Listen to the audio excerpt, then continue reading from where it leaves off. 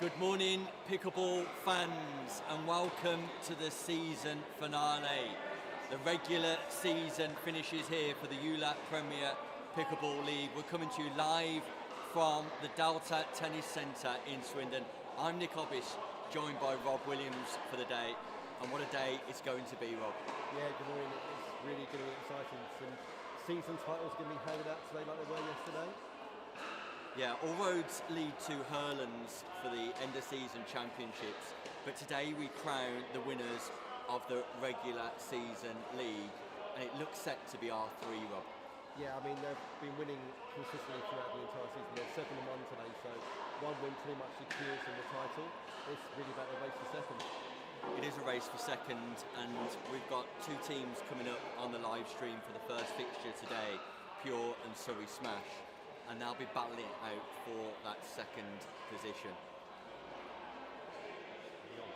Okay, yeah. So, I mean, I think the interesting thing we've got here is obviously Pure's got some new players in. I mean, Peter Hicksman's not with them anymore. They've lost Jack McGregor, so they're bringing in Josh Roberts and Harry Feaster, sort of bringing the team up, being so well in Challenger. And then they're going to kind of come in from there where you've got the Smash. Obviously, they're going to be adding players throughout the morning. Yeah, it'll be interesting to see how that develops. We'll bring in Tom Caulfield and Sam Basford shortly. This afternoon, R3 will then take on Pure, and that could be the league clinching moment for R3. Yeah, absolutely. Obviously, if the Smash and Pure are playing out kind of for second place, that match is going to be really important depending on what happens this morning's fixture. Yeah, thanks, Rob. We look forward to you joining us on commentary for the rest of the day. Joining me now, we've got Tom Caulfield and Sam Basford, representatives of Pure and Surrey Smash. And Tom, it's been a great season for Surrey Smash, a new franchise to the Premier Pickleball League. It's been a fantastic debut season. Yes, yeah, definitely. Couldn't have asked for much more from the team. Yeah, very happy with our selection, and fingers crossed results go our way today.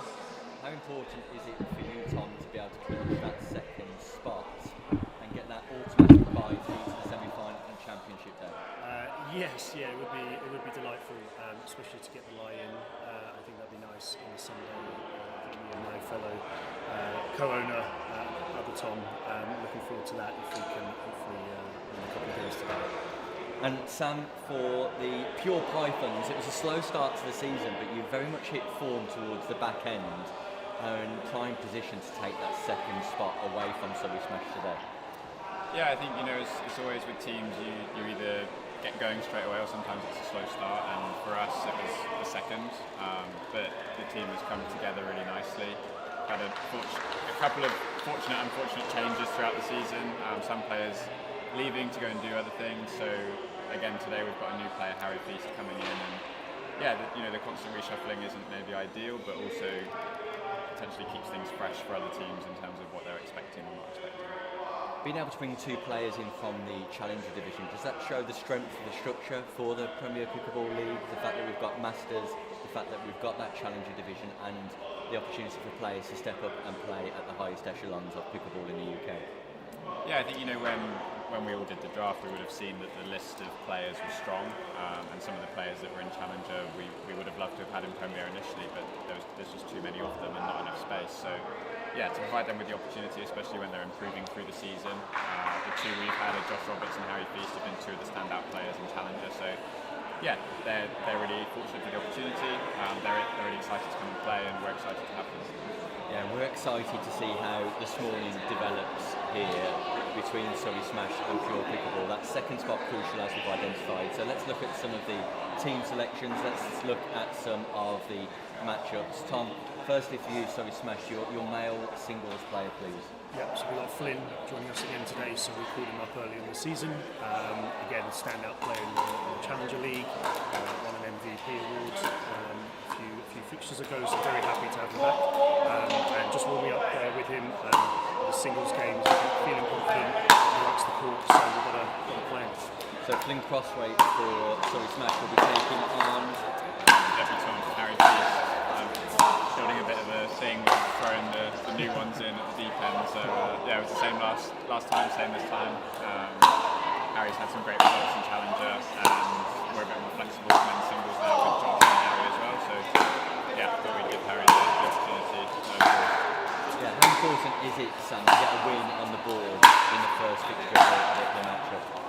Yeah, it always is, right, because it either puts you on the front foot or the back foot psychologically. And we've seen more often than not, especially in other leagues as well around the world, that first fixture can be really crucial for how the team plays out the rest of the fixture, in terms of how they approach the matches, how they are on the sideline. So, yeah, first one is really important, and I think hopefully we're going to set the tone with that one today.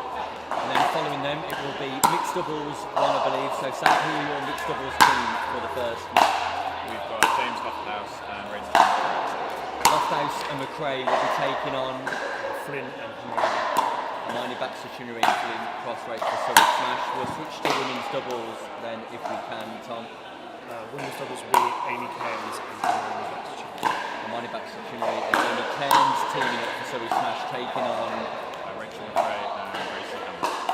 strong partnership first one out there for Gracie Hamilton and Rachel McRae. Let's go for our women's singles then with you, Sam. Rachel McRae. Rachel McRae for Pure Pickleball taking on Amy Cairns. Amy Cairns. That will be a tight encounter, possibly a deciding encounter as well. Women's doubles. Amy Cairns and Hermione Baxter. We've done the women's doubles. Let's play it Let's twice. switch to the men's doubles, forgive me. Men's doubles will be myself and Flynn. First one out there, Tom. Yep. For you, just save myself up for a big men's doubles encounter. Yeah, potentially. Yeah. Obviously, as I said, I want to get Flynn out there in the singles. I'm looking forward to playing alongside him in the doubles. I think we need to have a discussion who's going to play left. I think we can both do a great job there. And yeah, looking forward to seeing how it goes. Fantastic. And who will I be taking on, Sam? Josh Roberts and James Lofthouse. James Lofthouse, fresh back from some international travels this weekend.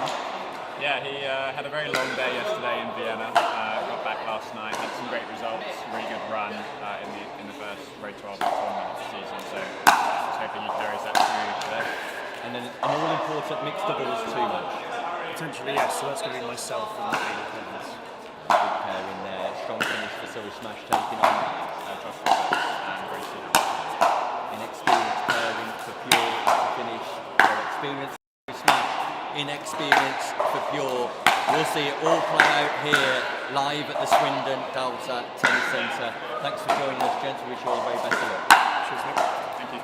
Tom Caulfield and Sam Basford there. Meanwhile, I'm just going to bring Rob Williams back into shots. Rob, yesterday wasn't just about the Challenger and the Masters. We were able to crown the winners of that league too. So just give us a brief overview of what happened in the Challenger and Masters. All right. Good job.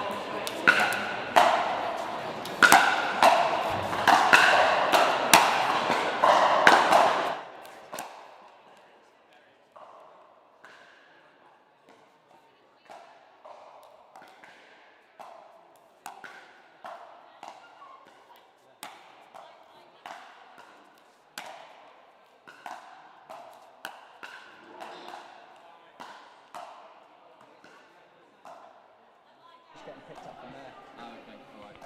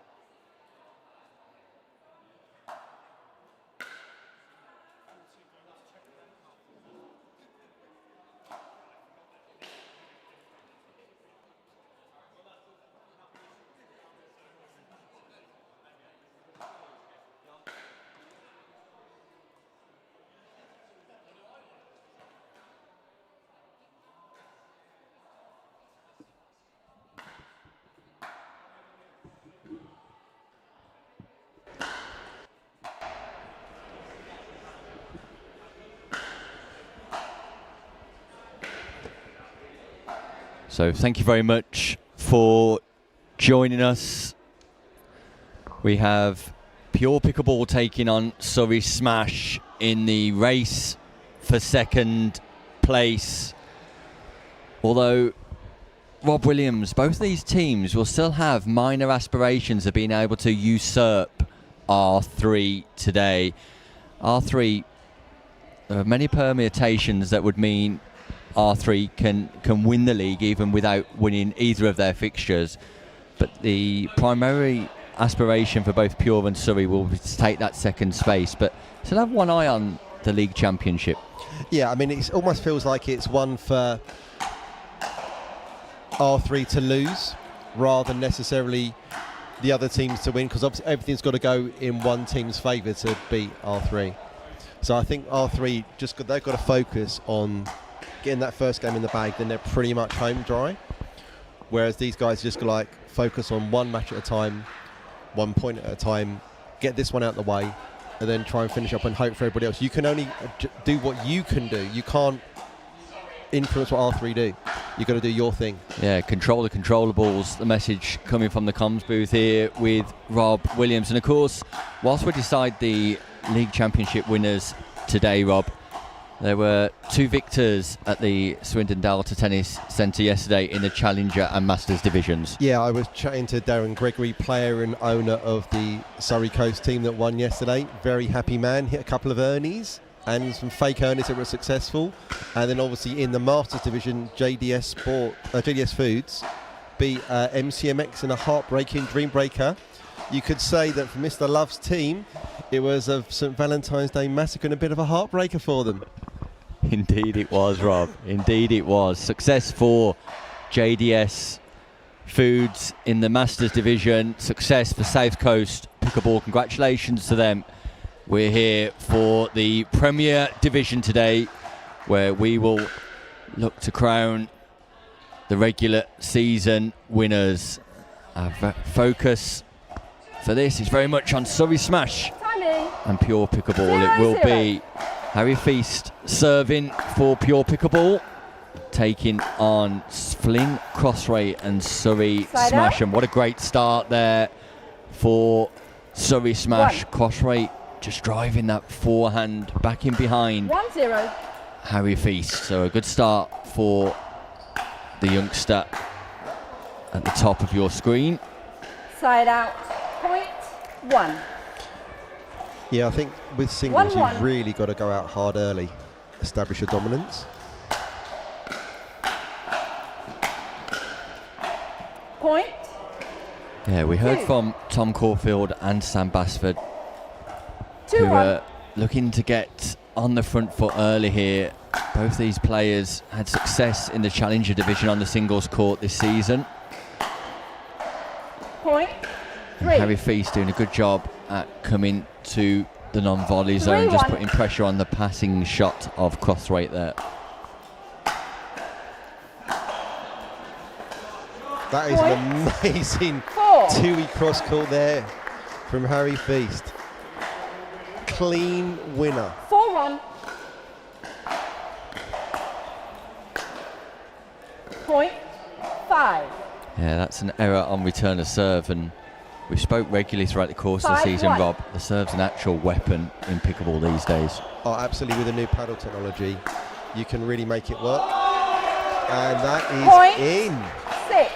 That catches the sideline, and Harry Feast has got off to an electric 6-1. start here when it matters most. Looking to put Pure Pickleball on the front foot Point from 7. the off. What a great start for Feast 7-1. and Pure Pickleball.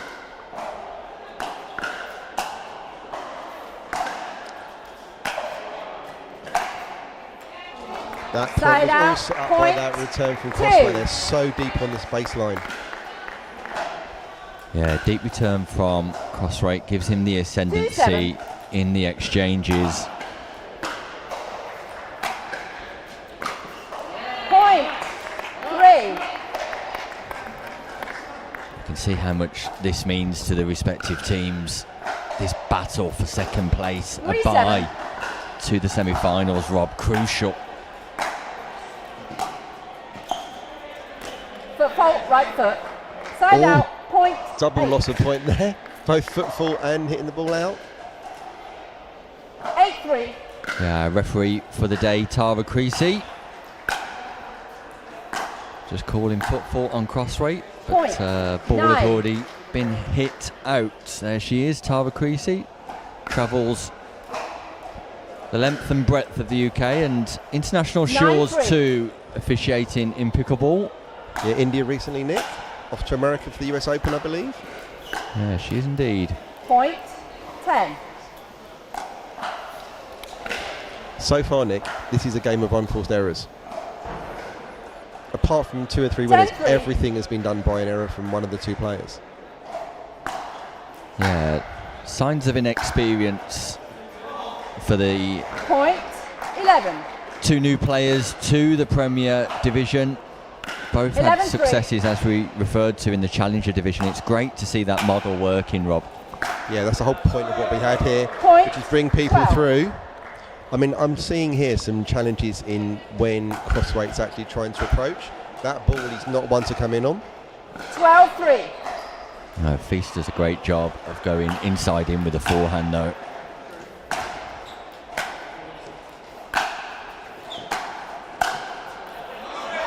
Point. 13. Great space there. Really good use of covering the court there by Harry Feast. 13-3.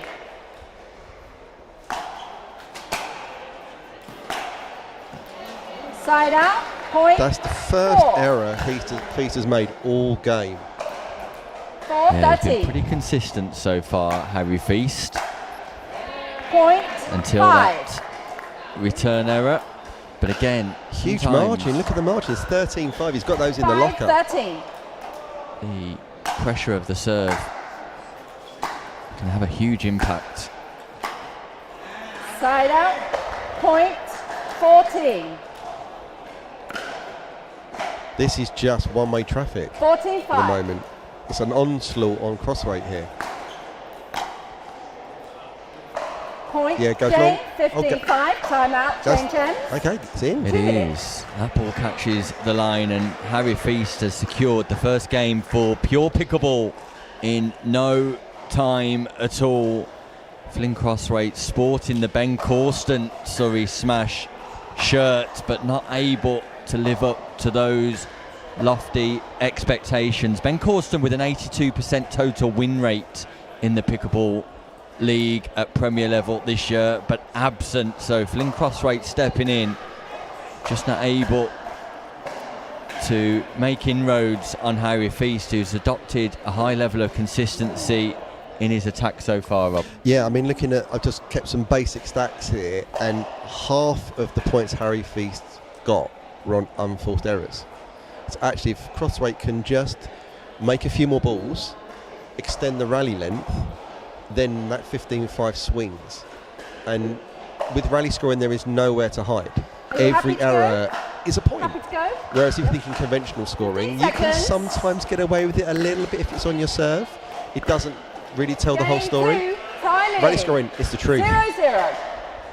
Is indeed completely exposed out there in the rally scoring format of the game, as Side opposed out, to point, side out scoring, 1. of course.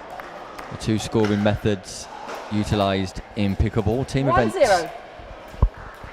Normally opting for that rally scoring approach in the Premier Pickleball League, always been rally scoring.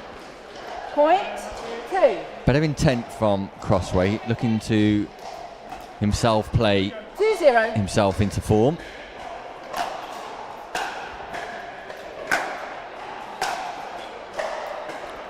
Well, Point. that goes long again. 3. Crossway's trying to use a little bit 3-0. more width on his shots now, where Feast was using that in the first game. Side out. Point. Nice 1. ball there. Yeah, it's a great reset by Crossway into the non-volley zone, forcing Feast to have to play a 1-3. volley with the ball dipping below the height of the net, and pace-off might be the strategy here for Crossway. That finds the Point. sideline though and skips up away 2. from Feast, and just see 2-3. some confidence growing from Flynn Crossway here. That's a big forehand from Harry Feast. 4. Yeah, he gave him the space. He went with a line ball, and there's so much room for Harry Feast to hit into there, and he can really rip on it. 4-2.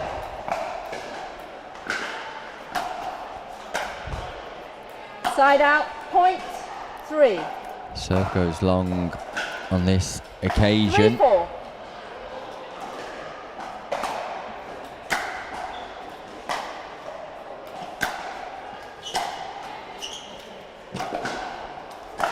Great rescue from Feast. That's such Side a out, good get. point Such a good 5. get there.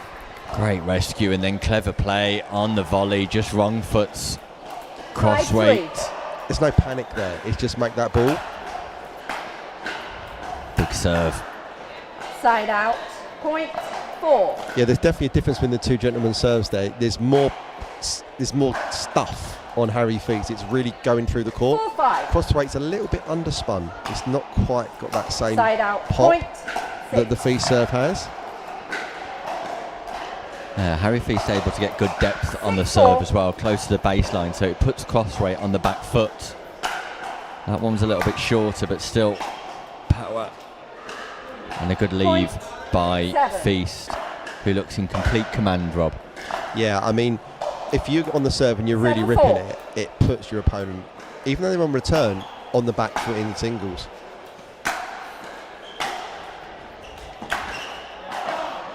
That's a delightful double backhand from Harry Feast, back in behind. Crossway on the diagonal. Just 8-4. takes power off and places that ball with precision.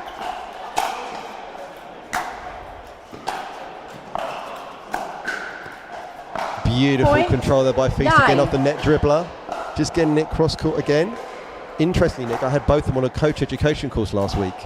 And it's interesting watching this. 9-4. Harry Feast is an ex-tennis coach. And you can see how singles suits him. Yeah, this is an impressive display from Harry Point Feast. 10. Not just getting the starter, we're getting the full course and dessert from Feast. 10-4.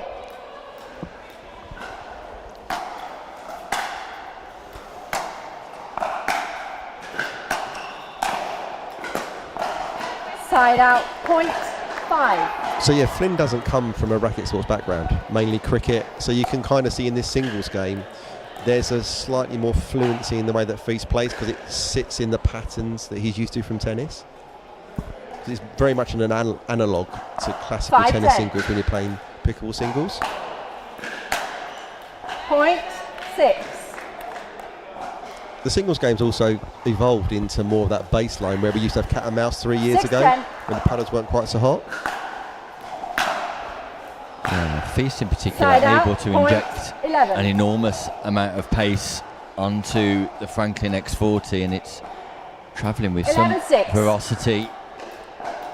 4 points away now for Feast. Side out, point Just puts a 7. little bit too much heat on that serve. But again, it's an error that you don't mind seeing occasionally, Rob, because he's had more 7-11. successes with that intent than not. There's always one in your budget per game, particularly in singles, to just rip that serve a little long.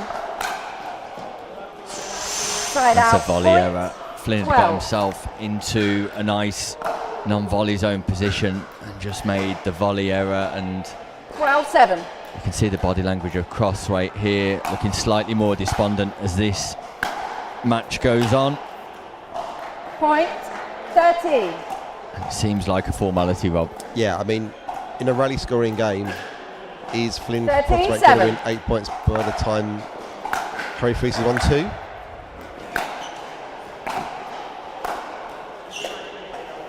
With the ball hitting the Point baseline, that's not going to 14. happen. It brings up match point for Harry Feast, match point for Pure Pickleball to get them 13-7. off to the best possible start here in the regular league finals day. And there Point it is, game an match, impressive 15-7. performance from Harry Feast. Serves up an absolute delight in the first game of the day. Success for Pure Pickleball in their quest for at least a second place finish. Harry Feast dismantles Flynn Crossway 2 games to 0 in the first match of the fixture. I mean, that's what you want to start the day with, a really commanding victory. And obviously, if you think about what Harry Feast can take into the rest of saying his debut performance in the Premier Division, absolutely slapping that ball through the court, that's a great start. I mean, obviously, it's going to be different in doubles, but there's still going to be a need for power. But the confidence is going to be so powerful for him. It was smooth, it was comfortable. It was a demolition job from Feast, and what a great start, Rob, for Pure Pickleball. Yeah, I mean, first game is always a good one to get on the board. You've got, okay, 3 to go. 3 to go to guarantee I'm there. I've only got to get 2 to get us to a dream break if I have to, but you never want to get there. But it's great to see one of your new players coming in and being so strong. That's what you want from that debut. Yeah, for those who are watching at home, we'll be bringing you the mixed doubles next, which will be an encounter featuring Rachel McRae, James Loftus, Hermione Baxter-Chinnery and Tom Caulfield.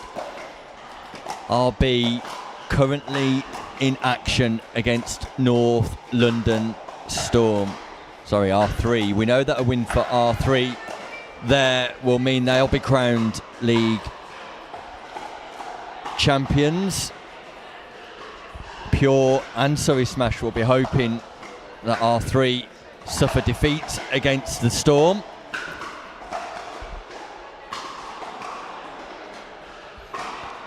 Pure and Surrey Smash currently on 10 points in the Premier League with a match differential of 3 matches in favour of Pure. So if they finish on the same amount of points, we'll be looking at that match difference column. The game difference column is big, isn't it? There's a big 12-game swing between those two teams. There is indeed, and I think that's reflective of some of the dominant performances Pure have put in the last few fixtures, particularly in Bolton, where they were absolutely electric. And one of the players we'll be seeing shortly, Rob, James Loftus in particular. He is highlight reel material, isn't he? He just loves to play that way. The thing I love about Lofty is the decision making. This is a guy that just makes good decisions after good decisions after good decisions and builds good points. It's great to see James Loftus here today, Rob. We heard from his coach Sam Basford earlier that he's been in Vienna this weekend at a European event. He's made his way back overnight to play today, as has Alexander Minogue-Stone, showing great dedication. Yeah, I mean, what a way to tune up though, playing some of the best players in Europe and then coming straight over here. It's a great way to get some reps in before you even start. It is indeed. James Loftus, new to the Premier Pickleball League this year, again a player who stepped up from the Challenger division last year and really has marked himself as one of the top players in UK Pickleball. Rachel McRae, his partner, also new to the sport this season, Rob. Yeah, big fan of Rachel. Popped into Bolton to do a clinic and saw her, just hit with her afterwards, and she's silver medalist inside a year at the English Nationals at the highest level in women's doubles. She's got a high level tennis background, and you can kind of see in how she plays, there's that kind of calmness and control that she's got. Yeah, very controlled 2 out of on the 3 pickleball games to 15. court. Players ready, And then please. Thank you. Hermione Baxter-Chinnery, who has been an Game ever-present in the Premier Time in. Pickleball League for Surrey, teaming up with Flynn 0-0. Crossway, who has to quickly put aside that defeat in the singles to be able Side out. Point to refocus and get success for the smash here. But just a quick word on Baxter-Chinnery. 1-0. Rob, third season of the Premier Pickleball League. She's been never present in all 3 seasons. Yeah, I mean, there's something to be said for experience, that you're going to be in situations you've Point never been in before. 2. So that's really helpful for them.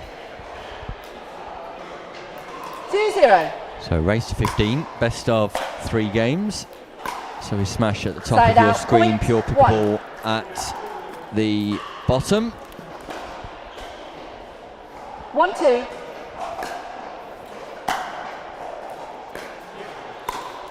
Point 2.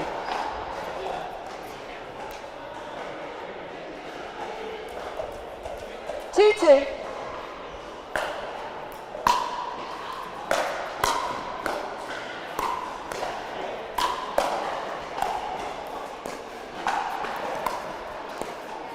Side out, point 3. Loftus doing a brilliant job mid-rally, Rob, of resetting that ball. 3-2. One of the main skills in resetting, getting low to the ground. Yeah, paddle angle and soft grip. Those are the three things. Side out, point 3. Crossway showing significant intent coming 3-3. forward, just moving through whilst he's playing that shot on the volley. Sends the ball long.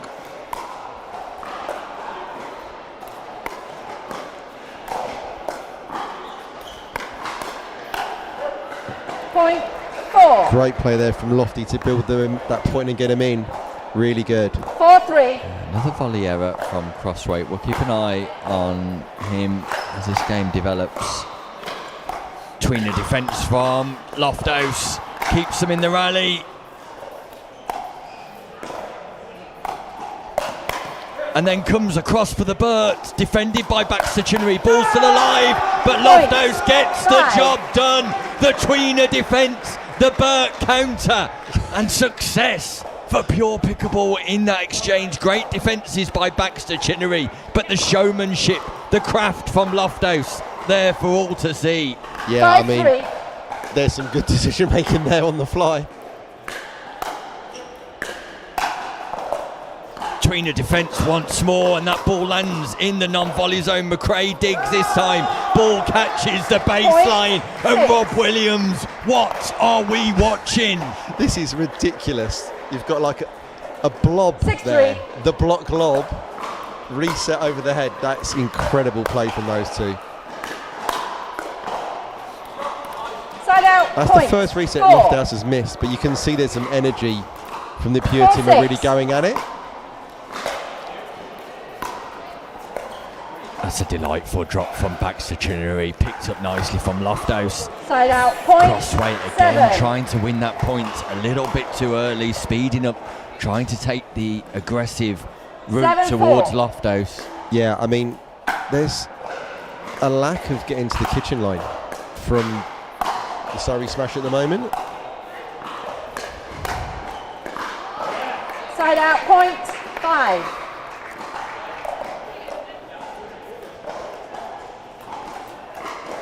Five, 7.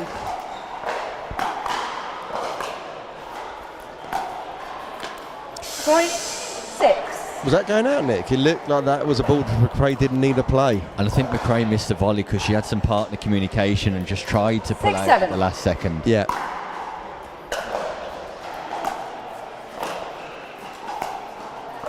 Side out, point 8. Baxter Chinnery doing a great job 8-6. of just keeping Crossway focused here, just smiling, staying positive on court. Nice spot from Baxter Side Chinnery, out, speeding point up, 7. splitting the partnership of McRae and Loftus. That forehand 7-8. roll at the net, delightful from Baxter Chinnery. Huge Side out, slice point return 9. from Rachel McRae. Yeah, that's a feature of her game. If you've ever played with a mum Liz, she's got a huge cut on the ball as well. So it's certainly a 9-7. McRae trait. Yeah, just applies a lot of backspin, and there it is again. Picked up nicely by Crossway this time. Side out, Loftus point can't 8. reset, I but mean, that is a hard ball to contain because when you're spinning it that deeply, it's going to 8-9. fly up off your paddle. So Crossway to control that in is really good play. Point 9. Surrey smash. Just grinded 9-9. their way here, Yeah, Rob, to level this first game up. it's not looking clean, is it really? A couple of highlight points. They're battling though, they're grinding. Yeah. And then Side out, Crossway point tries to go 10. for the audacious backhand speed up down the line off the bounce at the non-volley 10-9. zone. Would have been a big play, but ambitious.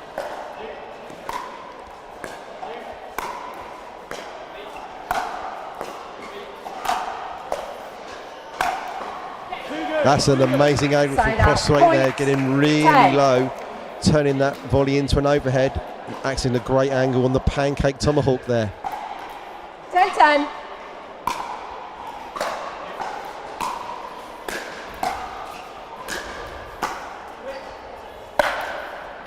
Nice Side angle out, point, from 11. Lofthouse, who's got an impressive 64% win rate in the Premier Pickleball League this season. James Lofthouse, 11-10. having played 14 doubles matches and won 9 of them, but looking to extend upon that here. But he's in a battle, he's in a contest.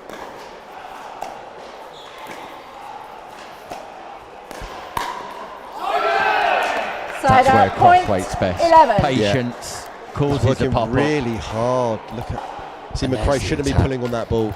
That's 11-11. the problem. That's a rally lost, not a rally won. It's a beautiful counter from Baxter Chinnery. And again, Point, the 12. scramble from Baxter Chinnery and Yeah. Crossway, impressive. I mean, Crossway is trying to be a little big, and it's only 12-11. provided back to Jim that's bailing him out twice there. So he smash take the lead, Point, and they extend that 13. lead. And for all No, the but warning, showmanship, but ball for all abuse. the craft from Pure Pickleball, it's Surrey Smash who are 13-11. grinding their way to 15.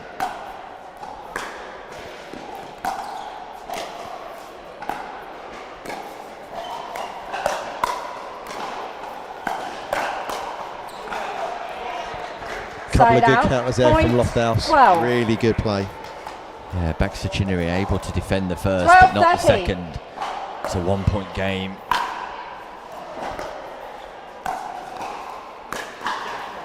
Side out, Shot Point selection 14. just deserts Rachel McRae at a key moment, a 14, big 12. moment. Game point, Surrey Smash. side out, point, 13. They live to fight another day, Nick. Do indeed. Second game point 13, smash 14. on the serve of Pure Pickleball. That's a delightful drop 14. on the backhand slice from Rachel McRae. It ties things up at 14-14. 14. Win by 2 Pickleball.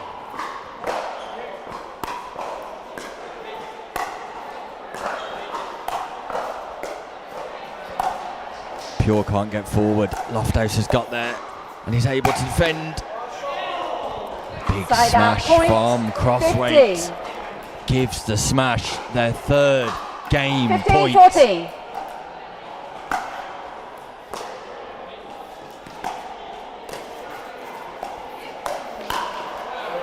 Side And that out, counter point, not working that 15. time for Baxter Chinnery. That pattern's been seen 3 or 4 times now. Lofthouse going behind. 15.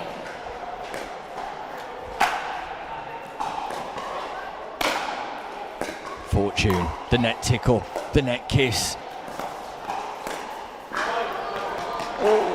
Side out, point, Rachel McRae wants that one back. 16. Yeah, it brings up fourth game 16, point. 15.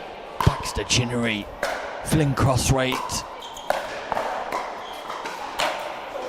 They just can't Side get out, the point, job done. 16.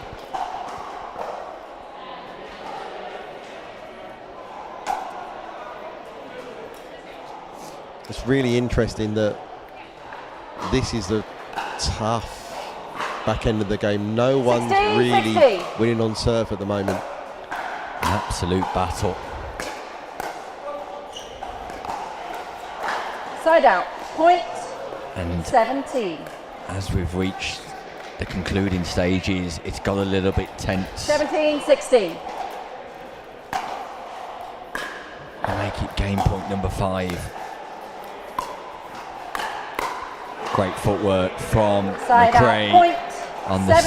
semi. Ernie just uses the outside space of the court 17, to position 17. herself nicely on the forehand volley. Point, And look what's 18. happened after wasting 5 game points. We now have Pure Pickleball 18, with a 17. game point of their own. They've saved 5. Can they convert on the first time of asking? Yes, they can. Game Pure Pickleball 19, save 5 17. game Timeout. points. Change ends, 2 Come minutes. back from behind, dig deep themselves and take the first game. And Rob, it feels like a bit of a turnaround. Yeah, I mean, that's a big swing. They were definitely behind in that game. But interesting enough, the last 3 or 4 points, McRae was not making unforced errors, was actually winning points, and that made such a difference at the key time. I mean, I've been tracking stuff, and what I'm seeing is that, interestingly enough, despite it being rally scoring, and even with scoring per point, kitchen arrival is everything. Looking at it here, Pure arrived to the kitchen successfully 12 times. There was only 6 times that the Surrey Smash got to the kitchen, so that means points are being done to you. And if you can get to the kitchen, you can start to make decisions. Problem is, if you make errors, that doesn't really benefit you. And what we saw the early phases of the game was there was errors from McRae, the odd one from Lofthouse, that was putting the Smash in the game. But once you finally get established and you start to build a rhythm, that kitchen arrival is everything, because you then dictate the point. You can see those couple of highlight reel points when we had Lofthouse flying all over the kitchen line, dictating the play from there. McRae doing the odd speed up, taking that corner early you were talking about. Those are the things that win you matches. Yeah, one of the things that stood out for me Ready, that from a Surrey Game 2. perspective Time was in. clearly Crossway 0-0. engaging McRae a little bit more in that non-volley zone cross-court exchange, but you're suggesting, Rob, that the challenge is Surrey Smash are just not getting there in the first place to allow that to happen. That's it. Side out. Point. Case in 1. point there. We're on the serve, don't get in. And is that about the quality of third shot, the quality of the fifth shot 1-0. reset? It's all about getting to the kitchen somehow. That's what it's all about. See, they're established now. Side out. Point. Didn't 1. quite get in, but they're there or thereabouts. They can start to do stuff. You've got to be looking at ripping your 1-1. fourths now in the modern game. Keep them back on that fifth.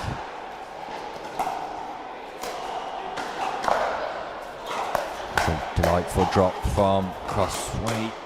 See, Side that's the out, point. point That's 2. it. You see how those fourths and sixths set that point up? 2-1.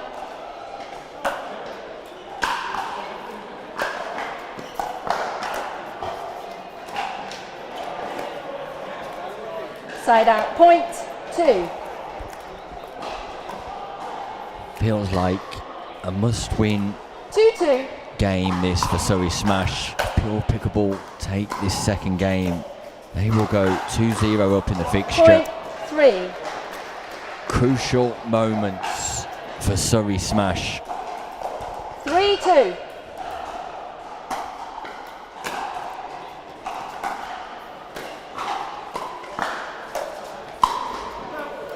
Side out. Speed Point up from Baxter 3. Chinnery, who goes hunting for the body of Lofthouse. Just misses. 3-3. Tough going cross court. You've got to go right there where it's always sailing wide.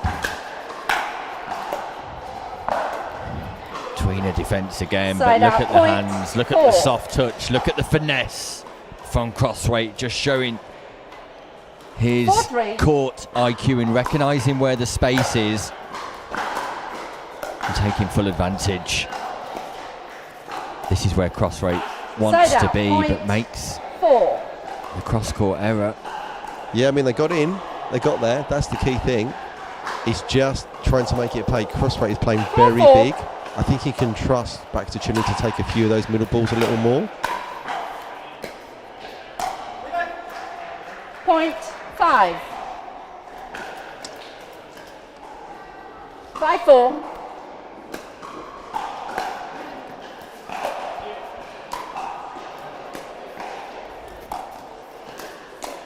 Great play Point there from McRae. 6. Just crossing that one up, holding it, and then going line on Baxter Chinnery, who's definitely 6-4. sitting backhand counter on that.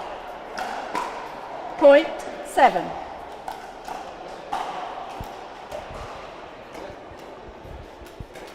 Seven 4.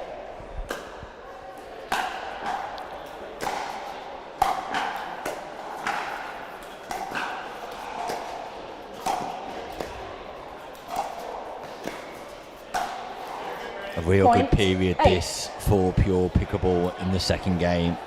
Yeah, they're just establishing. They're getting there, and that makes such a 8-4. difference.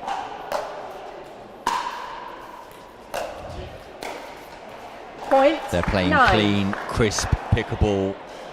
Lofthouse and McRae. They're just putting pressure on. They're getting forward, so there's this constant 9-4. build of something's coming at you.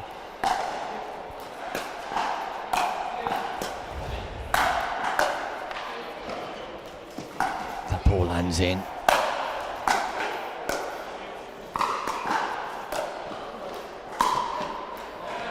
Again, Point Baxter 10. Chinnery goes big on the forehand. It's like she's hitting the Cross panic court. button in those rallies. It's just like, 10-4. get it over with quick. Just be calm.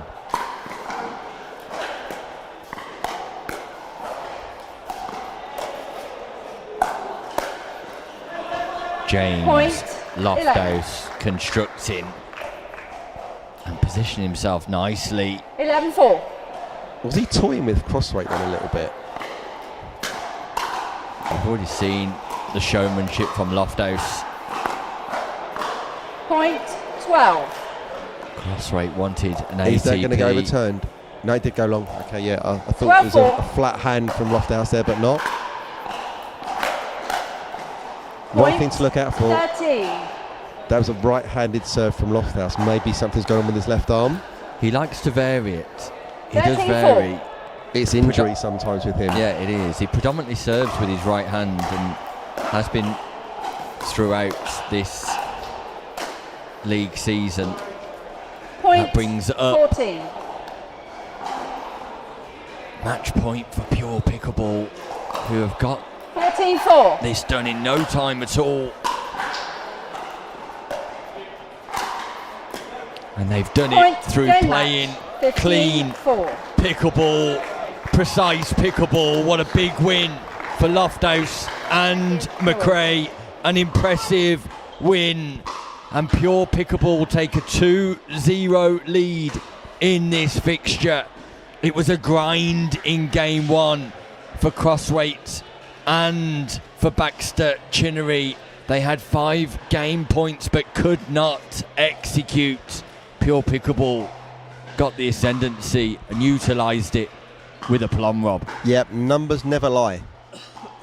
This game, far less unforced errors from Pure. Far more kitchen arrivals. Nearly every time they got to the kitchen on serve. And we're looking at the difference in the game between 15, was it 16-14 last time? 17-15, and this was like a 15-5, 15-6.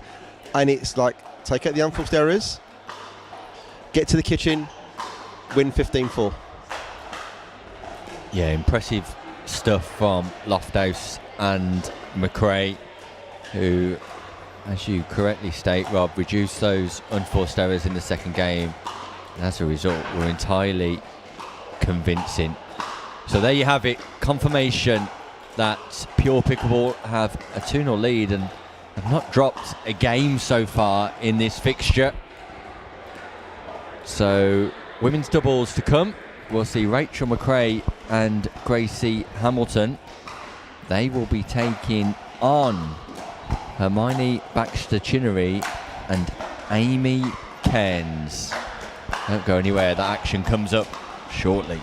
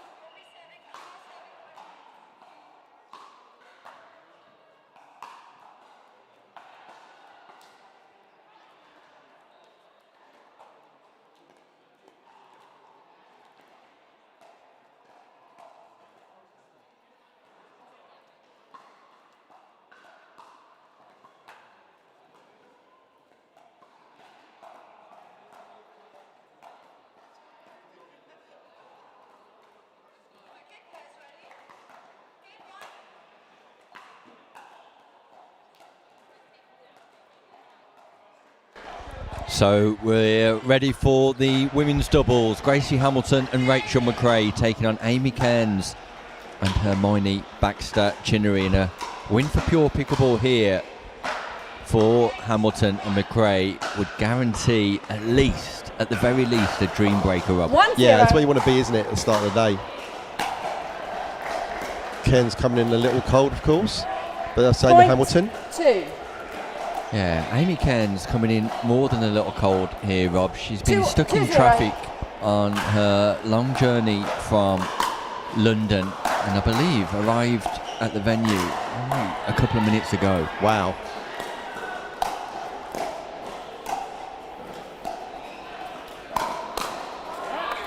Side out. Amy Point. Cairns, of course, a 1. multi-sport 1-2. participant. And Yeah, one of working the, at that venue, isn't she? yeah, she's one of the top players in the country at paddle and clearly at pickleball as well, Rob. Yeah, absolutely. I mean, she's Side getting out. Point. 3. legs back into pickleball. She's doing a lot of paddle at Hurlands where we have our finals and just feeling her way in. She's 3-1. got such racket skills. Such good racket Stop skills. play. Stop Yeah. play. Service Impressive warning. control and Paddle hands. above your wrist. Referee Okay. Tara Creasy We will just reserve. offering I a will warning recall here the score. for Rachel McRae to 3-1. ensure that those service mechanics are within the rules of the game. And of course, there's been some slight amendments to that this year, Rob.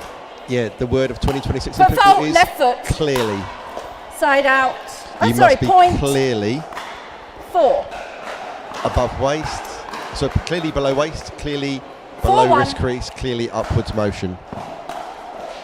Referee Tara Creasy calling a foot fault there on Amy Cairns, which wasn't clear and obvious from our position or on the replay, Rob. Cairns might feel slightly Point hard done by. 5. It's the only job Tara's got at that kitchen line. I would trust her that's there. 5-1. Point 6.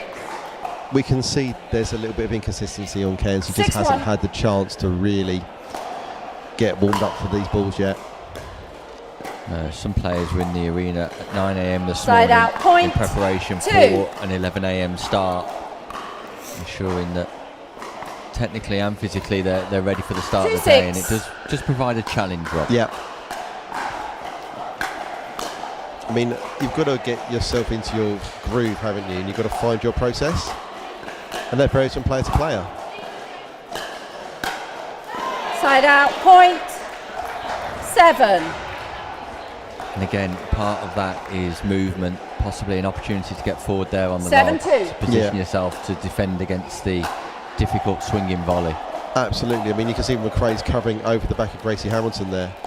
Really good shot. Point 8. Yep, goes long.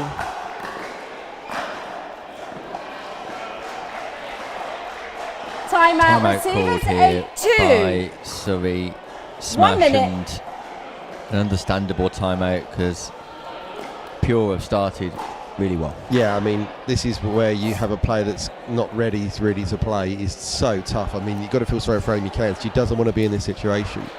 But you can see there's just a little lack of timing and rhythm there. But, I mean, the overhead was hit. So something she's used to and grooved to is going to be fine. But that fine finesse of some of those dinks or resets are going to be tough to just come straight in cold. And it's fine. You've got to find a way. I mean, maybe you've got to just go, well, okay, this game's gone. We've got to work on the next two. Take this game to just get yourself home. They kind of just make sense. The numbers don't tend to lie if you put 3-9. enough sample size in. Side out. Point Yeah, season that 10. started in Northamptonshire, Corby, before moving on to Bolton, 10-3. Basingstoke, Tunbridge Wells, and here we are for the regular season finale. Foot in fault. Swindon. Left foot. Foot fault already. Foot Point called by 11. Tara Creasy again here, and yeah, she's accurate there. Referee Creasy, the left foot of Amy Cairns, just 11-3. crossing over from blue to white. Yeah, I mean, it's tough. When we play, we don't have refs at home. So actually getting Side those out. reps in Point of 4. 4. We are all doing it, and we just aren't aware. And it's only when you get into a tournament environment that 4, you actually 11. see that. Yeah, great footage being brought to you by Shoot on Site here today as well. Side out, point 12.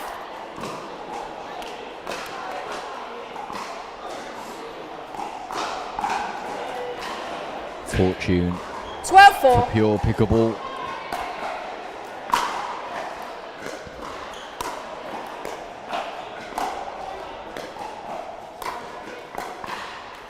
Side out, point 5. Not successful getting forward there, but you can see there was a calmness. There wasn't any panic. Not trying to hit your way out of trouble. 5-12. Build the point. Side out, Big point serve 13. goes long, and McRae and Hamilton 2 points 13-5. from victory. The first game of the women's doubles.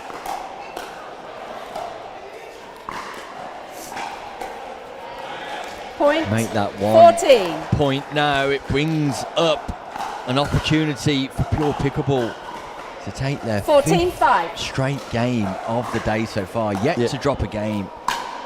Come on and start. Can't ask for any more. Great defence from Hamilton. And Point there's the error game, from 15-5. Time out, Ken. change Success 2 minutes. for Hamilton and McRae. A slow start for Surrey Smash.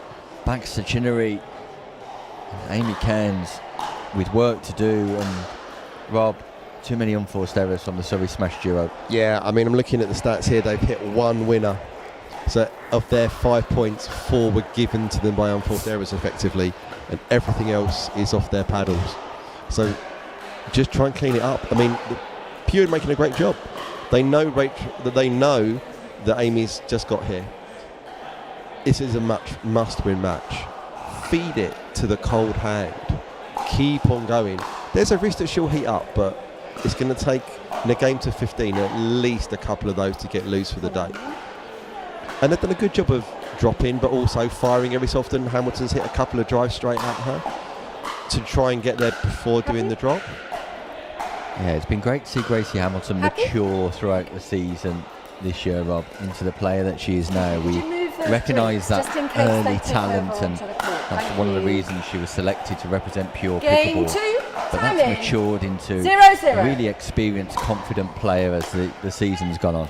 Yeah, it's one of Sam's Side Sam's out, crew. point 1. Very much one of the one that someone that Sam's kind of worked a lot with in time, and I know he's been able to Levine a couple of times with Harry as well. Fault, service fault. Your Well, here we paddle go. is not above the wrist. Okay. Side out, So, point first service 1. fault of the day called by Tara Creasy, suggesting 1-1. paddle was in an incorrect position in relation to the wrist, Rob. Yeah, McRae's got a sort of a shaped underspun serve. 2.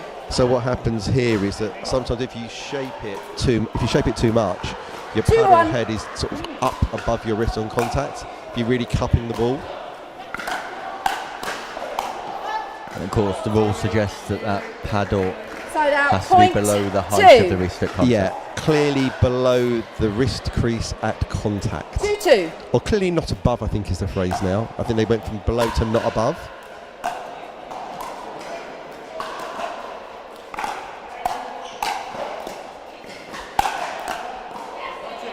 That Side out, upward point trajectory seems to have 3. been just redefined and made a lot more obvious as well. Yeah, clear. Again, 3-2. clearly.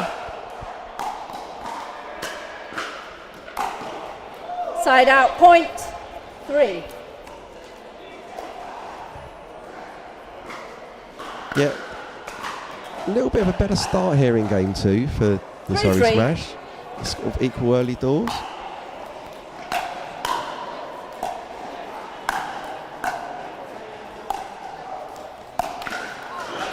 Side out, point Rachel 4. McRae frozen out of that point, and Gracie Hamilton playing the 3rd, 5th and 4-3. 7th shots in the rally. Maybe a strategy from Surrey Smash here. Side out, point I think the strategy is to not 4. give Tracy a two-handed counter. That was ridiculous. So sharp from Hamilton. 4-4. Longest traveller of the weekend, Gracie Hamilton from Northern Ireland. Maybe not lofty, Side coming out, from point Vienna. 5. That would usurp Northern Ireland, you're right, Rob. 5-4. I was referring to home address rather than international travellers. However, like we referenced, it does show that dedication from Lofthouse and Minogue Stone Point and their 6. commitment to the Premier Pickleball League here in the UK. Yeah, I mean, if you want to play quality pickleball, you have to 6-4. really travel in the UK. There's pockets of it, but this is like the pinnacle. So people are Side prepared out, to point put time and effort 5. into getting part of this league. It's a real testament to the standard of play we see here. 5-6. And the third Service season fault. will culminate. Verbal warning, ball abuse. Ball Your paddle abuse is not the verbal warning clearly now called by below Tara the Creasy. wrist. So Rachel Just 1 McRae second. gets another service fault. I'm not entirely sure she was. So he's side out. It's point quite sideways, 7. Nick. So when she's doing that slice, it's quite sideways in I'm not You have questioning the 7. serve, Rob. You I'm have questioning 5. the call of the. Time in. of Ulysses. 7-5. I think she was continuing the rally and Okay. not necessarily showing any frustrations, Point but nevertheless, it's slightly disrupted Rachel McRae and Gracie Timeout Hamilton. And receivers. 8-5. Sam Basford 1 minute. utilises all of his experience there, Rob, just to call a timeout. Yeah, it's one where you can see Rachel's getting a little heated, and it's a case of just Oh, take some space. not real. Just try not to give away those balls that you don't need to. I mean, it's the first time they've really had a bit of a lead for the Surrey smash, so break some momentum. Just get Rachel McRae to roll it in, because ultimately they're good at dropping. They can handle a pacey return coming back to them. The harder they hit it, the less they're going to get established. So arguably, it's not a problem to just roll it in and get it through this game. There's a 3-point gap here, Rob, and 2 of those points represent service faults from McRae. Yeah, and plus the warning is also, it's technically 3 15 of seconds. those serves that she's had that have been on the boundary or beyond. Time in. And in rally scoring again, no place to 8-5. hide. No, because they're converted straight away into a point Side rather out. than Point 6. just side out. So first point after the timeout 6-8. goes to pure pickleball. So an effective timeout called by Coach Basford.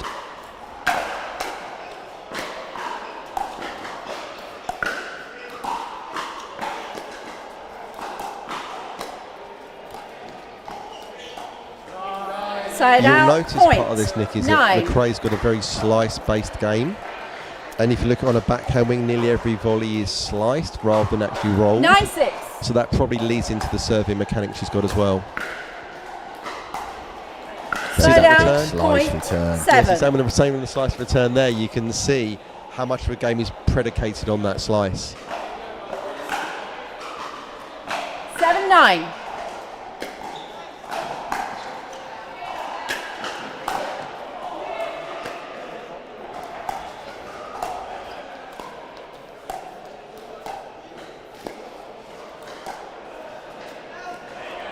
Point Ball just goes 8. wide from Cairns, and I think the message from Basford here 8-9. to Hamilton and McRae has just been make balls. Yeah. Get that ball bouncing in front of Cairns and back to Chinnery. Point Yeah. 9. And also, interestingly enough, did you see the strategic change that Sam made with Rachel? So watch this. 9-9. Drop serve. No problems with wrist position or paddle position. Not at all. And for players who are looking to spin off their serve, surely that's the Side preferred out. option. Point Yeah, 10. I mean, if you can remove any risk of using your wrist 10-9. by using a drop serve, just do it. I mean, we've seen some players in the Masters division that have been having the same clearly issues reverting to drop serve for their top spin serves.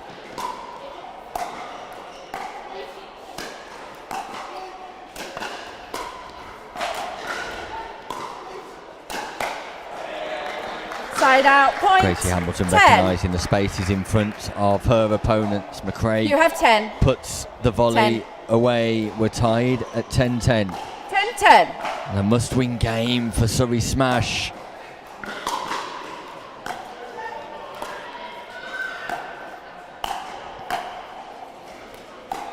Hamilton volleying on the baseline. Point. 11. Error from Cairns. 11-10. Yeah, it's a game of unforced errors again. You can see when these games are closer, it's almost always the unforced errors that brings them there.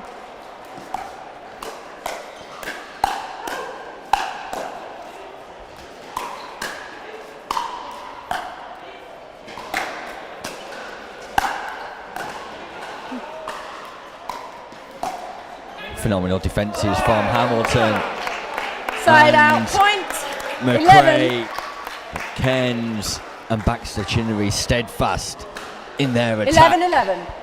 Yeah, big swing in there, but a lot of hustle to keep that point alive.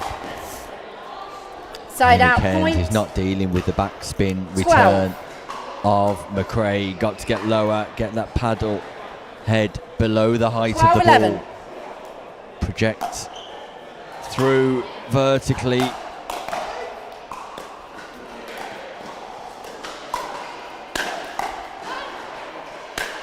Unbelievable defence this time from Amy Cairns, and look at the reset from Amy Side out, Cairns. point. And that's 12. a critical point in the context of this fixture, possibly in the context of 12-12.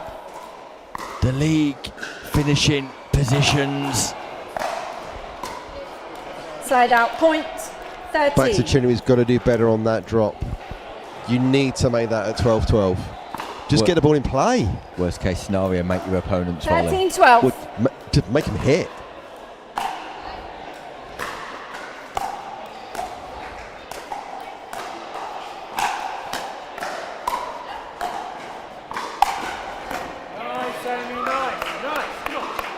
Side out, point.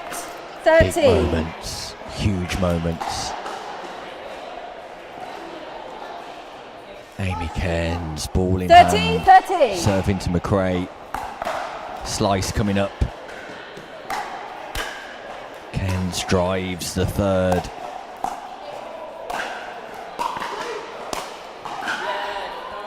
Point. Wild from McRae. 14. Yeah, I love that setup from Gracie Hamilton. There's two really big swinging shots in the net there to keep the pressure on. And you can just see McRae just giving game point there to the Surrey Smash. 14-13. Surrey Smash looks set to win their first game of the day. If they can execute here. Side out, point. Ball's called wide. 14. Baxter Chinnery asking Second. referee Creasy Yes, the ball's out. if she had a good view. Referee confirms that the ball was indeed out. Yeah, straight on that call. 14-14. We're tied at 14-14. Must win by 2 clear points.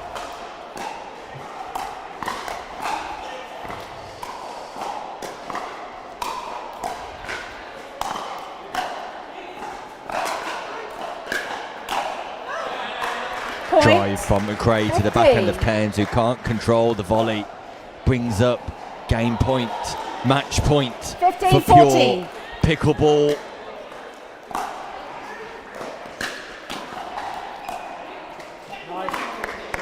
Side out, Cannot point. get the job done. Match 15. point saved.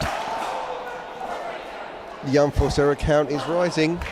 It's getting to the end of the game. They notice the winning 15, time, 15. so it's always going to be a little tense. It's tight. Ball possibly going long, played by McRae. Big forehand Side out, point. smash 16. by Hamilton. Gets low and pierces that ball into the closed side. Brings up 15, second 15. match point. Pure pickleball. Side out, point. Oh, that counter was 16. going through them a game ago, but Amy Cairns with the delightful defence. 16, Critical defence in mid-court on the backhand side. A huge play. And again, back to Chinnery's going for Side that out, point. running forehand 17. counter. It's just not on. Lack of stability there, I think. 17-16. Yeah, just needs a solid base to play from. Back to Chinnery on that shot. Pure Pickleball have got their third match point. Side out, point. McRae 17. goes fishing but doesn't catch a bite. She was on the hunt, just not quite 17, there early 17. enough. Slice return. That goes Side out, deep. point. It's impressive 18. from McRae. The depth on that return makes it challenging for Cairns, who'll be best advised to drive. Match point number 4. 18-18.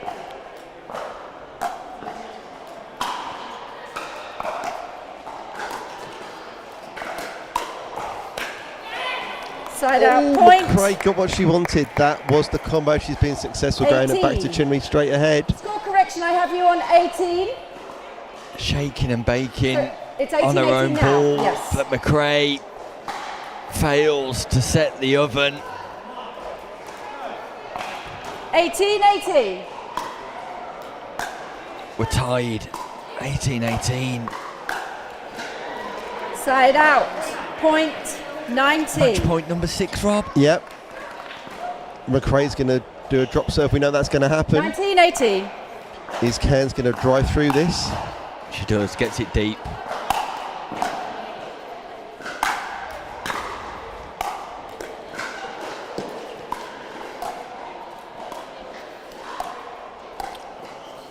Pure need to build this point. It was a rally Point. for Game resets, match, and it was a rally 20-18. that saw Pure Pickleball get over the line at the 6th time of asking. Errors on serve from McRae, faults on serve from McRae, but nothing wrong with the decisiveness of that victory. Another 2-0 success for Pure Pickleball takes them quickly to 3 points in the fixture, 3 wins in the fixture, and seemingly heading towards success, Rob, because Surrey Smash have not won a single game so far yet this morning. They got close in the last one. They definitely had some chances. It's just really tough going in cold. I mean, you would have hoped a better performance in that first mixed, but this one was pretty decisive in that first one. And then they got into it. You could see that Cairns was getting a little bit more into it, but it was again a game of unforced errors. I'm tracking it here, and I'm looking at about 10 winning shots here in 38 points. Yeah, that just showcases the magnitude of unforced errors in that particular game. Yeah, I mean, when it gets on the line, consistency can go out the window. But if you look at the very best of our players all across the professional tour, consistency is exactly what you're looking for. That if you can just make more balls, remove some of those errors, you are going to win more rallies. Indeed, consistency, the name of the game here so far this morning, and it's all about consistency for Pure Pickleball. Surrey Smash yet to find it, but coming up next, our attention drifts to men's doubles. Pure Pickleball can take the win with success. Surrey Smash can keep their hopes alive of going to a dream breaker. We'll be back with that match in no time at all.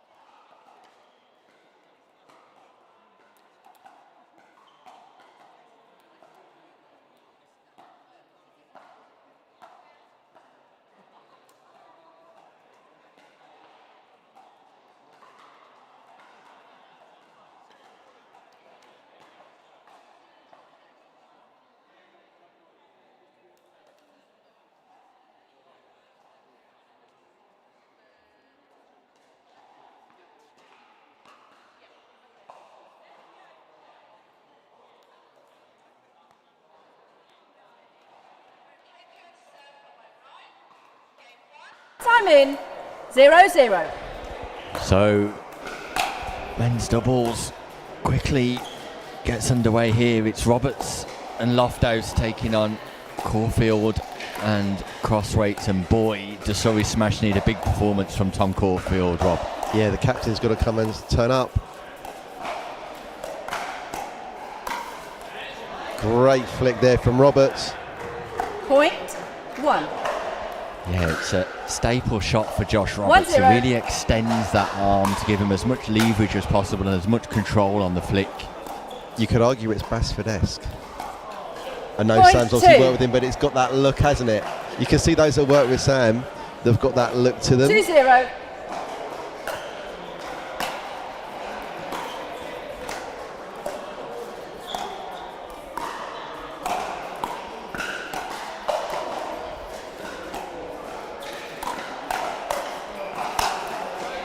Side out, point 1. What a huge win this would be for Pure Pickleball, Rob, in their quest to take 1-2. that second spot, that crucial second spot. Yeah, they can take a little bit of the foot off the gas these last two games if they win this one. But you don't ever want to kind of get to Side that out, dead rubber point stage. 3. You definitely want to make sure that you keep that momentum running, 3-1. because you've got to win the second one as well to have a chance of coming first. Yeah, Pure Pickleball, if they win Side this out, fixture, point will 2. still hold the possibilities of being crowned league 2-3. champions today, depending on the result between R3 and North London Storm this morning. Pure Pickleball will play R3 on the live stream this afternoon, and Point I'm excited 3. for that one, Rob. Yeah, I mean, I think the big thing here is that 1 and 2 is about 3-3. everything in PPL when you're looking at your league side of things, because you get Point 1 game 4. off in finals day. You're only playing 2. You can definitely have the fresh legs. 4-3. Yeah, finals day coming up in the last weekend of Point March 5. down at Hurlands, the new 5-3. paddle and pickleball facility in Farnham, Surrey. And Rob, as I've seen from your ABC Side out, videos point that 4. have been well received by the pickleball public around the world, you've been to Hurlands. It's 7 minutes from home. 4-5. You could say it's 7 minutes from heaven. It is literally a little short drive, and I can be there whenever I want. And obviously, having a facility of that quality with perfect Side courts, out, perfect point lines, 6. amazing food, open 18 hours, so 16 hours a day. 6-4. It's open. You can play from 6 a.m. to 10:30 at night. Really is an enhancement to the infrastructure in the game, as are the other Point facilities that are 7. popping up around the country, Rob. We see places in Sheffield, in You have Yorkshire, 7. in Hull, in Stourbridge, 7-4. in Bournemouth, in Yep. London, in Eastleigh. It really is a growing infrastructure of specialist pickleball facilities, and not to mention the very first one in Telford, of course. Side Yeah, out, I mean, point 5. We had Telford, and we had Telford, and we had Telford. And now it's like we can feel the momentum growing, which is phenomenal 5-7. for our game. We really want to get to that place where we've got 1 in every town or 1 in every city, or just make it that we don't have to play on badminton courts in a sports hall. Because that's what's going to grow our game, access to facilities. I Point love that flick 6. from Lofthouse there. Yeah, Caulfield was able to counter, but Lofthouse sat ready, 6-7. reading the volley patterns, the triangular volley patterns nicely. Point Yeah, 7. there's the classical triangle where it comes in, it goes out, but now we're seeing the 7-7. triangle getting broken. There's the whole thing, can you break the triangle if you're there early enough? So it's gone into that rock, paper, scissors thing. Whereas we used to say it was Point chess, 8. or we used to say that we know what's going to happen.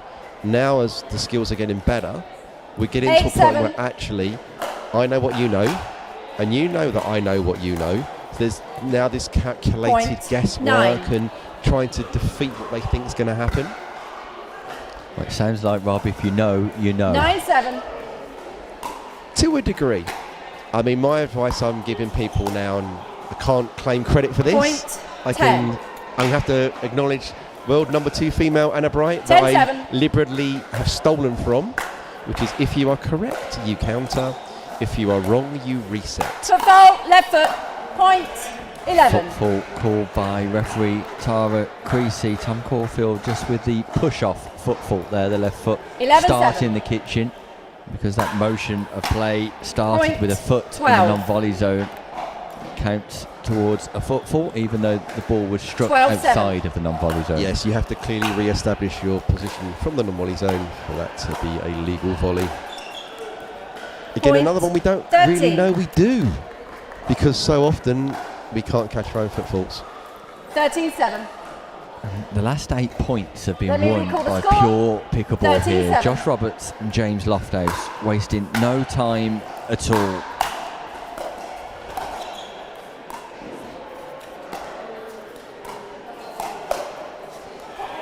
Point Wow, look at 14. the defensive capabilities of Lofthouse. What a counter. Caulfield goes at the body. But you see there, that 14-7. didn't follow the triangle. That went back to Tom Caulfield's forehand and completely cuffed him. So Lofthouse there is breaking the pattern that's expected. Game point here, pure pickleball. Not able to do it that Side out, time. point 8. But again, look at the Plenty patterns of broken again. opportunities here, Rob. Yeah, I mean, broken the pattern there. He got it across, but Crossway's not going to miss that 8-14. one. Second game point, pure pickleball. Point 9. I think he's allowed that one. There's enough margin to 9-14. go for it hard on that one. It's got them where they've got to.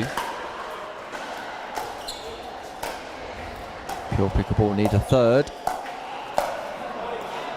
Point they go 10. hunting once more. 10-14. So, game point number 4.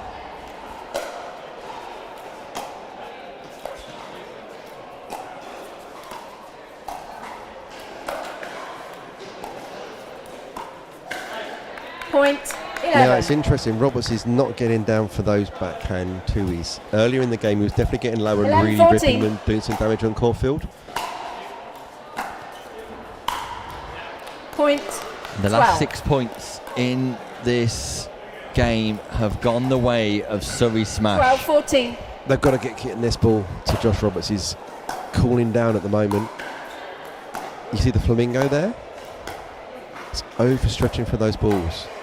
Just trying to do too much. Point And there you go. game.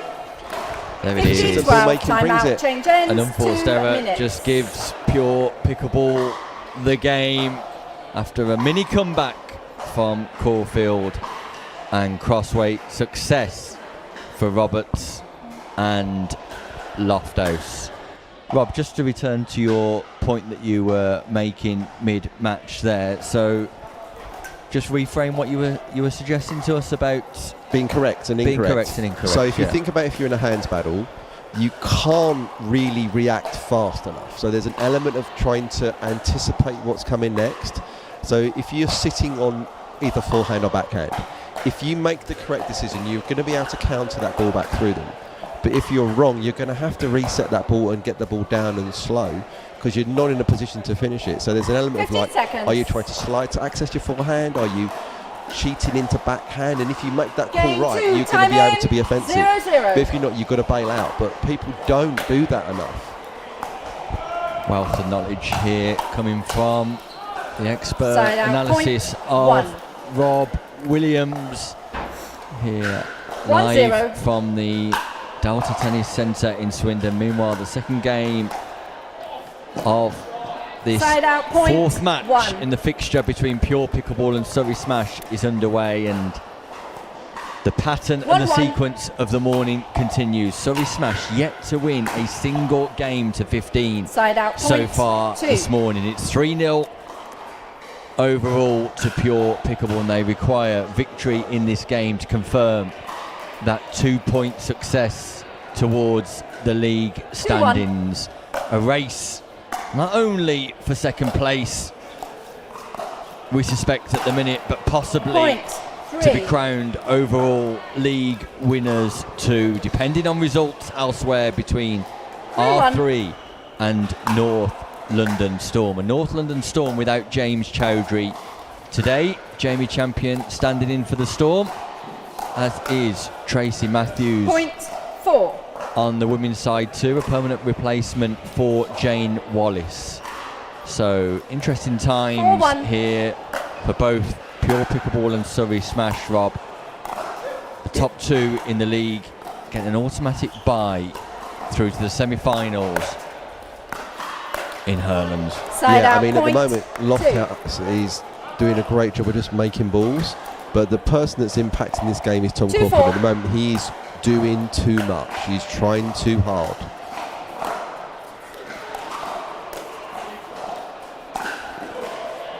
ATP Side attempt out. from Point Caulfield, left by 5. Roberts. Just talk to us about the improvements 5-2. in Josh Roberts, Rob. Very much last round pick Side in the out, Challenger point division 3. at the start of this year.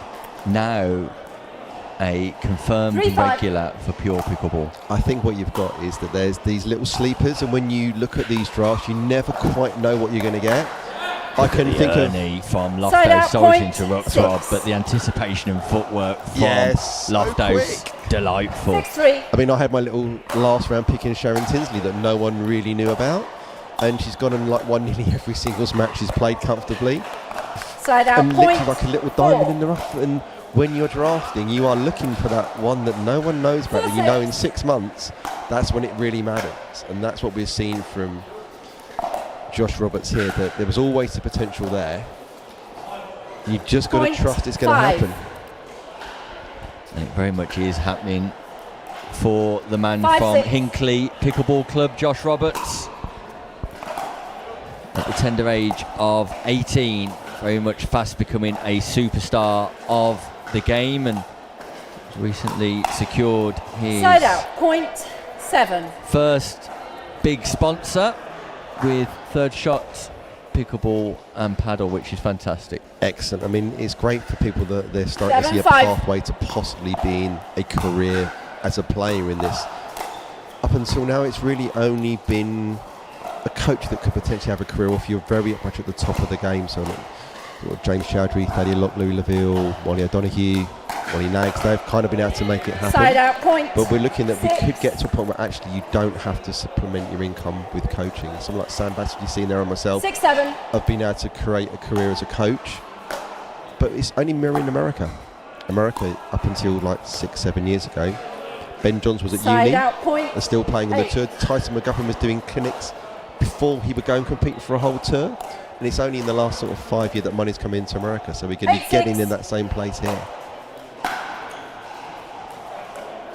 Point 9. Yeah, both Rob Williams and Sam Bassford doing a great job, not just with coach 9-6. education, but coaching top players here in the UK and further abroad too.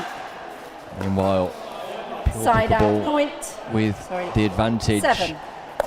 There's work to do for the highly experienced Tom Caulfield 7-9. and the inexperience of Flynn Crossway.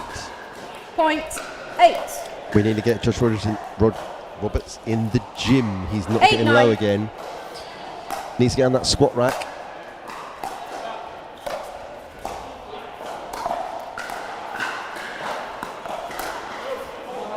Side out, point 10. Again, Caulfield probably just guilty of overplaying too soon. Yeah, he's trying to do too much, but again, he's not established on that ball. But that rally was won by Lofthouse's roll flick. As soon as he put that 10-8. ball in there, his team were ahead.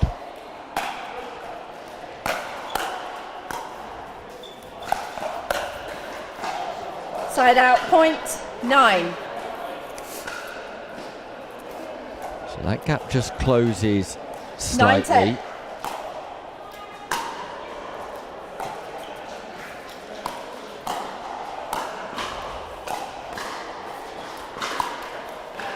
Point. And 10. again, I think that's the third in this game on that 2E roll. And he's just trying to be a bit too creative. 10-10. That ball is too low to really be aggressive on. He could if he got a little lower.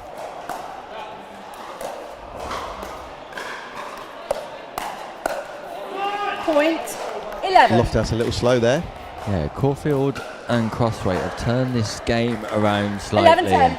You hear the yell from Caulfield. Come on, he's not giving up hope, Rob. No. Side out, but point. you've got to make balls. 11. I mean, this is the difficulty, is between going for it. 11, You're literally 11. redlining. You've got to go absolutely as hard as you can, but you can't Side out, overcook point. the engine. 12. But something like that from Roberts is going to just leave you so much more margin 12, for error. 11. If you're going to get a gimme on the serve. Yeah, in doubles, it's really is critical to keep that ball in play on serves, returns and thirds, more so than singles, where Roberts has been successful already this weekend. Side out, point. Particularly in the 12. Challenger division. Flick out. Yeah, that Yeah, ball's too gone long. much. 12, I mean, 12. Crossway's not to generate a lot of anything. I mean, he's not really impacting the rallies. He's doing that classical right side roll, just kind of being there, making balls. But they Point need to create some 13. offence, because Caulfield's overcooking it. So maybe Flynn needs to do a couple more things to be a bit more aggressive.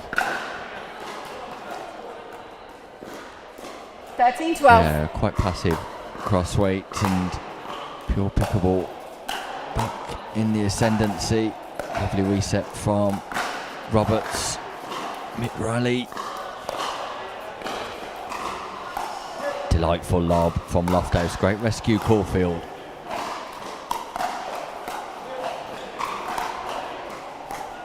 Can Caulfield get forward again?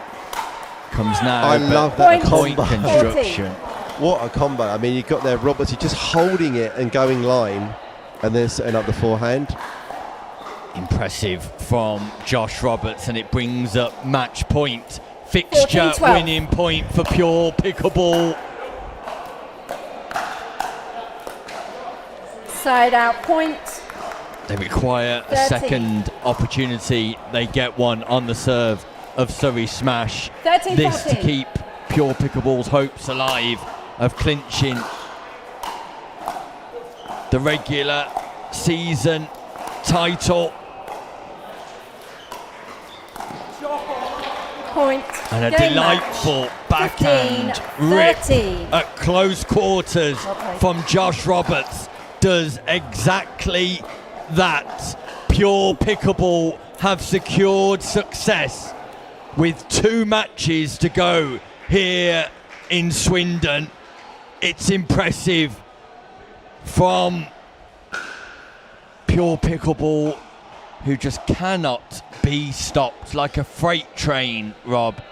Yeah, I mean, it's really impressive to see this performance from the guys. There's good decision making. They had a challenge, obviously, when they had a little bit of a testing ladies doubles with some serving challenges, but they're finding a way through. What I think is interesting is that they're establishing far more successfully at the kitchen line again, and you can see that they're starting to move the ball. And that last point, it's a almost clean dink winner. That isn't accessible to you if you're not on the line, and we're seeing really good patient pickleball, really good build from the Pure team.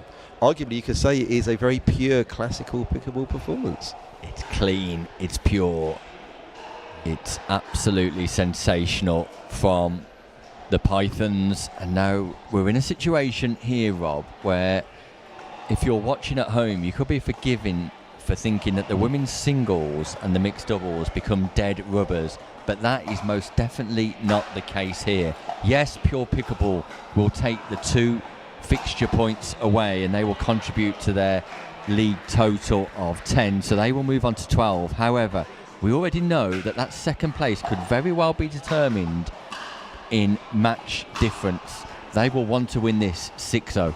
Yeah, I mean, if you can get that, you're going to be pretty much unassailable, I would imagine, because obviously the match difference is going to... It would guarantee them. Yeah, because it's going to Second swing place. to 7, and then you're going to knock down... Smash is going to go down to -3 and +2, yeah, so it's pretty much home and dry. And then game difference, they're going to run away, +8 to -18. It's kind of like unassailable. There's a big swing. It's going to be a 6-0 both ways round, the wrong way round, for that even to get close to mathematically possible. It will do indeed. So Pure Pickleball can not only secure second place with success in these final 2 matches, but they can also begin to challenge R3 if North London Storm have defeated R3, and we'll bring you all of those updates and the women's singles match to come featuring Rachel McRae and Amy Cairns in just a short while.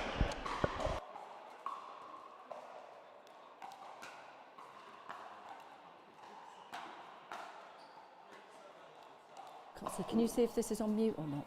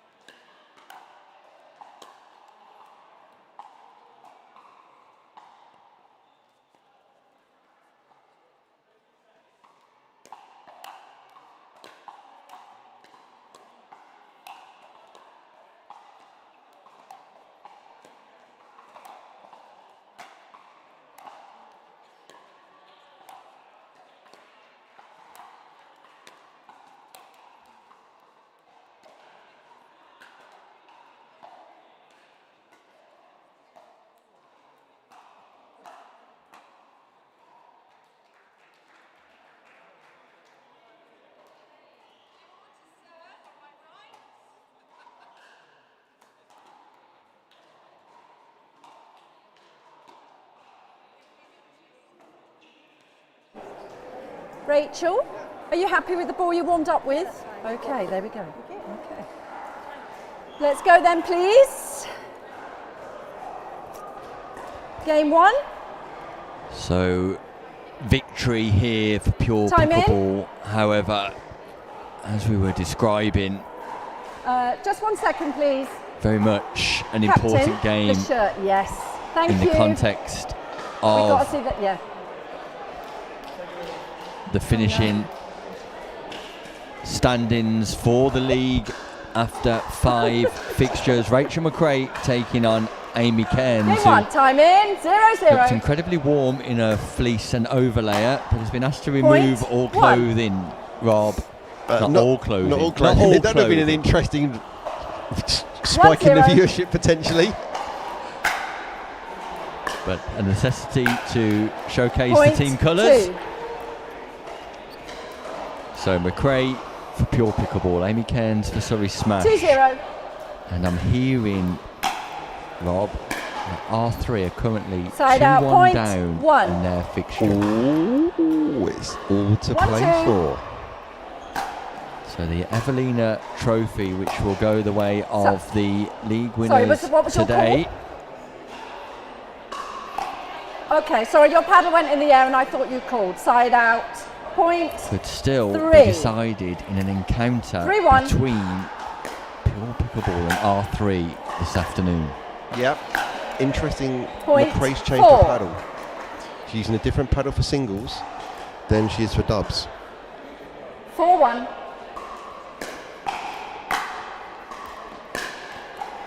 Side out, point Would that be 2. a potential change in weight of the paddle, Rob, or size in terms of 14 millimetres, 16 2-4. millimetres? She's hitting a 14 mil Speed Pro there.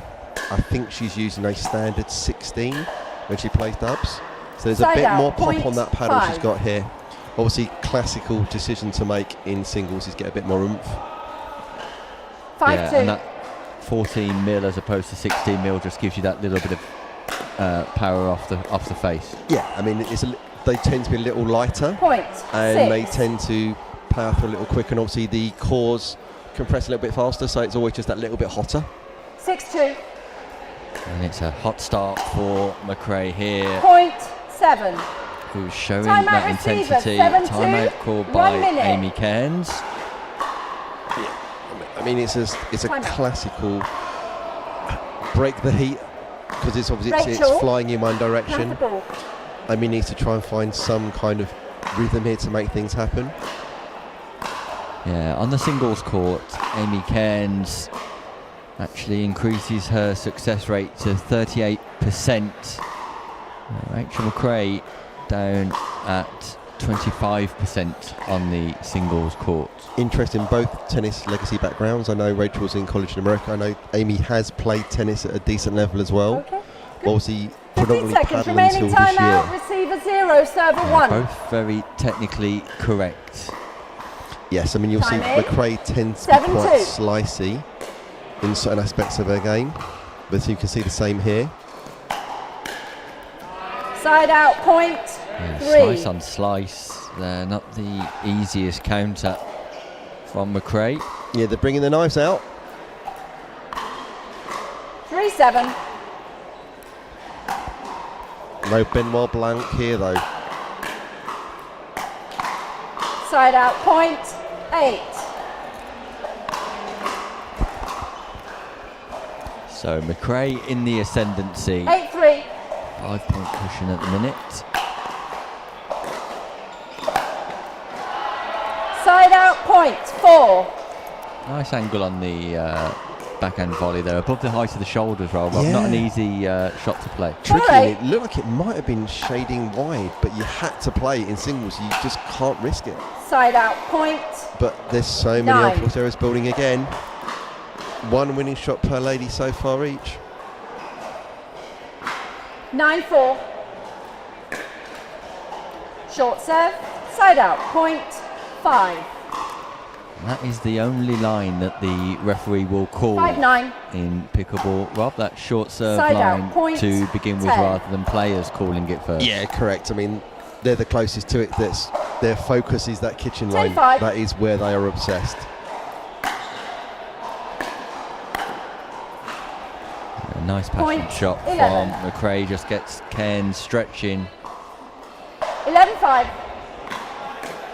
Managed to catch up with Amy briefly in between the Point last 12. match. Robin, she was suggesting that she hasn't had a day off from work in the last 5 weeks. 12-5. That wouldn't surprise me. She's been ever present at Herlands when I've been there. And obviously, before they even open, they're building their team, they're training, they're getting things ready, they're programming. And Side paddle out. is very Point popular there. 6.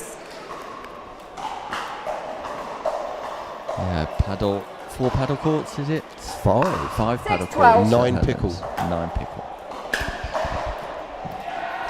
Plus a Side out, beautiful show point court with 13. a raked bleacher seating complete with cushions and a mezzanine floor 36. over the top where you can. There's going to be a bar and coffee place opening underneath the Side mezzanine, out. so you Point can get refreshments 7. from the floor while you're there, as well as a main coffee shop. Sounds 7:13. amazing, and of course we'll all be there at the end of March, Point 8. where the PPL playoffs and championships will be decided across all 8:13. 3 divisions: Masters, Challenger, and the Premier Pickleball Point League. And look at the 9. forehand drive from Amy Cairns, who does play a winner past Rachel McRae. Yeah, really nice power on that. McRae just a little surprised by that. Seems a little slow on it. 9-13.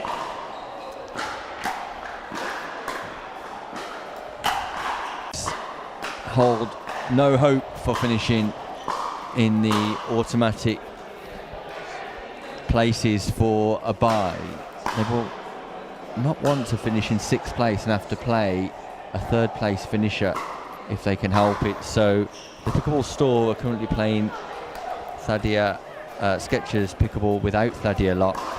So North London Storm in 4th, Pickleball Store in 5th, and Skechers in 6th as it currently stands. North London Storm on 6 points. You happy to go, The Rachel? Pickleball Store and Skechers Pickleball 15 seconds. also on 4 points. So those games just as crucial. Yeah, I mean, you want to have the easiest run in Game if you 2, can. time It's in. always been about 0-0. can I get 2 fixtures, or is my 3 fixture run easy? Point. 1. Clean winner there from Cairns. Impressive from Amy Cairns, 1-0. the number 33 pick in this year's Premier Pickleball League. Rachel Side McRae out, point. from 1. Blackburn in at number 20. I think I may have given someone a little 1-1. wink on that one. There's certainly Side kind of out, like an point. internal 2. pickleball captains and draftee 2-1. back chat at times about who do you know, what do you think about this one, where's my little... It's like fantasy football, isn't it? Where can I get the most value from my draft picks? Well, Rachel Side McRae out, point. has definitely provided 2. significant value for pure pickleball this season, and she's looking to extend upon that 2-2. now. Point. 3.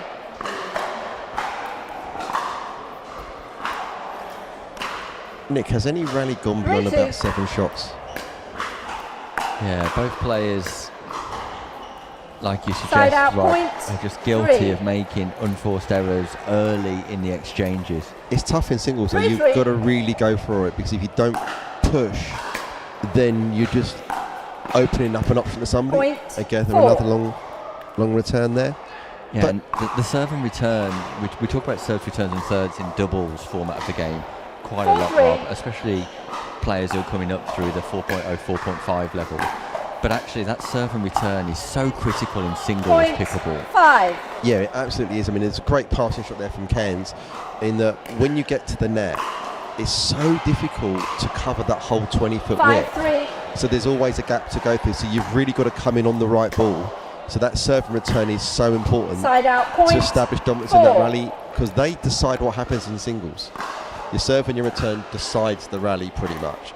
You'll see more in ladies than in men's typically, 4-5. with more baseline exchanges. You see here, Cairns has got the net early. A little bit of cat and mouse here, but trying to Point. do too much. 5. Yeah, nice from McRae, just keeping that ball into difficult locations, and 5-5. Cairns tries to find the sideline, just goes wide, but interesting strategy from Cairns, Point. who's struggling 6. to counter the back spin and the slice of Rachel McRae. We've not seen Rachel 6-5. adopt that on the forehand side, but on the backhand side, she's generating a lot of Point. backspin. 7. Yeah, you would generally expect to not really see that slicey chop on the forehand. You may see it from some of the squash players that are very much that slice oriented, 7-5.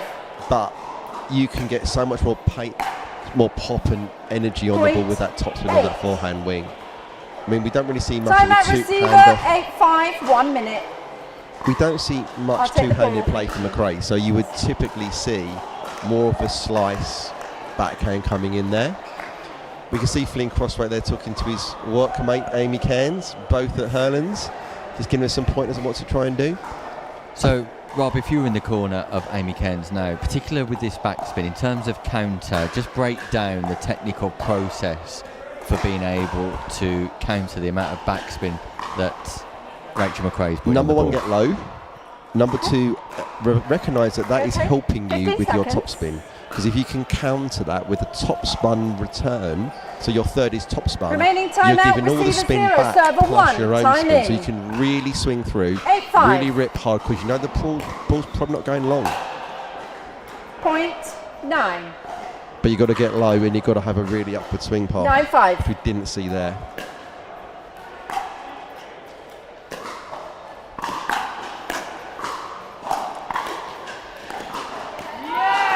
Really good Side out, athleticism point. 6. from Amy Cairns, who demonstrates her coordination. I mean, one 6-9. interesting thing with Cairns, obviously he plays a lot of paddle, which is very much, there is no topspin in paddle, Point. but there's topspin in that 7. passing shot. There is indeed. There we saw the forehand slice from McRae, but it was countered delightfully from Amy Cairns. 7-9. And as you were suggesting, Rob, with that technical breakdown, just hit through that ball and make sure your paddle's on an upward trajectory. And Point we saw that in the penultimate 8. point. Yeah, and again, there it was slice on slice on slice on slice, and eventually something's going in the net if you continue to combat slice with slice. 8-9. You're kind of neutralising what the other one's doing.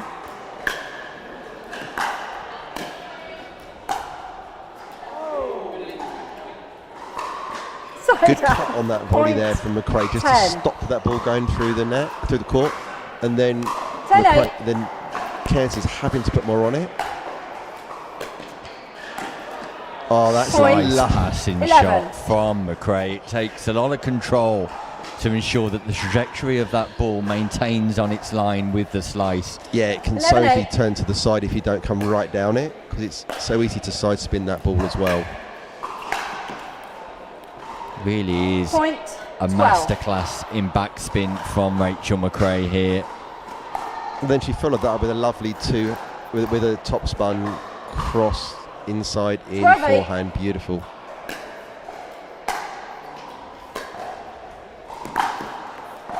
Point You can see 13. when that ball is deep into the court, Cairns is just not coming through it hard enough. Yeah. Like you say, you can't really overplay in that situation, Rob. Yeah, you just got to, at 13-8. times when it's coming, you just got to accept that you played a good shot, but you've got to get the ball into play for the Side next out. one. Point Because 9. singles is riddled with errors over time. Look at the foot skills from McRae. Did you see that, Rob? Left foot, right foot. Thanks for 9-13. coming, Rachel McRae. Side out. Point That 14. was so low and so short, that drop. That's almost like a second drop return. Brings up match point for 14-9. Pure Pickleball and an impressive Rachel McRae. And there it Point. is. Game match. 15-10. 15-9. 15-9. A slicing masterclass from Rachel McRae, Thank you. who backspins her way to success here on the show court.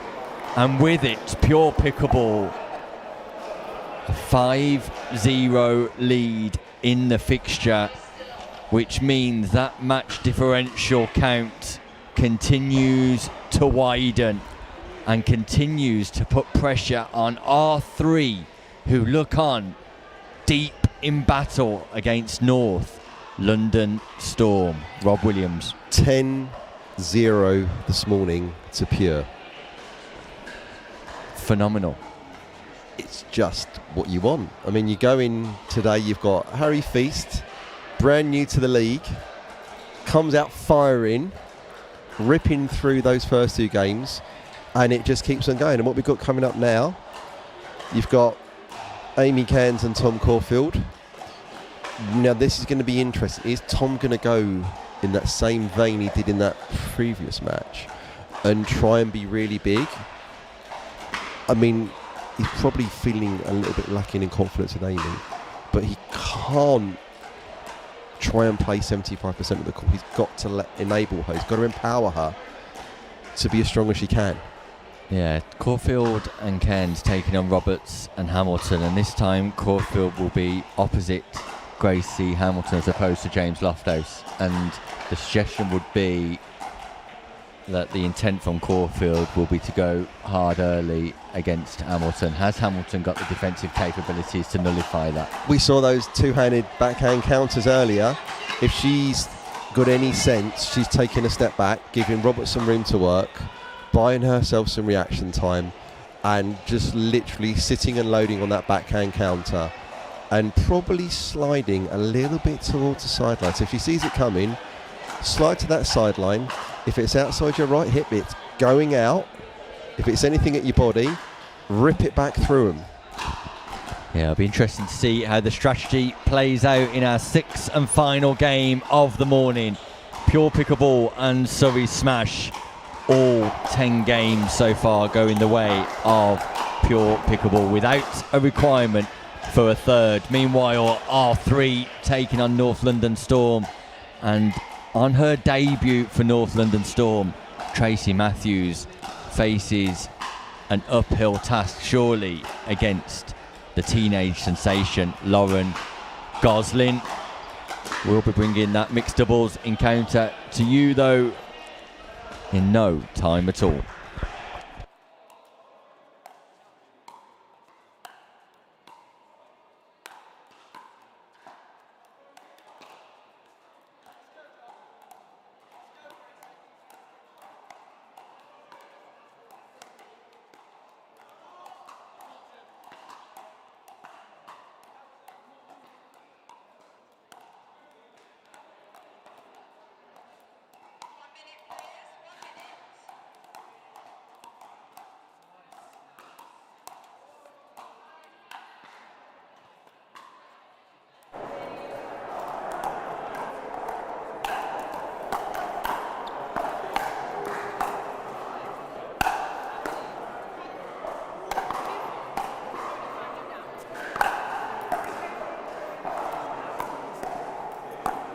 Balls in. Can I have the balls in, please, players? Thank you. Can I have the balls? Thank you. Great, thank you. Which ball would you like to serve with? You're choosing. You're serving. Yeah, who's serving? Are you serving? You don't have to speak to choose a ball. Both look the same to me. Probably that one. Okay. Thank you. That's okay.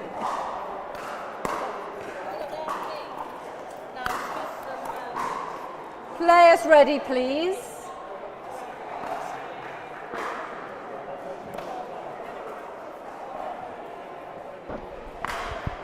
So the concluding game of our morning fixture, Pure Pickleball taking on Surrey Smash. For the Smash, it's Amy Cairns and Captain Caulfield. For the Pure Pythons, Josh Roberts and Gracie Hamilton, who I believe have an average age of 18 on the basis that they're both aged 18, Rob. Wow. The youth faction is coming. Side out, point one. Big swing there from Gracie Hamilton. What a marker this is from Pure Pickleball, not just in relation to an outcome today, Rob, but going into Hurlands. This is a huge victory. Yeah, I mean, you're bringing a new player in that's coming in super confident after that, and you've got a team that's really built. Side out, point yeah, they're calling that wide. Yep, calling that one wide. 2-1. Side out, point 2. 2-2.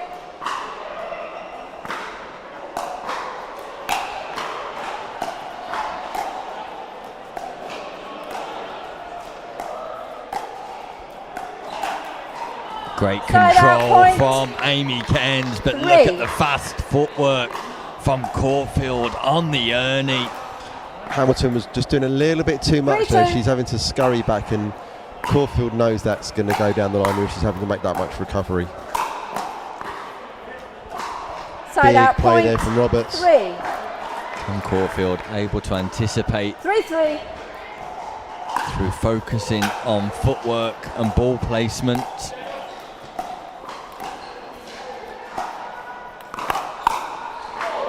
ATP from Amy Cairns. Showtime here in Swindon. That ball not defended by Roberts, who goes straight back at Cairns. She manages to dodge the X40. Impressive stuff. There was ponytail potential there of flicking the ball and losing the rally. Yeah, that hair's just looking a little bit more ragged from Cairns after. Great play there, Gracie Hamilton. Completely wrong footing Caulfield there. That demonstration of athleticism. So Surrey Smash in the lead.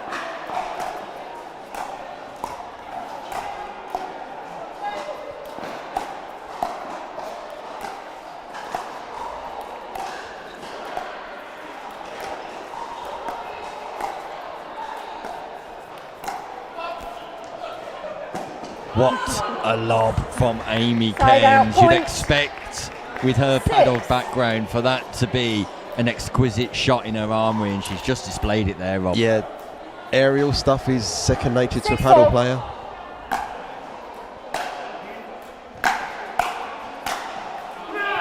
Point.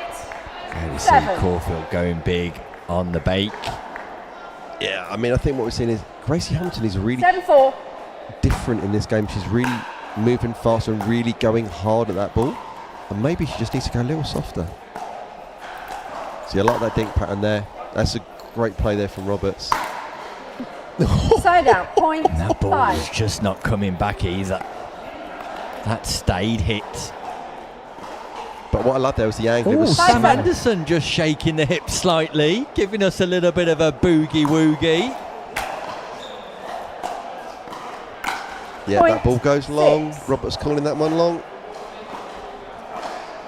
Sam Anderson, tournament director 6-7. for the weekend, as he has been throughout the season. Rob doing a sterling Side out, job point with 8. his wife, Jess Anderson. Yeah, they're here before everybody, after everybody. The league 8-6. doesn't happen without them. There's Sam. Stop dancing now, thankfully. Back to directorship of the tournament. Side out. Point. Had an interesting chat with 7. Jess yesterday, actually, about when she was refereeing the final Dream Breaker 7-8. for Masters. She's like, oh my god, this is the biggest repping thing I'm ever going to do. And 5 points in there were 4 overalls on line calls. She put her big girl pants on and did a great job. Yeah, not 8-8. easy, that refereeing position, especially when everything is on the line like it was yesterday. Side out. Point 9. Roberts reads the speed up from Amy Cairns, but sends the 9-8. counter just a little bit long. Yeah, just not quite fully balanced when he hit that, just slightly wrong.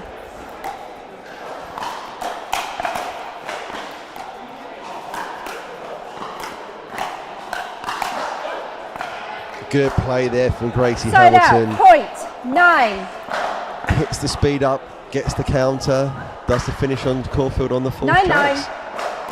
Chris Beaumont, the owner of Pure Pickleball, enjoying a slight snack before Point. lunch. 10. Sorry. He must be sitting pretty You- comfortably, you mustn't have he? 9. The owner. 10-9. Indeed. Point. Definitely 11. pleased with what he's seen this morning. Chris Beaumont, who's travelled all the way from 11-9. Anglesey, so not an easy journey himself. Yeah. Side out. Point.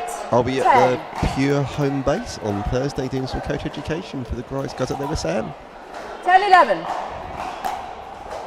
Yeah, great facility up there in Cheshire. Wow. Wow, Side Tom out, Caulfield point with some 12. impressive reactions round the back. Big forehand blocked by Roberts, but the sharpness from Caulfield round the back now. Surrey 12-10. Smash didn't win the point, but that was impressive from Caulfield, Rob. No other option. Interestingly, I heard a theory only Point last week, 13. which was people that play behind the backs have got slow hands. Not in that circumstance, but they can't get the switch from 13-10. forehand to backhand fast enough, so it goes behind their hand to buy us with that fraction more time. Yeah, that would make sense. Point. 14. Rob, in that situation, with Caulfield dancing around the non-volley zone There's after no playing a room. big He's area. got to go that 14-10. way. His arm's the wrong way round. Meanwhile, Hamilton and Roberts have got yet Point another game. 15-10. game point, Time out. and they Change ends. 2 secure minutes. success with the ball go victory out? here. And I get the the ball go impression out? Surrey Smash are Yeah. ready for lunch in the afternoon, Rob. That's okay. Yeah, they're calling the Thank cavalry you. this afternoon. Gail Ems is on her way. Yeah, Gail Ems, Olympic medalist in the sport of badminton. Not here this morning for Surrey Smash, but en route this afternoon. And here we see a replay of Thank the you. athleticism of Cairns in avoiding Roberts' defence on the ATP, and the back of the hand from Caulfield.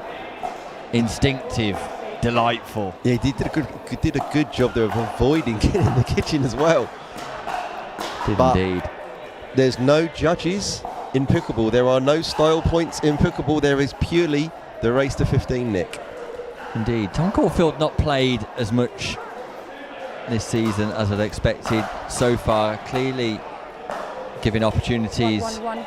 to everybody in the squad, and more 10. opportunities than himself. A 33% win rate, Good. but having only Good to go. played Yep. 15 6 seconds. matches, Rob, so It's interesting. There's a thing about Game being the 2, captain time in. in the same sort of space I've been the 0-0. last 2 years of sort of giving your team a chance, and sometimes you don't always play the optimum Point fixtures that might be 1. for you, and you maximise your teammates rather than you. 1-0. and clearly Captain Caulfield has done that, but Point we can 2. possibly expect to see a little bit more from him when we reach the championship finale. Yeah, I mean, 2-0. I think for everybody they want to win the big one in hurlings. So this is, in some ways, data gathering. In your kind Side of out, going, point. okay, 1. what's my matchups? What are their matchups like? How do I They put my have team won. together for those fixtures we can have on finals day? Well, if you're Captain James Chowdhury in the North 1-2. London Storm, who's going for the three-peat, very much will be your best players in doubles, mixed and singles. Absolutely. It's not time to necessarily be nice and play the whole squad. You might have to be a little ruthless. Point that's what you want. 2.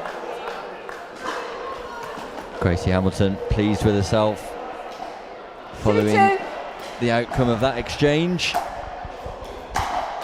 Point 3.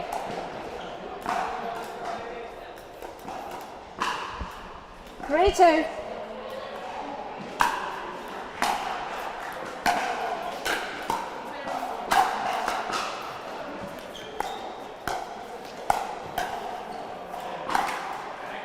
Point 4. And tries to speed up and just increases that 4-2. unforced error count, Rob. Yeah, it's just growing and growing and growing. You look at Hamilton there, getting right in a low Point squat to 5. keep that ball alive.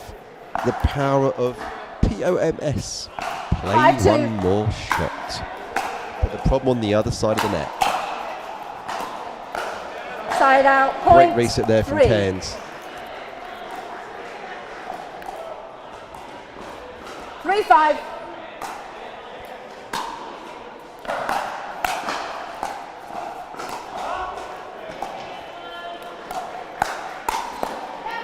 Josh Side out. Roberts doing a Point great job of 6. protecting Gracie Hamilton there. Yeah. Sharp footwork, early read, and puts that forehand volley away. He needed to because he committed the 6-3. cardinal sin of the drop volley. You're not a fan of the drop volley, Point. Rob? Your American counterpart, Mr. Dave Fleming, has a drop volley masterclass of one word. Time out receivers. 7-3. Don't. Wow. 1 minute. Wow, there you have it.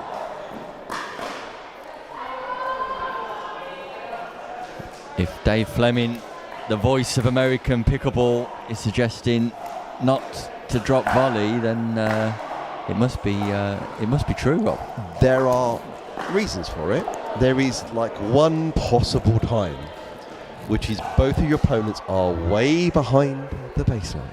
Because if not at this level of pickleball, and we're talking English level, pro adjacent pickleball or pro pickleball, they're too quick. They will get there. So you're just giving them the kitchen. You're taking 15 all that seconds. court space Remaining that you had timeout. and giving it to your Receivers 0. opponent Servers when you 1. could use all the acres that are left to do something with. It's very low Time return. in. 7-3. Of course, take all my broadcast coaching from Point. Dave 8. Fleming. And if he's got those technical snippets to offer as well, we'll take them 8-3. too. So drop volleys off the menu here. If you're listening at home.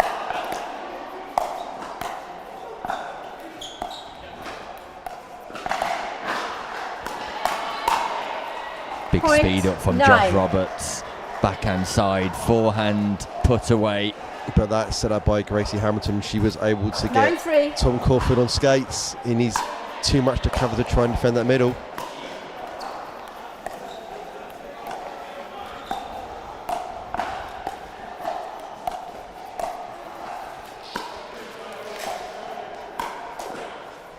There's Point the pass for Flick again. 10.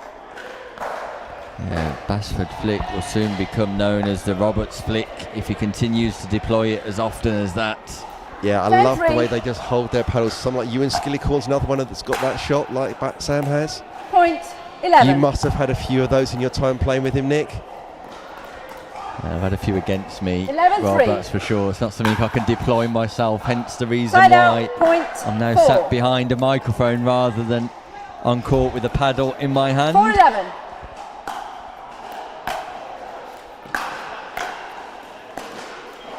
Side out. I tell you, Nick, I have one point little disappointment 12. today. We've not had snowmen yet. The classical Dave Fleming call at Oh, 8-8. 12-4. Yes, clearly, yeah.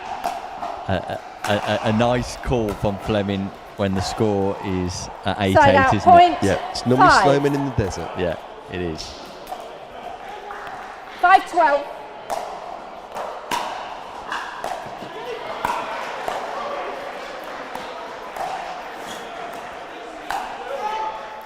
Meanwhile, Side out, Pure point Pickleball here 13.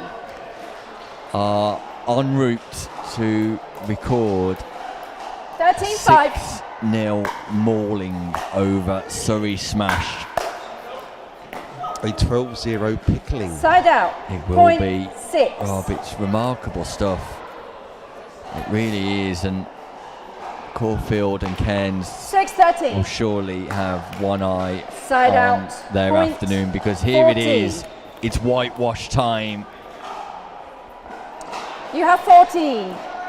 I don't remember too 14, many 6. 6-0 victories in the last 3 years of the Premier Pickleball, Rob, but we're about to see one now, and Side out, Roberts tried point to clinch 7. it in style, very much peacocking, spreading his 7-14. feathers at the top of your screen. Josh Roberts here. Defences from Hamilton. That ball Point. goes Game wide. match, 15. And there it is. Pure Pickleball.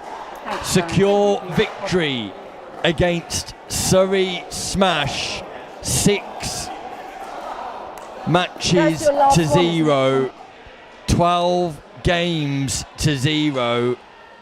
And it was a complete demolition job, Rob Williams. Yes, I think you've got to acknowledge it's going to be difficult when you don't have all of your team from the start of the day, and when you don't have players able to warm up successfully before you play. It's always going to be an uphill battle from there, and obviously you can try and get yourself into the game through match play, but that can be particularly difficult to do. Just going to take a few moments before we come back, and I'm sure Nick's going to get hold of the successful Pure Pickleball team, potentially going to pull on. You can see him grabbing Sam Basford. He's going to get a quick chat on camera with us. Obviously a really comfortable win here. If you're looking at that, a couple of tight games, but pretty much everything else going the way of Pure fairly comfortably. Main thing was a great performance from Harry Feast to start off his Premier League debut.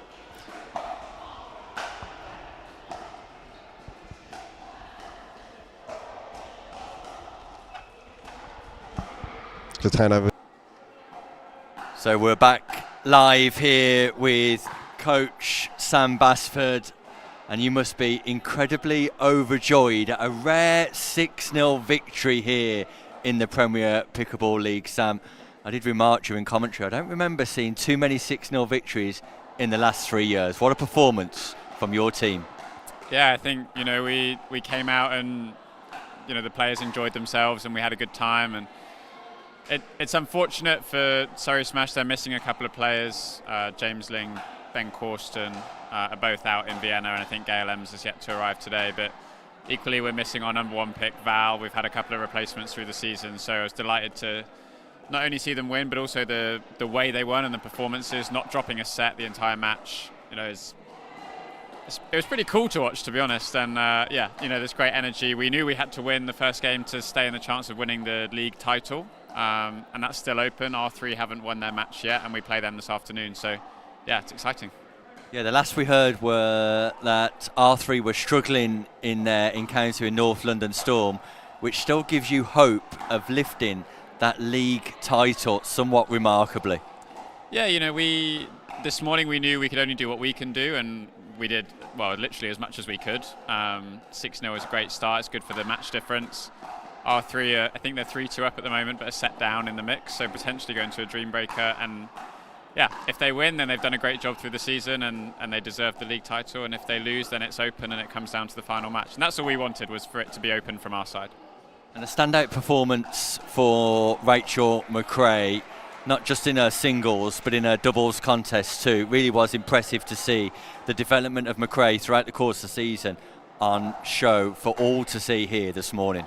Yeah, you know, Rachel was very much an unknown at the start of the season, and to be honest, a bit of a punt for us. I knew we had Val and we had Gracie, so Rachel was another option that we could use, and yeah, delighted to see how she's improving. She's always improving, you know, all the time, and she's done a fantastic job today. Had a bit of adversity with a couple of warnings, but she's so adaptable. She switched to the drop serve straight away, and yeah, hasn't looked back. Well, congratulations to you, Sam. I fear the hard work is about to start now as we move into this afternoon, but a 6-0 victory, really impressive stuff here from Pure Pickleball and coach Sam Basford. We've got a lot to look forward to this afternoon because our three who are currently in battle against the North London Storm could still have it all to do when the action gets underway this afternoon against a firing on all cylinders Pure Pickleball. We'll bring you that crucial encounter and news of what it will actually mean around about 1 p.m. this afternoon. Don't go anywhere. The action continues here, live from Swindon.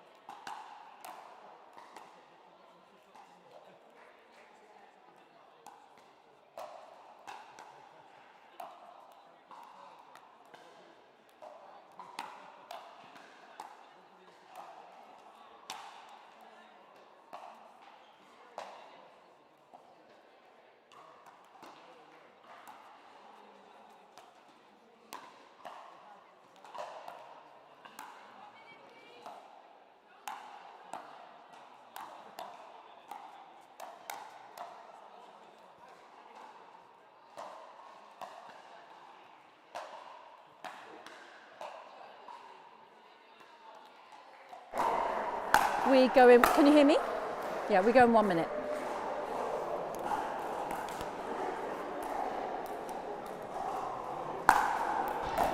Welcome back to the Delta Tennis Centre here in Swindon, where we look ahead to our final match of the regular season, the Okay, final balls in, fixture thank you. of the regular season, featuring I have R3 pickleball taking on I have pure R3 serving on my pickleball, right. and a fixture that Okay. promised so much, Rob. We can actually announce that You'll be receiving on my everything left, okay? has been decided. R3 have clinched the league title courtesy of their 4-2 victory over North London Storm, Okay, men, and Pure singles. Pickleball cannot Game be one, caught timing. in second place. 0-0. Wow, so all the hype from this morning was for Side now. out, point 1. It's dissipated, and this really is all about R3's consistency throughout the course 1-0. of the season. They've only lost one Point fixture all 2. year, losing to the Pickleball store earlier on in 2-0. Bolton. Pure Pickleball, after Point winning 6-0 3. against 3-0. Surrey Smash, meaning that even if they were to lose here and Surrey Smash were to win, they cannot be usurped in Point second 4. place. So your first place finishers are R3, your second place 4-0. finishers are Pure Pickleball. They get the Stop buy-in play. through Service warning. Your to paddle's high. the Questionable. semi-finals Let me recall in the the championship score. finale. However, 4-0. if you're Pure, you want to come out with a win against these guys, don't you? Because if this is going to go on the form book, these are our Point 2 5. finalists in Hurlands. Yeah, form would suggest that, Rob, but when we look back at the 5-0. history books of the last 2 years, that's not always been the case, as you well know. Yeah, Point I mean, 6. there's the whole momentum conversation. That 3-game, 3-fixture 6-0. run you take on finals day was there for Scan last year. I know, Chowdhury, you had that in season 1 when we were at the Olympic Tennis Centre. Side out, point. I try to remember, 1. last year was a 3-match win. I can't remember, Nick. North London Storm 1-6. were not in the playoffs last year when they clinched success. Yeah, so they did a two games sequence. Point 2. There is a thing though about just getting on a 2-6. roll, and once adrenaline's going, it kind of doesn't matter anymore. So singles action here. Good friends Side out, Josh point Roberts 7. taking on Ewan Skillicorn. Josh Roberts for Pure 7-2. Pickleball. Ewan Skillicorn for R3. And Ewan Skillicorn with a 60% Side out, win point rate this 3. year. This is his first singles run out of the year, Rob. 3-7. Wow. Skillicorn. Give him a chance. Yeah, he's not played singles at all, but of course R3 without Josh Bright today. Yeah, wouldn't that be your choice, wouldn't it? Josh, I'm assuming in Vienna for Side the out, RTA. point 8. Yeah, there's a few players who have had confirmed dates in their diaries for a while at European 8-3. level, so they're contesting the competition service fault, over sorry, in service fault. Vienna. You need and to be clear below your wrist. It's not clear below your wrist. Side referee out, Tara point Creasy 4. issuing another fault 4-8. warning to Josh Roberts here. Well, that wasn't a warning actually, that was a deduction. So a fault called by Point referee Tara 5. Creasy on the height of the paddle at the time when he makes contact with the ball. Robert. Yes, correct. 5-8. As the phrase is, not above now. It used to be below, now it's not above. And the problem is, it's got to be clear now. I heard someone suggest to it Side that out, what we point used to be 9. innocent until proven guilty, we're now guilty until proven innocent as a server. So we have to be really clear that we're going to be in those 3 key service motions. And I think what we'll find over time is those that have got that real intent to rip that 9-5. serve with topspin are going to transition to the drop serve, because then that rule doesn't apply. Point 10. It's like Chris Freilink in Masters is now drop serving.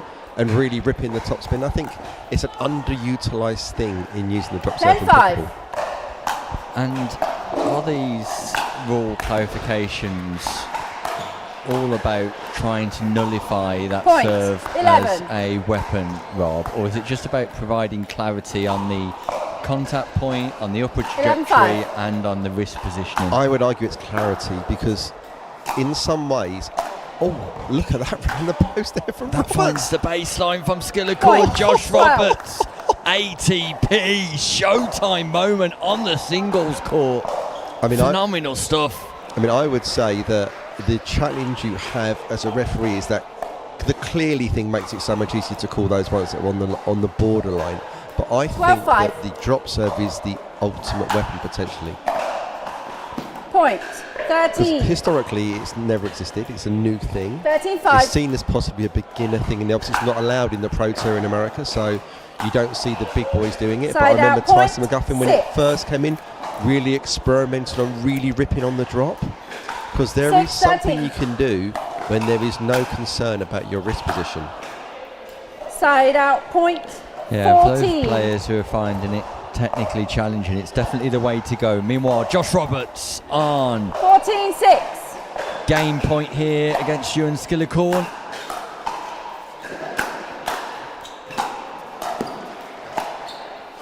Impressive Game from 15. Josh Time out. Change Roberts. 2 minutes. Ewan Skillicorn just holds his hand out as if to say well played, and Josh Roberts really is a player firing on all cylinders, Rob. Yeah, I mean, again, we're seeing that legacy from tennis that really translates well to the singles game. Not always as well to the doubles game. Certainly there's a different flavour. I was talking to some people in the clinics this morning and they're like, yeah, I find it really hard to hit the ball softly, and they're coming from a tennis background because that's kind of an alien concept. If you're coming from the tennis game, it's predominantly based upon power, ploughing through the ball. Ready? You don't really Yeah. have that really soft Ready? touch game we find in Dinkin, 15 which is seconds. where sometimes you find the more pure pickleballers that come in from not a Game strong 2. bracket Time in. background 0-0. can attack that skill more successfully right from the start. Yeah, this singles version of pickleball Side out. definitely Point. suiting 1. Josh Roberts. We remarked 1-0. earlier about his progression in the last 12 months, but he definitely looks like he belongs at this Point. level. 2. I mean, the interesting will be season 4. What does season 4 look like? 2-0. Who's coming up from Challenger? Who's going to move down to Challenger from Side out. Prem? Point. 1. Who do we not even know about yet? If you think about how many of the people that are playing in these divisions that were playing in season 1 or even knew what pickleball was in season 2, it's fascinating. And I think from my perspective, Rob, there's definitely something to be said about the Pickleball 1-2. England regional league structure there, building into players who are getting an opportunity Point to 2. showcase their abilities and talents on a consistent basis, and therefore become more known in preparation for a draft. Yeah, I mean, now we're starting to get Picklebook and we're starting to 2-2. get more stuff into Dupra, and we're going to start to get that as a more Point reliable 3. metric of quality. There's always going to be outliers on that. And people will come in really low and then accelerate through. And obviously the thing we had last year was we also had the 3-2. tryouts. So that was really beneficial to people that you didn't necessarily know. Point 4. So after a fast start for Ewan Skillicorn, it's Josh Roberts who has 4-2. won the next 4 points in a row. Side out. You see him Point attacking his serve 3. again, looking to take away that time from Skillicorn to 3-4. get forward, put him on the back foot from his return. Point Great control 4. there from Skillicorn. That was really fired at his body and he just got enough off of it to control it. 4-4. Aerial when he hit that ball. One of the toughest shots to hit. Side out. Point 5. 5-4. Point 6. I was speaking to Karen Crawford, the R3 team manager, Rob, and she was suggesting that she's not had a full squad available to her throughout the season. What a remarkable job Karen's done with developing this squad, bringing them together and making sure that they've been as successful as they have been. Yeah, I mean, I think the hallmark of Karen is obviously she's really good at managing the people. That as much as you've got the talent in these squads, there is, can you make your team become a team? Side out, point 5. Out. And for me, that's one of the hallmarks. Obviously, Karen's interesting. She's obviously ex-primary school teacher, so really good at obviously people management. Obviously, they're very much younger, but adults are just young people grown up. And sometimes when you're thinking about sport, and the challenge they have, you may find the inner child unleashes themselves at times.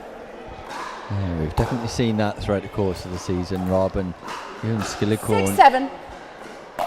just demonstrating his abilities on that backhand side, and drop volley does work for Skillicorn. So we're tied at 7-7. This is a bit more of a closer affair than the first game. 7-7.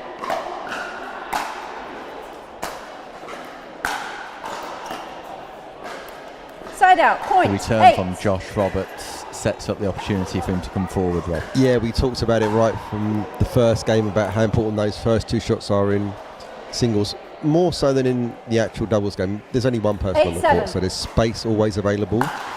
So you really do have to get that return right. You see there, side out, point. Skillicorn's stunted the wrong way. Roberts makes that ball, that's a point. 8-8.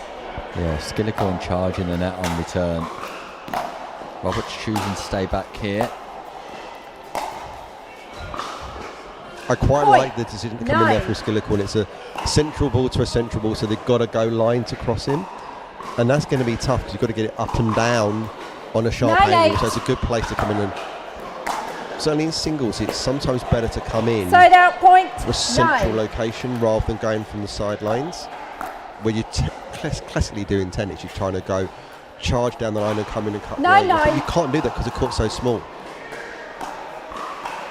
Slice serve. Yeah, pace off from Roberts, but look at 10. the double backhand. Impressive stuff from Josh Roberts. An ankle breaker there on Skillicorn. Definitely going the wrong way. Yeah, athleticism, balance and control in abundance here.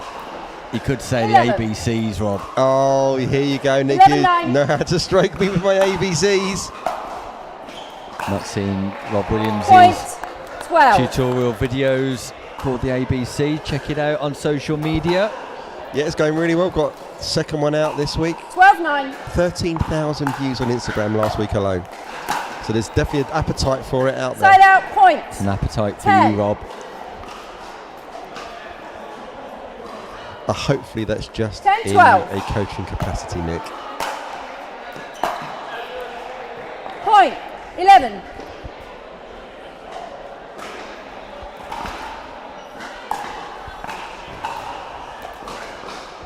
I have no idea what other capacity you could reference. Side out, point. Rob, but let's get 13. Back to the pickleball as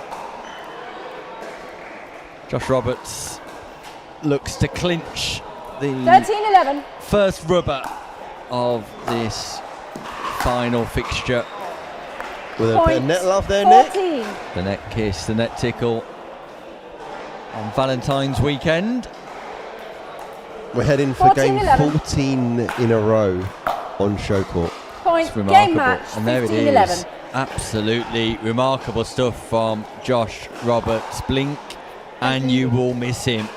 The boy from Hinckley continues to perform at extraordinary levels, and still Pure Pickleball have not dropped a single game in any of their matches.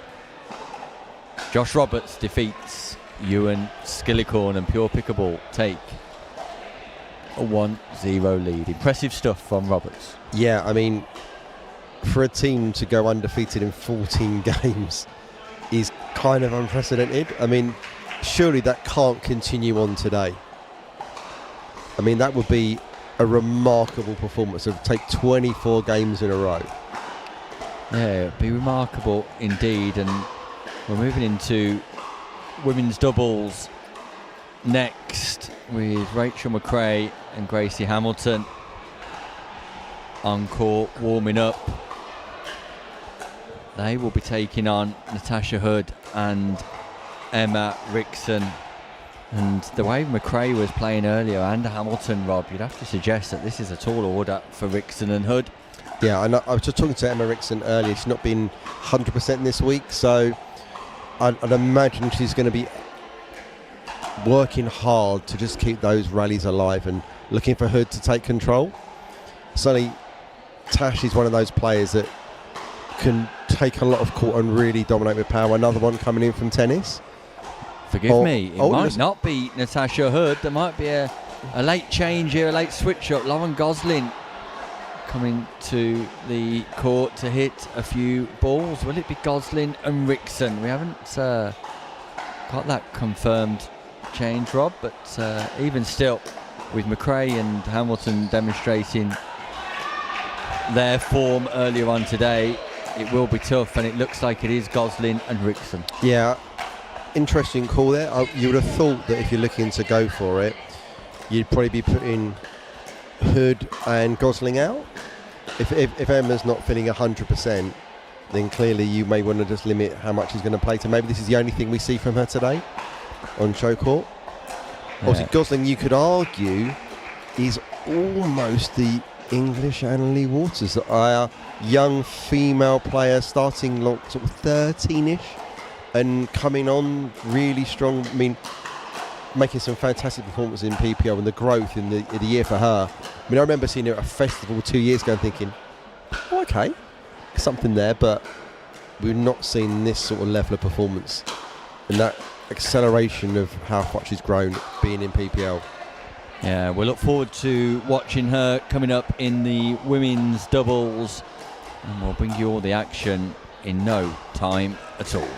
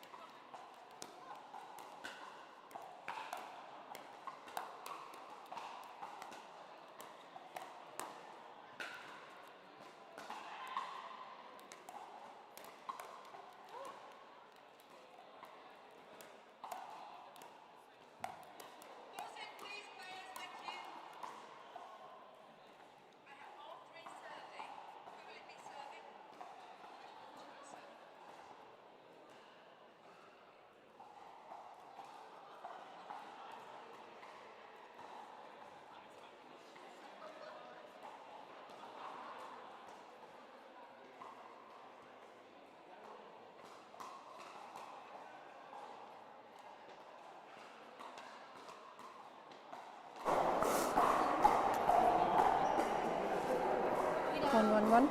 Yes, you're receiving. R3 serving, yep. 15 seconds, players, please.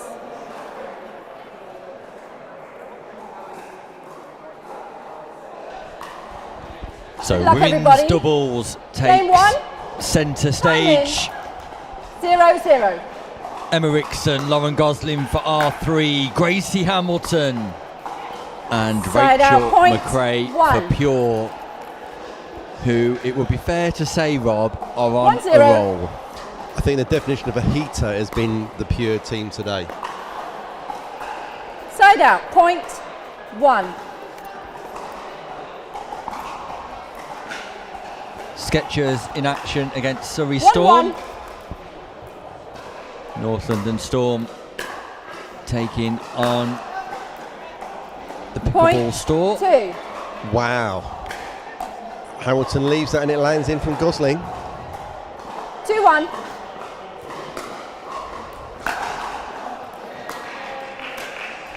point. 3. 3-1.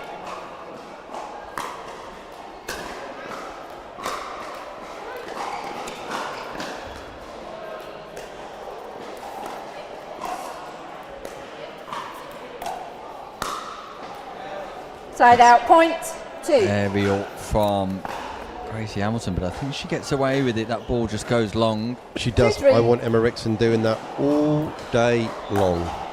That is the way they're going to win this game. Rickson has to generate offense from the right side. Side And out, that point shows 4. a side of Emma Rickson that we saw a little glimmer of on English National Show. And I remember the moment clearly. And she looked over to me and I was on the sidelines and it was like she knew that was the way that her career's going to change in pickleball. Side out, point That's a ridiculous reset there from Rachel McRae. I mean, oh my God, that was fired straight out and she's killed it dead. She just absorbs all of the power off that ball onto the paddle and drops it nicely into Side the out, non-volley point zone. 5. Spoiler alert for you, Nick. One of my ABCs coming up is absorbing beats creating. 5-3. Absorbing beats creating. I like it. Absolute brilliant content from Rob Williams. Side out, point 4.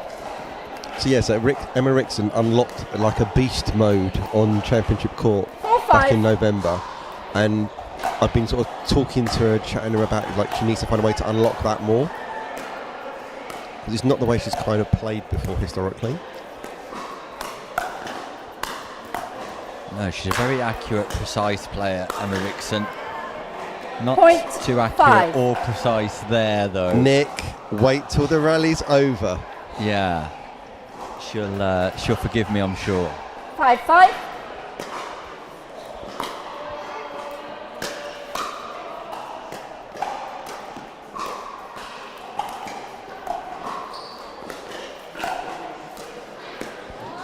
Side out, point Nice 6. change of direction from Rickson. It's that left foot. The left foot of Variety is so underutilised, 6-5. and that's a really subtle direction change that's held.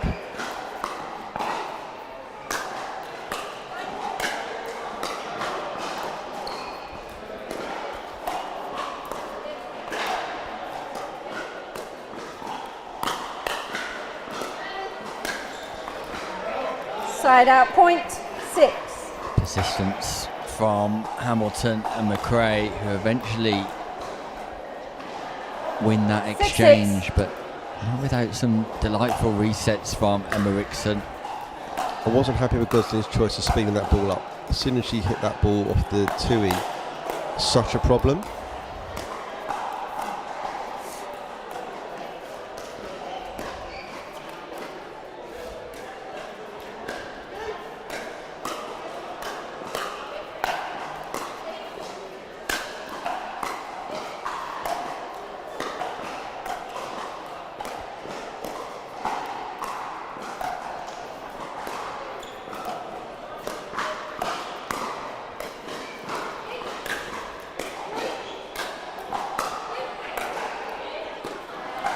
Phenomenal Point stuff 7. from all four players. Just 1 second. Hamilton Emma. You okay? and McRae not to be denied, but Rickson You and have Gosling able to keep putting that ball back into difficult locations, Rob. Yeah, I mean, that 7-6. is what pickleball's all about. That had a bit of everything in there. There was considered offence, lots of really good defence and resetting the rally, and no one was really panicking, which is what I really enjoyed. I love that pull from Lauren Side out, Gosling point there. 7. Really nice speed up.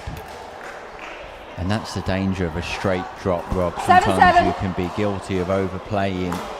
Difficult to judge the distance on a straight drop, and Gosling able to take full advantage on the flick.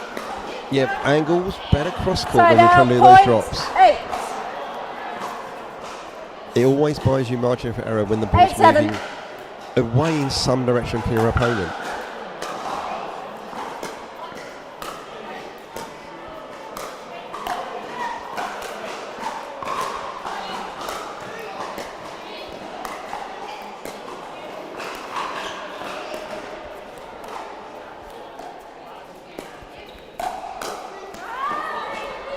Emma Side Rickson out double point. backhand 8.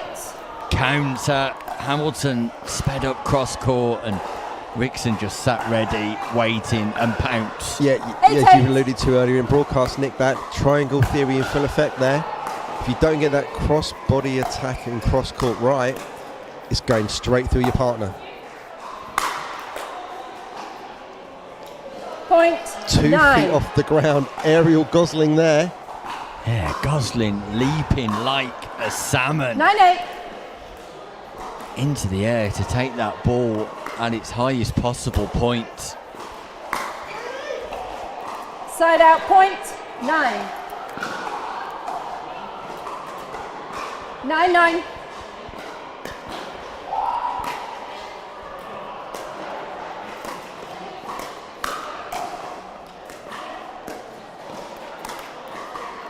Point 10. Slightly aggressive pull there off the Tui, I think. I'd prefer to see that go middle rather than straight ahead. 10-9. Build the point with one more dink.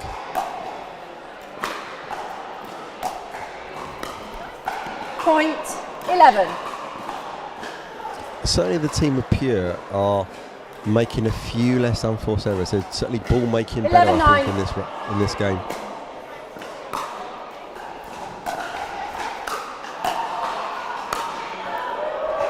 Point 12. There's a rare error on the volley from Rickson. 12-9.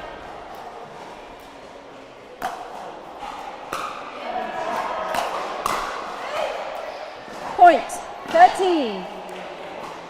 So Pure Pickleball look set to keep their 13-9. record, and they're the joint owners of Pure Pickleball. Deep in conversation, I'm sure, about the unbelievable run of form their players are on. Side out point Great 10. reset from Rickson. That ball wasn't there to attack a second time without deploying a whole lot of topspin, and 10, McRae 13. just flat paddled that ball into the nets. It's not a hallmark of their game. This is surprising for a tennis player. You'd expect to have more topspin in their game. But that roll volley is an alien concept to a Point tennis player 11. coming in. His volleys are almost all downward swung. As you can see there, she's opened the face. 11-13. Very tennis volley, where you could really roll from the height of that ball.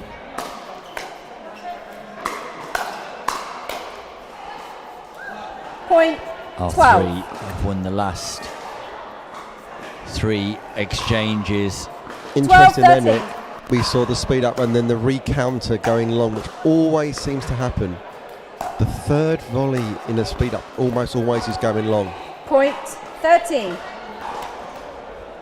And all of a sudden we're tied at 13, all 4 points in a row, R3. 13-13.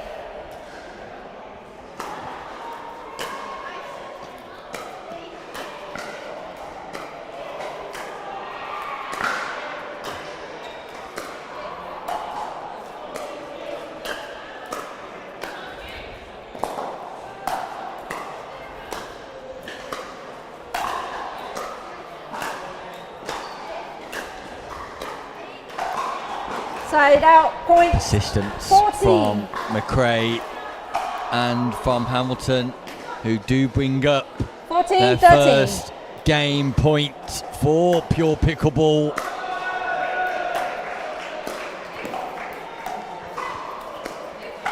Point And there game, it is. 15-13. Timeout. Pure Change hands. 2 Pickleball minutes. win the first game of the women's doubles match, 15-13.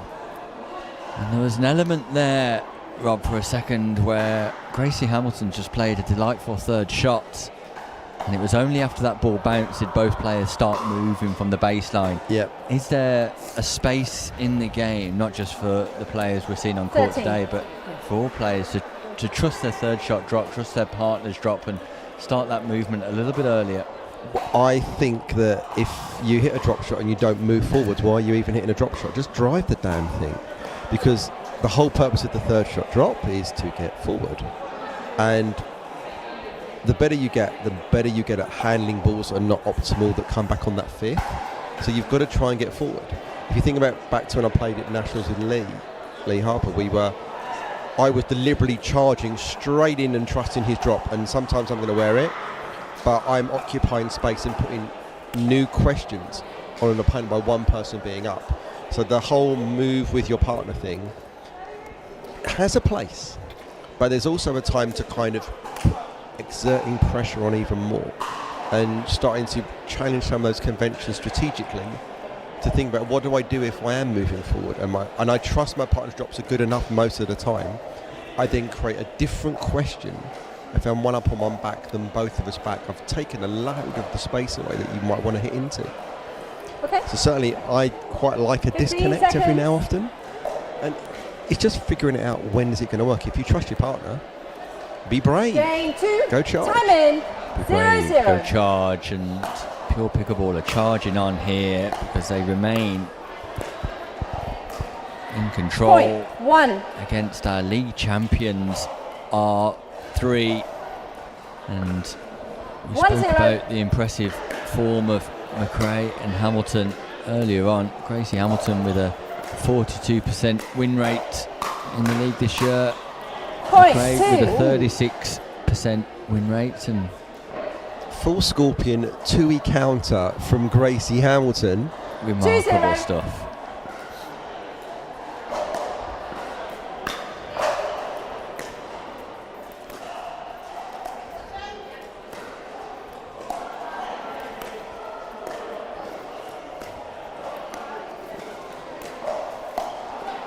Oh, Just goes long. Point And 3. Lauren Gosling's win record this year, Rob, fairly phenomenal. 63% overall. That goes up to 67% when just focusing on 3-0. doubles matches. wow.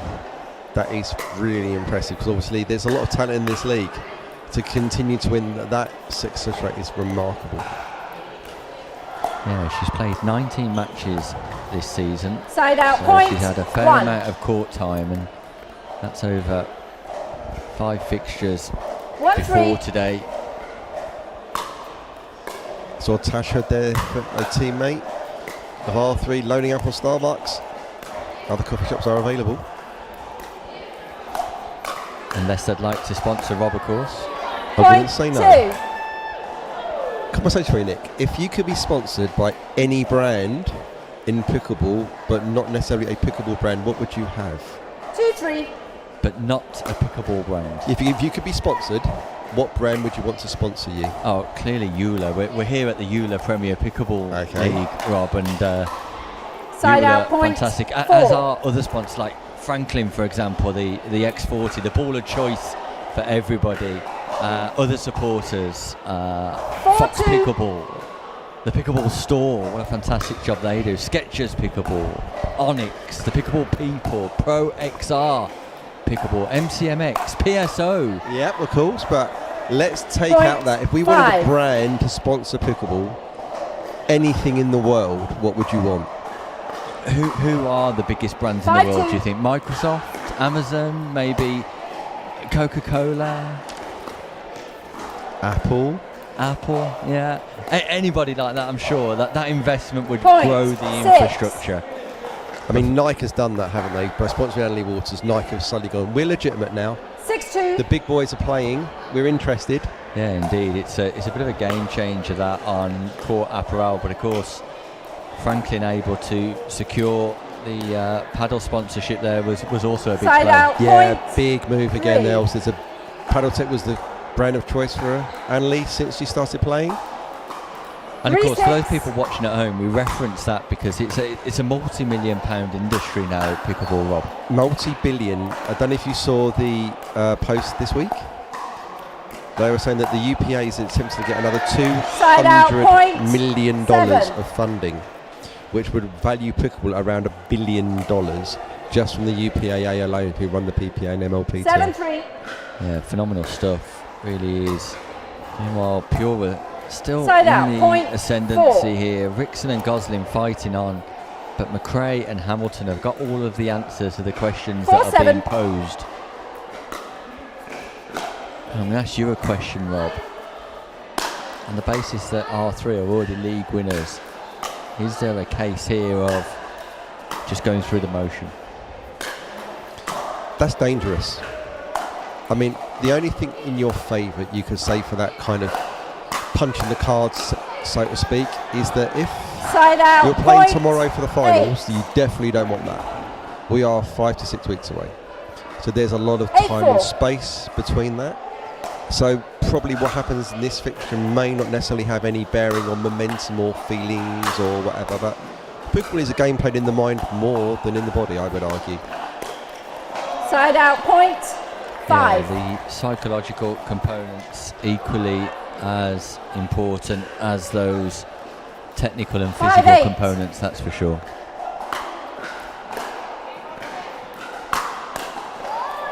Point. Dr. 6. Tara Jones and Professor Graham Jones have got a book Yep. on the psychology of pickleball, Rob. Yeah, I was one of the early 6-8. readers of that. I put my name to the quality of that book, having known Graham and Tara from some of the PSA Side travel out. qualities. Point. 9. And watch this space, there may be an appearance on my social media from one of them. 9-6. Graham or Tara? Correct. Wow, okay, well, we'll look forward to that. Something for everyone to look forward to and tune into.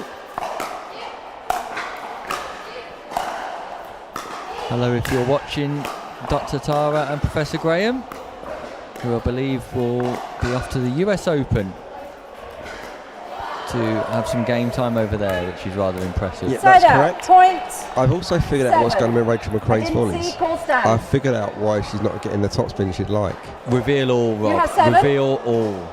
Paddle head, very much above You have wrist 9. on almost every Wait. volley. So if you think of 7, what we're 9. trying to achieve with the roll volley, which is dropped paddle head and brushing up the back of the ball, nearly Side every out, paddle point. is horizontal, 10. but almost always slightly upwards, sort of like a 1 or 2 o'clock position.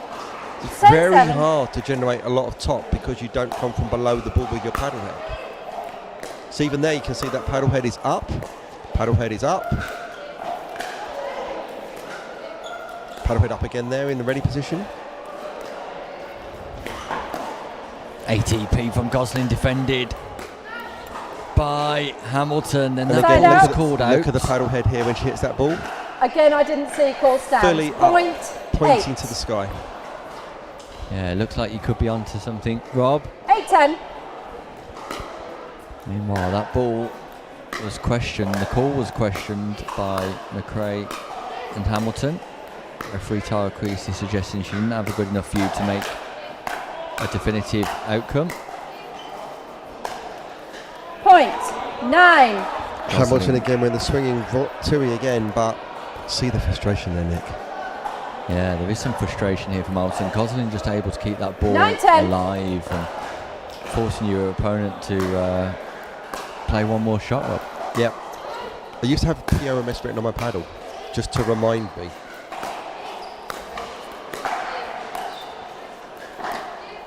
Stop play. Sorry, I called already called. Ball on. Frustration. Safety, sorry.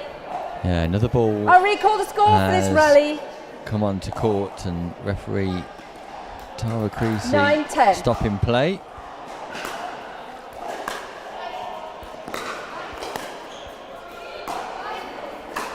Just for player safety. Gosling just teeing that ball up over and over again with a little bit of backspin, and R3 not able to get that ball Side in the kitchen. out. In fact, they send Point. it long, and 11. this match really is about that team that gets established at the non-volley zone first, Rob. It's just pickleball. 11-9. It is just what pickleball is, and despite everybody seeing the faster drives and the more powerful paddles and all the Side game is out. evolving, Point. 10. ultimately, if you're not at the non-volley zone, the rally is happening to you 10, because you 11. are not fully in control. If you're at the non-volley zone, you can influence the game Point. far more than playing 11. from mid-court or baseline. And that is probably never 11, going to 11. change. Because the geometry game, the rules of the game make that happen.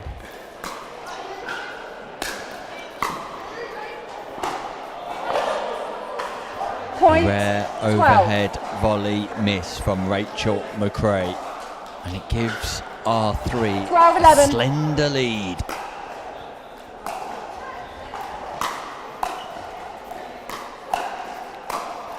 Gosling firing. Point. Point. firing 13. with great success. Are we about to see Pure Pickleball 13-11. defeated in their first game of the day? Can they mount a comeback?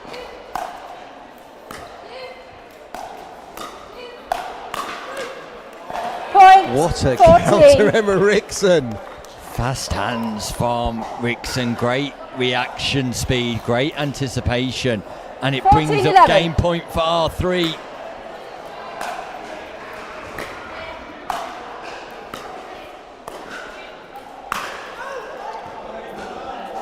Side out. Gosling Point. fires 12. hard. McRae ducks for cover. I don't think there was any 12-14. intentional head hunting there, but certainly there was a bit on that ball.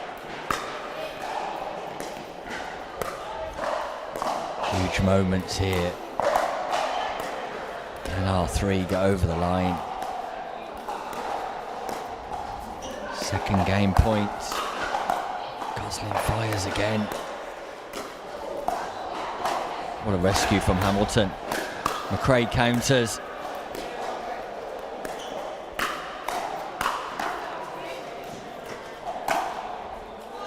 And then the ball catches Point. the net. Some Game. fantastic Timeout. action Change here. ends.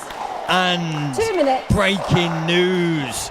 Pure Pickleball have lost a game in a match for the first time today after 15 straight games. Their 16th is a loss. R3, Lauren Gosling, Emma Rickson have squared this match up. This women's doubles match is now tied at 1 game all, and that's spoiled the rot, Rob. Yeah, makes it interesting, something different today. A 1-game shootout. I think what I've got to see for him here, we've got to see offense from Gosling and the occasional bit of something from Rickson, probably on the counter. She sits really heavy on that two-handed backhand, and that's going to bring 2 or 3 points where she sits on that ball that isn't necessarily going to be comfortable to her right yet, but that's what's going to win that team that game. That was the difference in game 2. A couple of those 2-way counters just at the right times. Yeah, Emma Rickson coming up with some big plays when it mattered most, not just defending on that double backhand side, but as you suggest, Rob, countering and just turning defence into attack really, or executing the winning point on that particular play. But she sits nicely in that position, expecting that cross-court speed up from Hamilton. It's almost like Hamilton needs to consider 15 seconds. redirecting her attack and her approach rather than that predicted diagonal line towards the Rickson Game double backhand. three. I mean, the problem is, as soon as you're speeding Change cross-court, ends you've got at to pick the 8. right ball Time because in. the geometry doesn't work for you. 0-0. There's just too much time for them to see that ball if you don't target it perfectly.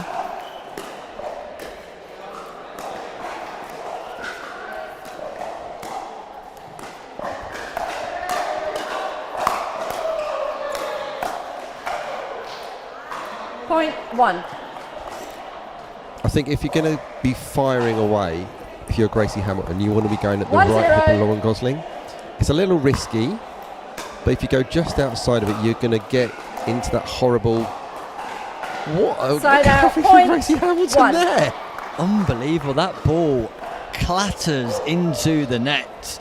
Hamilton's able to re-establish herself and put that ball back into play into an irretrievable location. Impressive from Gracie Hamilton. Side out. Lauren Point. Gosling with 2. a drop full of absolute delight. McRae's got to do better 2-1. there. I know you're not expecting it to come back, but you've got to be ready for that.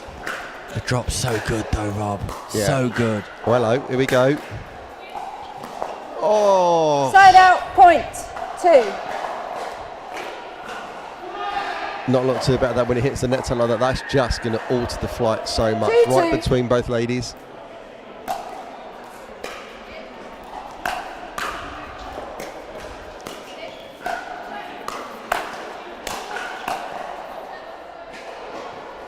Side out. Point 3. R3 continue to do a good job of backing the pure pickleball players up to that baseline. 3-2. And they're doing that through injecting power up. Yeah. I mean, Rixon doesn't have a lot of power, so that's going to be generated through Gosling. So if Side you out, want point to turn the tide, you've got to 3. try and get that ball back to Rixon. It's not a comfort zone to inject pace, so you're going to get forward if you do that consistently. 3-3.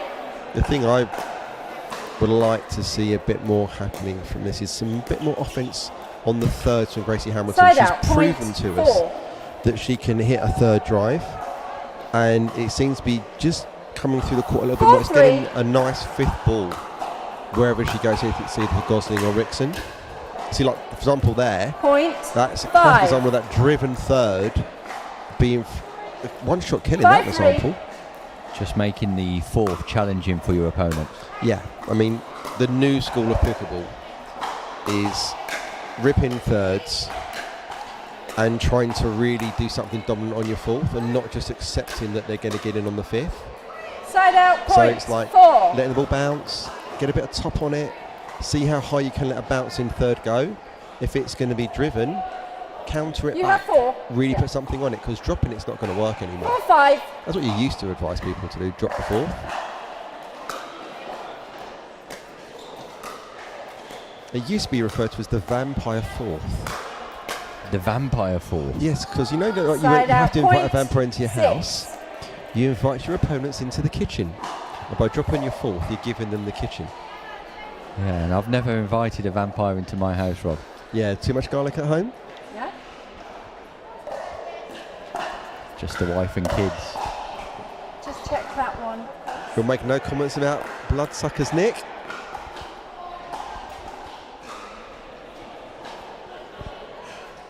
Surely not referring to my wife as a bloodsucker, Rob. Time in. I know some people that refer to their 6-4. children as the money vampires.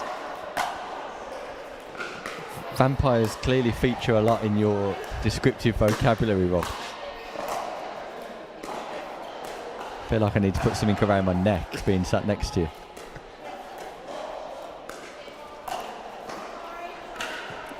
Side out, point 5.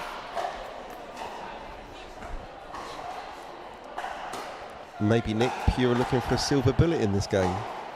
5-6. Maybe they are. So, yeah, pure pickleball could be up against it here, Rob, because R3 continue with an effective strategy. But this is better from pure. This is where they want that ball. Point 6. Look at that. The tail of Gracie Hamilton. Look, she's giving it Potent. there. She enjoyed that, didn't she?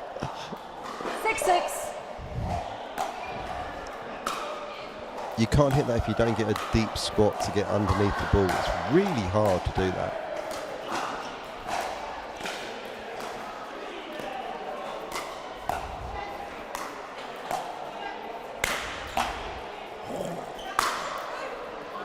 When Lauren Side Gosling out, point 7. generates power into that ball, Rob, it stays hit. Yeah, that is not coming back. That's 2 feet off the 7-6. ground again. It's almost like a slam dunk. And she doesn't quite have that same turn. It's almost like 2 feet forwards. Yeah, and I'm not entirely sure whether you're aware or not, Rob, but she has got...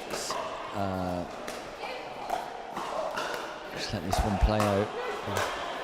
Oh, McRae fires hard and sends it Timeout. wildly long. Change ends, Yeah, Lauren 8-6. Gosling has got a lot of 1 experience in minute. badminton too. Yeah, that would make some sense. You can see that that's a slightly more Emma, badminton can I style have the ball? smash. Thank you. Interesting. Both Lauren's got like a little support on her right knee there, and Gracie Hamilton's also got one on her knee. I know Gracie had a problem with the knee a few months back in his back pain. Obviously, so important to get low in pickle because that ball doesn't bounce. So certainly knees are one thing you need to really look at strengthening. Really being able to get into that good low position to reset that ball or generate power from the ground. Yeah, critical to get low to the ground, especially at the non-volley zone and in that reset location of the mid-court region. Rachel McRae and Gracie Hamilton just taking on some refreshment, deep in conversation with Sam Basford as the Pure owners look over that conversation. Meanwhile, Lauren Gosling in conversation with Dad, and Karen Crawford in the corner there too with Emma Rickson. Paul Gosling, the 15 father seconds. of Lauren, also has his own individual successes on court, but here in a supportive capacity for his daughter today.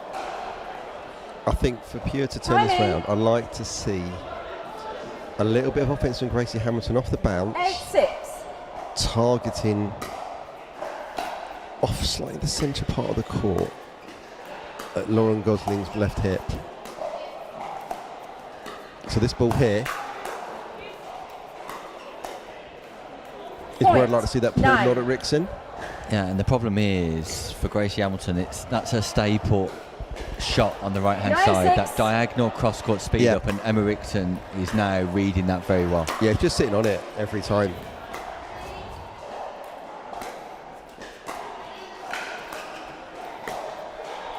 See, if Rickson's successful on that drop, McRae didn't do enough on that fourth. It really floated up high on that drop, and you've got to do a bit more on it because it just gave them a bit more time to come in. They got out of jail on that one.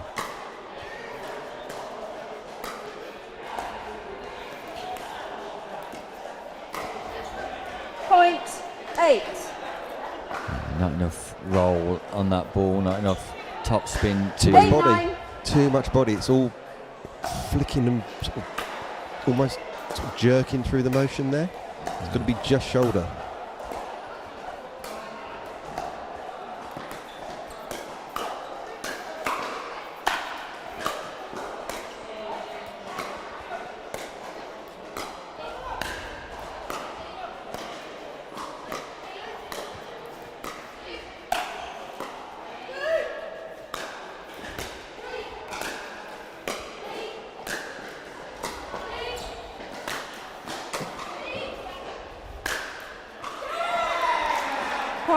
Rachel McRae finds a space in between Gosling and Rickson, sent Gosling out wide, then came back down through the middle in a clever attack, but great defence from Rickson and Gosling on the baseline. 9-9. We're tied at 9-9 in this crucial third game.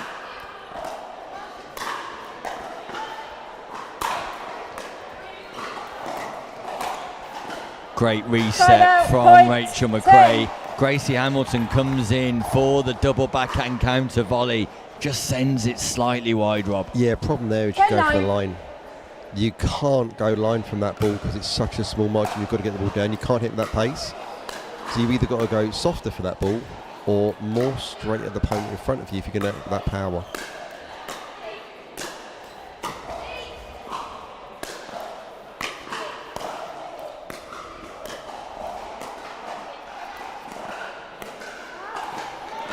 Just wide from Rickson. The ultra consistent Emma Rickson, Rob. When she's resetting that ball, whether it's the third, fifth, seventh, she really does do a good job of getting it into the kitchen. She doesn't panic. I mean, it's what she's built her game on. That is kind of what Emma's done in the last year, 18 months. I mean, come back to Premier again this year, worked her way up. 11-10. She's super consistent on making balls. The challenge is, because she tends to do it down the line a little bit, it does get difficult to actually establish from that, because you've got to be so inch perfect, and if you get it a little bit wrong, you can't really come in. So you sort of hit line and stay. If you hit cross, you can move in, because your partner can also help protect you with the angle. But 11. It's all about making balls. 11-11. I'd rather get balls were going over than balls going in the net.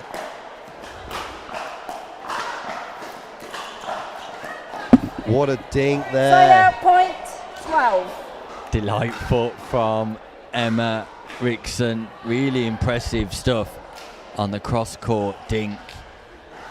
Controls the spin, the power, the pace, and the location. 12. You have 12, yeah. What I like, Nick, there wasn't power on that. It was 12, pure 11. placement. He let the ball right off that drop and put it in the right spot.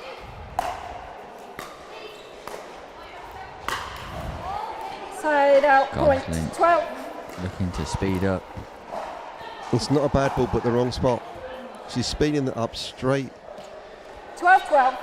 into Rachel McRae, and then there's an acre of court open when you counter that back cross court. She literally shrunk her team width-wise there. It's never going to work, even if you do get it over.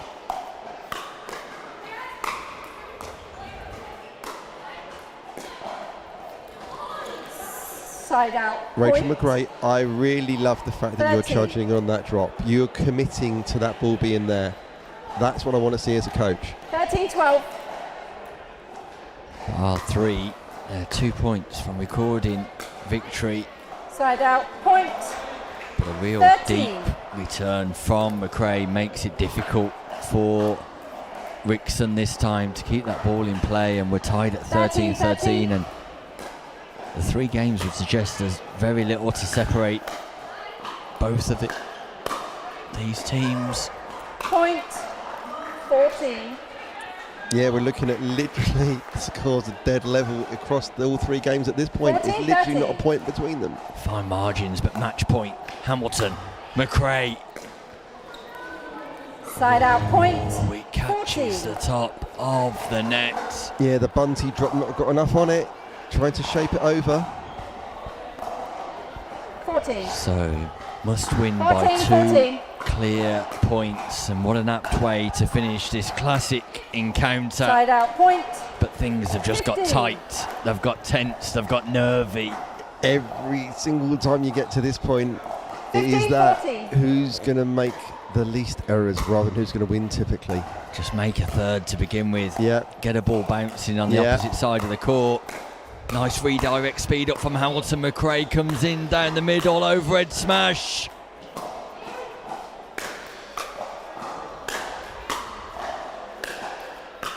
Can Rickson and Gosling get a reset in?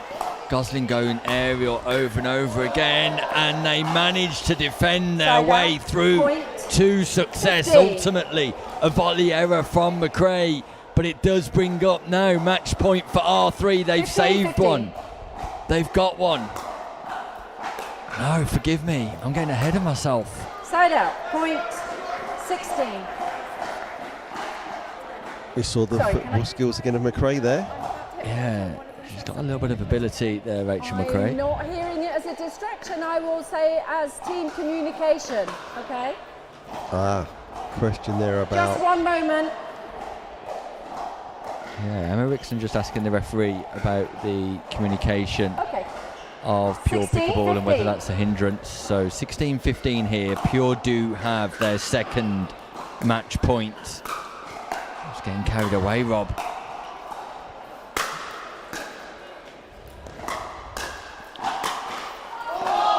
Fortune, a net kiss, Side out, a point. net tickle just when they needed it most. And 16. R3 tie things up. often that's a 16, reward for hitting 16. hard the top spin.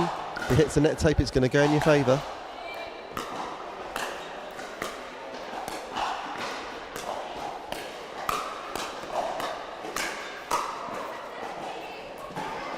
Ball's gone in.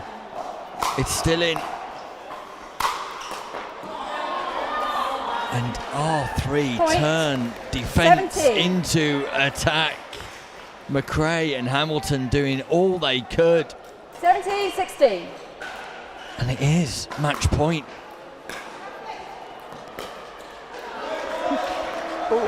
Side out. Point. Another 17. missed third, Rob. Yeah. Got to make your opponents play on the thirds at 17. this 17. time in the match. It's the most crucial play. Yeah. Take all the margin for error away. Just make Point. balls. 18. It swings back and forth, and it swings the way of Pure Pickleball, 18-17. who now have their third match point. I like that location Side from out Emma point. Rickson. She's gone cross court all 18. match, but then goes back in behind McRae. Yeah. Intelligent play 18, from 18. Emma Rickson. We're tied. Beautiful return, Hamilton.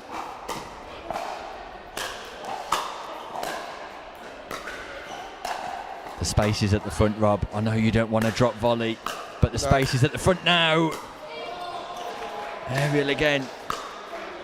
The space is at the front of the court. Rob Williams, it's the Dave Fleming drop. Yeah. The pattern continues.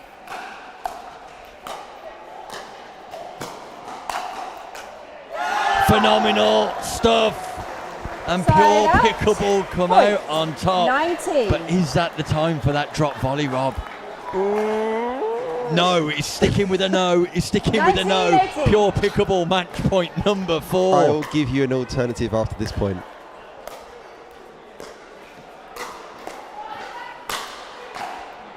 Saved. Side out.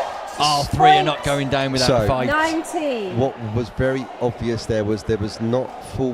What you said, there's the space. 19. Sorry. There's the let me space recall. width-wise as well. So the ball's up in 19, the air, and they are hitting it through the court. We have a court that is in more than one dimension, in that you can go width-wise. Maybe that they're not comfortable going inside out or Point. inside in on the smash, 20. and using the width of the court to send it where there is no 20, chance of 90. getting it because they're over the barrier. Yeah, finally angle. Match point R3. They've saved 5. Indecision. R3 get forward. R3 have got the kitchen. Pure are back. And a rare rally with all 4 players forward here now.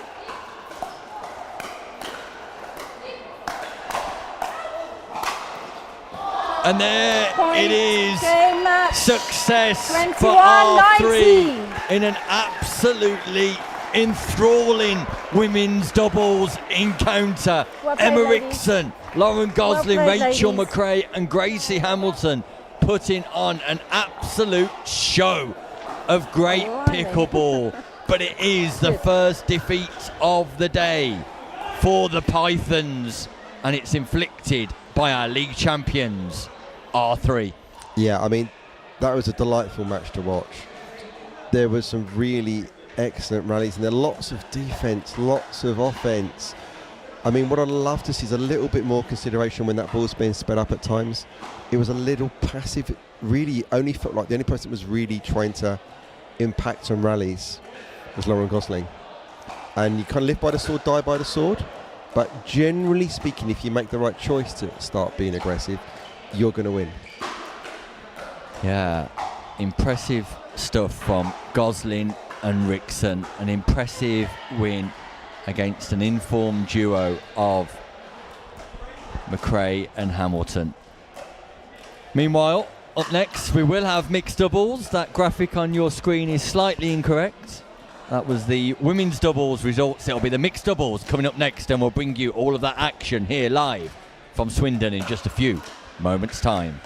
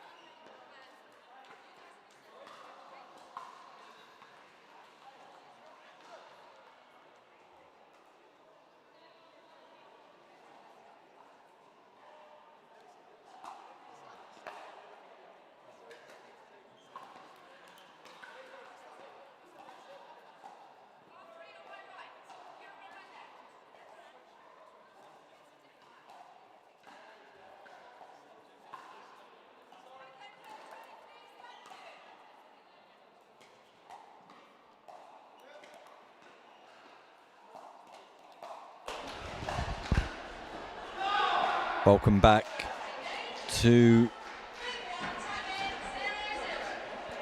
Swindon, where the first mixed doubles encounter of this fixture is underway. Side out, point 1. Lofthouse and McRae taking on Hood and Wren. Our first look today at Natasha Hood and Dan Wren. 1-0. Both been impressive this season for R3. Hood with a 68% win rate, which increases to Point 73% on the doubles court. 2-0. That really is impressive, having played 15 times on the doubles court and won 11 of those. Dan Wren operating Side out, at point 47% 1. total win rate overall, but that does increase to 50% 1-2. just in the doubles format of the game. Lofthouse at 64%. Side out, point And McRae 3. at 36, increasing to 40% on the doubles court. So all four players demonstrating good form this season, 3-1. Rob. You'd expect this from Tash Hood, obviously. I think she's one of the very high picks this season. Yeah, Tash Hood was drafted in at number 7. So the 7th pick is rather Side out, impressive, point especially 2. as all 6 teams had their protected picks first. Yeah, so effectively pick number 1. 2-3.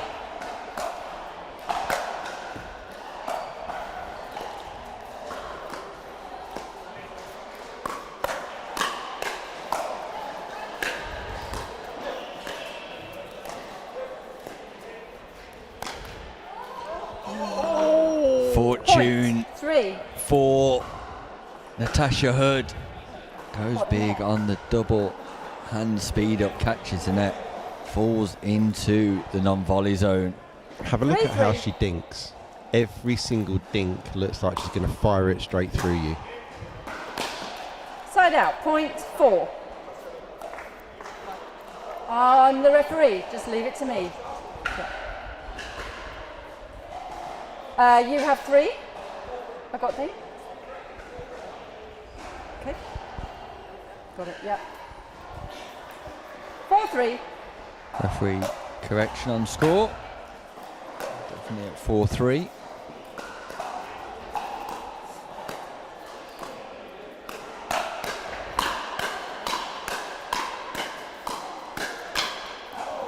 Point 5. I think we need to steal from Dave Fleming. The floor is lava. Hands battle. Their fist fight. Volley after volley. 5-3.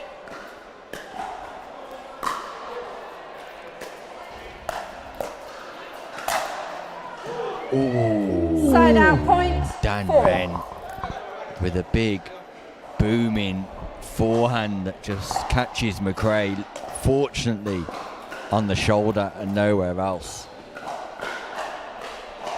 Dan Wren hit that ball 4-5. hard.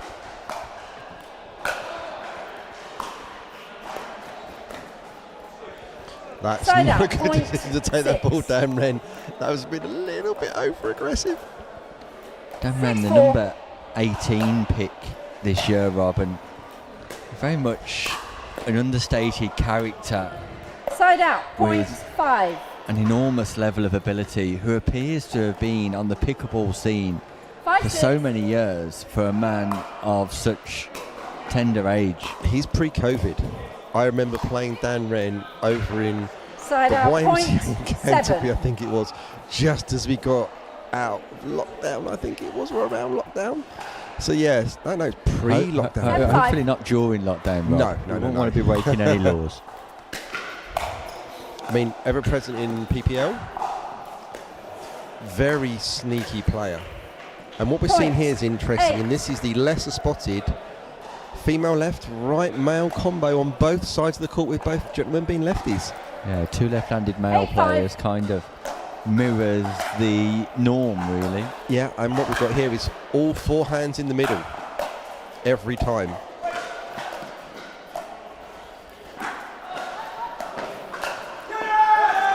Oh, that looks like there's some Point Skin on the 9. ground there from Dan Wren. Oh, the ankle just about stays upright for Dan Wren. Could have been a nasty one, but the cross-court dink to the outside, to 9-5. the backhand, as you suggested, Rob, comes to fruition, and Pure Pickleball bear the fruit of their own output. That's an Point interesting 10. speed up there from Rachel McRae. I think she got away with it because Tashford was not expecting 25. that flick. Low percentage, high reward. Side out, point 6. 6-10.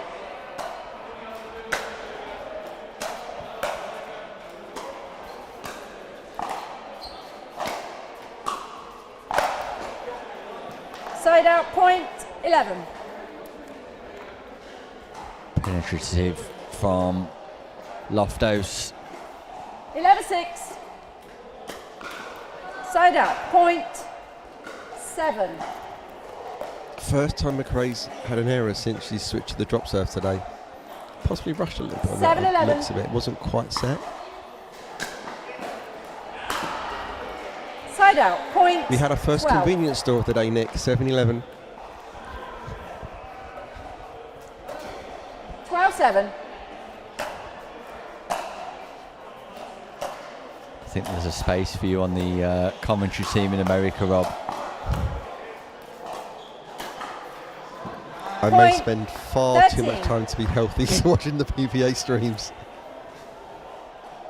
And also got a little bit of time on the APP tour last year. Spent some time in the booth with Dom Catalano on the 13-7. players court. Yeah, an impressive experience, I'm sure, Rob. Side out, Not point as impressive 8. as spending time with me here in the booth at the PPL Prem in the 8-13. UK. Nothing beats the PPL, Nick. Side out, point 14. So Pure Pickleball and Lofthouse in particular continuing their 14-8. impressive run and bring up game points against Hood and Wren. Point, game And there it is, 15-8. job done Timeout, for change ends. Pure, 2 minutes. who will have ambitions of winning this match to take the scoreline to 2-1 over all in the fixture. Maybe it's a problem here, Nick. Tashford and Dan Wren both coming in cold this fixture. So they've not actually really been in this position at all today. Lofthouse and McRae already been on this court and also played already in this fixture. Yeah, I'd agree with that, Rob. Dan Wren and Natasha Hood would have been off court for around 2 hours now, and as you suggest, not had any exposure to the show court at all today. On the outside courts, we've still got the festival ongoing, and you did some coaching this morning, Rob, hosted some clinics here for the PPL. Yeah, PSO Travel, who we deliver the holidays to Turkey, is the owner of our master team and one of the sponsors of PPL this year. We decided to run the clinics today, so we had Anakin Owen, who's been on one of the holidays with us, Pep Juliana, my fellow England coach, was doing the clinic today with him. He's joining us in March this year, and then obviously I'm kind of like head coach, ever present to a degree, so Ready? my life Are you sucks. ready? I spend 8 weeks a year in Happy? Turkey 15 in the sun seconds. doing pickleball. Yeah, and there's a grand opening, Game I believe, two, for time in. PSO coming up. 0-0. Yes, our team is PSO and Accra Didim. It is a dedicated resort in Didim in Turkey. You will have 8 pickleball courts, 5 paddle courts and 2 tennis courts in a 5-star resort on the sea. And if I'm not mistaken, Ryder DeHart and Megan Fudge will be there at that grand opening. That is correct. They're doing our opening week activity. And then on top of that, we've got some stuff that will be announced very soon for our autumn season with some additional pros joining us and some 1. different styles of holiday that still involve pickleball coming up as well. Sounds like, Rob, they could do with a prominent voice as a host for that 1-0. event. Yeah, if we could do like a little exhibition. Though, of course, Nick, there's a European Open coming up, isn't there? There is. So maybe that's they can right. get you out for that. Side out, point It's just 1. up the road from one of our venues. I think Turkey need a Nick Hobbis or the likes. 1-1. We'll see. Sam Basford has got that python wrapped around his neck. The Animal Man, Basford. Point Fortune 2. for Hood, hits the net and cops Lofthouse in the chest. But Basford's thing 2-1. looks like he's got a scarf around his neck, or it's a boa constrictor rather than a Point. python. I know. I didn't have him down as an Animal Man, Sam Basford, but I hope 3-1. that snake's not going to constrict anymore. I could do with Basford breathing easily for the most immediate future anyway. Yep. I'm loving Lofthouse Side there. out. He's Point. doing that thing we were 2. talking about off mic, Nick, and using the angles of the court when you're smashing, not just the power and the depth through the ball. 2-3. Yeah, he sees things early, Lofthouse, and he's able to Side out. Point. evaluate 4. quickly where he'd like to best place that ball I and think we're make talking about decisions. pickleball IQ. Yeah. I would say that Lofthouse is one of the best pickleball IQs in England, because he just makes Side out. good Point. decisions. 3. And obviously I'm doing a lot of stat tracking on the commentary today, and it's 3-4. like, it'd be great to go back and watch these matches and actually start making decision-making tracking. Yeah, shot selection is such a crucial component of being successful in pickleball. Side and out. Point. That is a pull and a 5. half. Natasha Hood goes inside out off the bounce. 5-3. That's a dead dink that's allowing that to happen. That dink just had nothing on it. And that gives her the Point time to make the 6. decision where she's going to pull. There's 7 or 8 spots she can hit there. 6-3. You just got to pick the right one.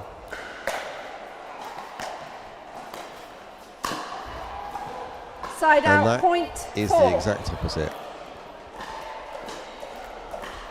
4-6. Point. 5. Fortune this time for Lofthouse, who is first to apologise. There's a saying in pickleball, 5-6. the net cord only helps a good shot.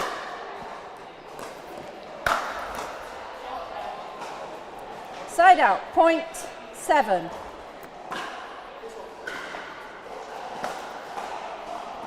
Seven 5.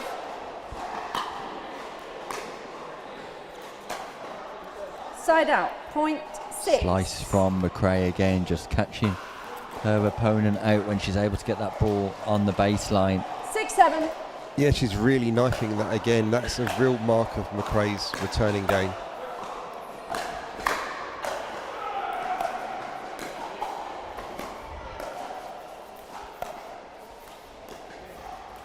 Side out. Point. The challenge of 8. hitting that slice return, though, is against our really rippy topspin drivers 8-6. or the drippers or the droppers. You are just giving them stuff to work with. Side out. Point. Yeah. 7. When I used to play at varying levels, 7-8. Rob, I was always a player who chose to slice the ball and generate a lot of backspin on the ball, but you quickly get Point. found out against 8. players who can generate a lot of topspin, because that ball's coming back to you with twice the amount of spin at twice 8-8. the amount of pace as well, and it makes it difficult to control. Yeah, it's a kind of a 2020, 2021 pickleball thing. Before we had the carbon fibre paddles, before we had the super grit, Point. we had 9. the power paddles, we just didn't really get punished for hitting a slice return. And you can see across all 9-8. levels now, it's kind of, let's just give them nothing on the return. Or maybe give them a bit of top, but try to avoid slices if you can. Not for the Point first time. Natasha 10. Hood tries the backhand roll, calls a Timeout timeout receivers. after 10-8. 1 minute. quite a choral yell. I was going to say there was an aria going on there. Yeah, she definitely hit C sharp maybe. So pure pickleball, 2 points in the ascendancy in what has already been determined in relation to the fixture status. Our league champions, Pure Pickleball, will finish in second place, and Surrey Smash will finish in third position. 15 We await seconds. results from any of the Remaining matches between timeouts, North London Storm, the receivers Pickleball 0. Store and Sketchers Pickleball this afternoon Servers, you have to 1 timeout remaining. determine who has finished 4th, 5th and 6th at the end of the regular Time season. in. Going into 10-8. Championship Sunday at the end of March. The weekend in Hurlands, Side the out, final point weekend of 9. the month, where on the Saturday 9-10. the Challenger and Masters divisions will crown their champions, and on the Sunday we'll Side be bringing out. you all of the action Did live you call? as the What's your Premier call?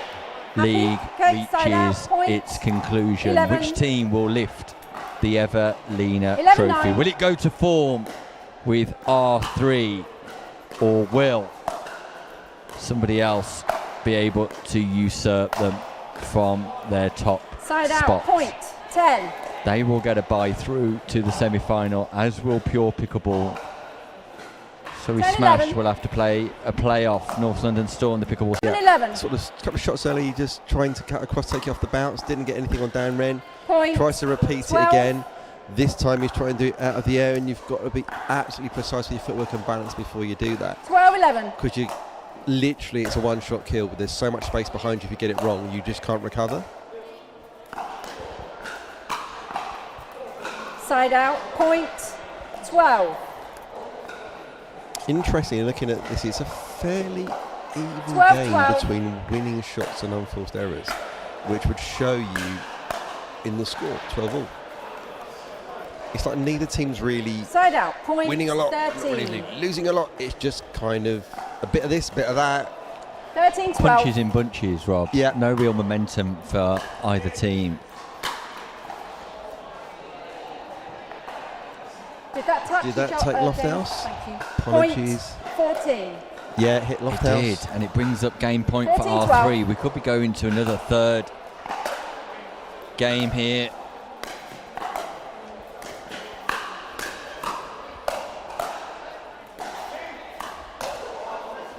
And we are. Point game, No, 15-12. indeed. Timeout Hood changes. and Wren 2 fight minutes. back and take the second game, so we're going to a deciding third.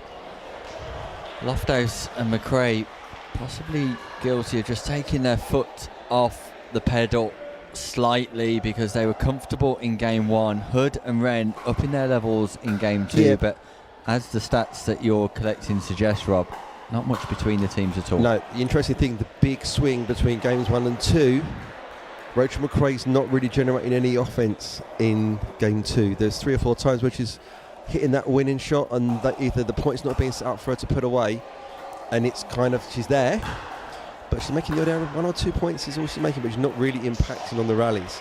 Whereas she looks like Tash Hood, she's starting to do a little bit more and taking some of the errors out of her game, which is really helping.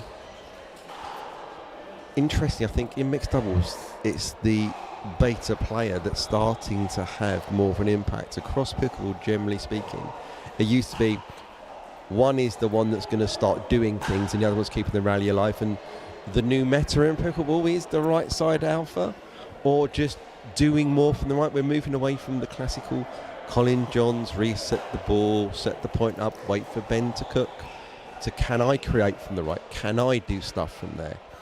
And it's just creating different looks. And so what we're looking here is that we've got both men, obviously, you've got 2 classical kind of alpha females playing on the left in mixed, so they can fire away. They're on their correct side if they were playing ladies doubles, and they've now got a strong male partner on the right that can also cook away, generate offense. So I'm surprised I'm not seeing more pulls, more people try to start something. I think there's an element of nervousness. That maybe the dinking quality is high enough, but I don't think it is to stop people pulling. I think they're just not trying the balls that are 15 possibly there. seconds.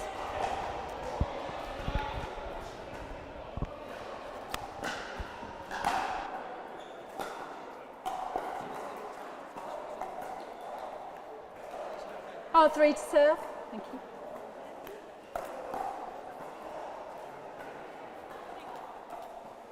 I don't want to see on speaker. No. It's this one at the back. It's not the big one.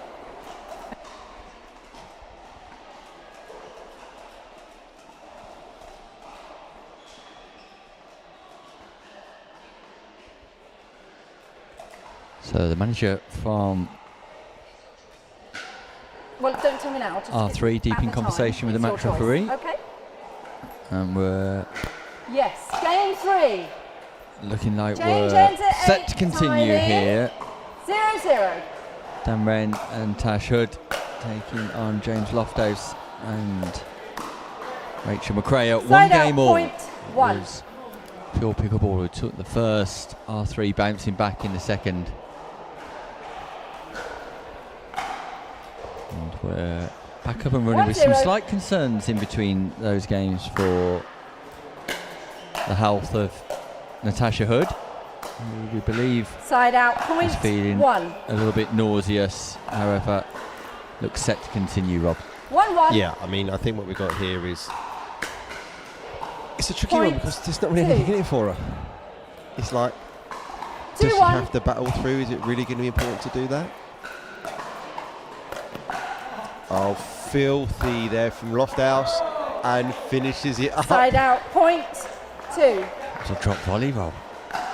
No, it wasn't. That was an Ernie.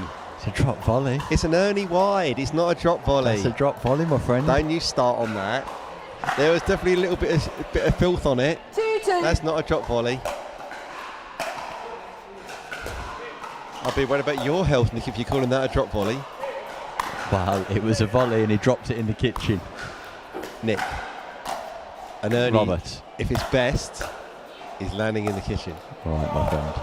I'll let you have that one. Side out, point 3. 3-2. Point 4. McRae gets the slice wrong. Rare error on that 4-2. slice return from McRae, and R3 just come out firing. Point 5. It might be that if Tashford is not feeling 100%, you 5-2. just shorten the points. Literally just come out firing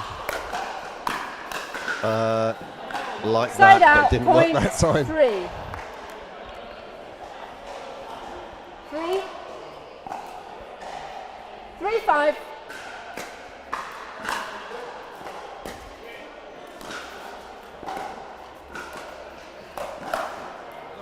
Point Lofthouse 4. speeds up.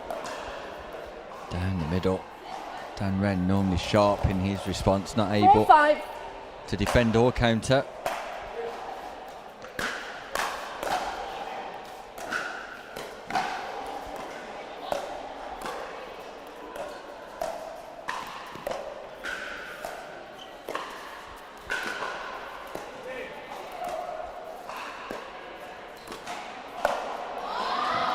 Point Balls aerial 5. from Hood. Lofthouse takes full advantage. But it's because that previous ball, McRae ran round the backhand and pushed with the forehand, so it They're on just 5. disrupted the rhythm of Tashford there. 5-5. Left her with a little bit more to do because she got a little bit more width and a bit more push through the court, and that's what caused the challenge.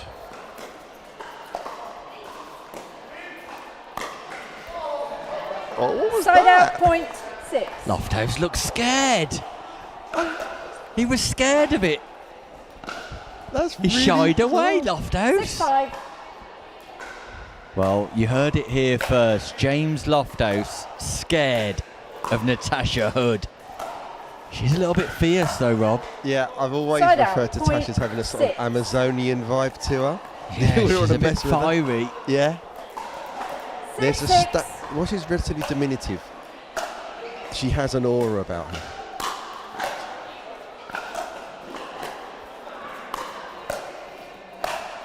Lofthouse Side knows out, it clearly point the way he 7. jumped backwards there. Yeah, I mean, if you look at how she gets her two-handed backhand, she absolutely rips that ball 7-6. every time. If it's in the right, if it's in a wheelhouse, that is getting killed. Side out, point Sends 7. that one long.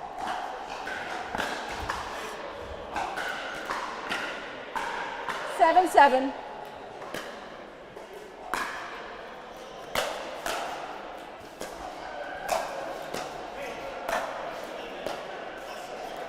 You could almost Side say there's out. two different styles on Point court here. 8. you've got Time kind out, of change shot ends. maker, ball 8-7. maker, Rachel McRae. 1 minute. Who's kind of like, just Thank like making balls. Let's keep in the rallies. Let's be really consistent. And then you've got a true shot maker in Tash Hood that is just firing away at times. And I love seeing that in the game. I think that's the way it's sort of evolving into a bit of that. You've got a bit of Dan. everything, but the more you can generate your own offense, the better you're doing pickleball as the game evolves. Yeah, it's interesting how styles combine and then styles develop over time as well with certain players. Yeah, I mean, the game's not the same as it was 6 months ago, a year ago, 2 years ago. Sam Bass and I always say it's like every month we change what we coach.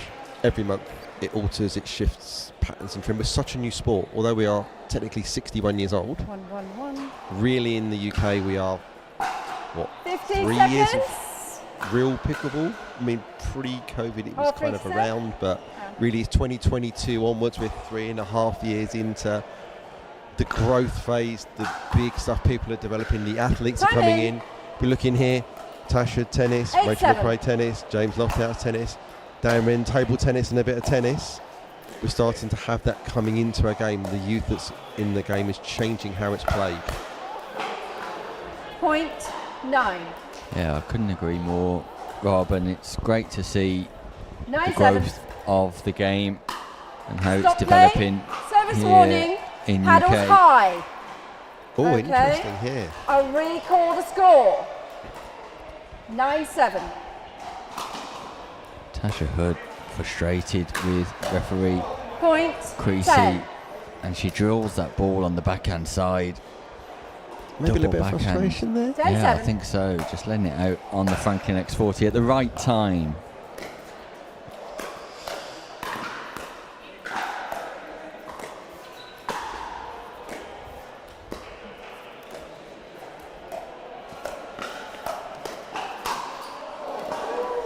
Lofthouse tagged.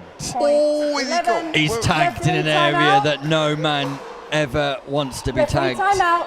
Referee Tag. timeout is called. Lofthouse is left counting to 2. Players, please don't just- leave the playing area. Takes It's okay, you go, a you walk. go. Not Lofthouse has been given Not the permission others. to leave the playing area straight into the bathroom for a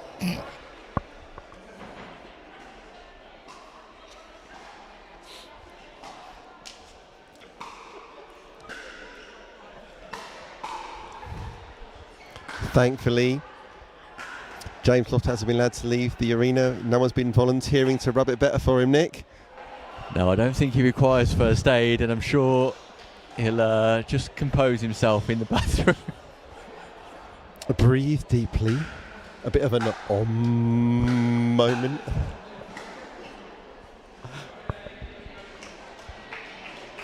It's rare we see play.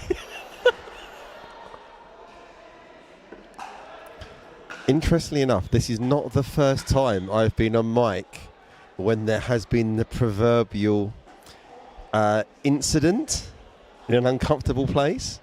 I was on mic with Richard Millman, English nationals, when Louis Laville was point blanked by Dave Youngs chasing the ball, and Louis was on referee duty.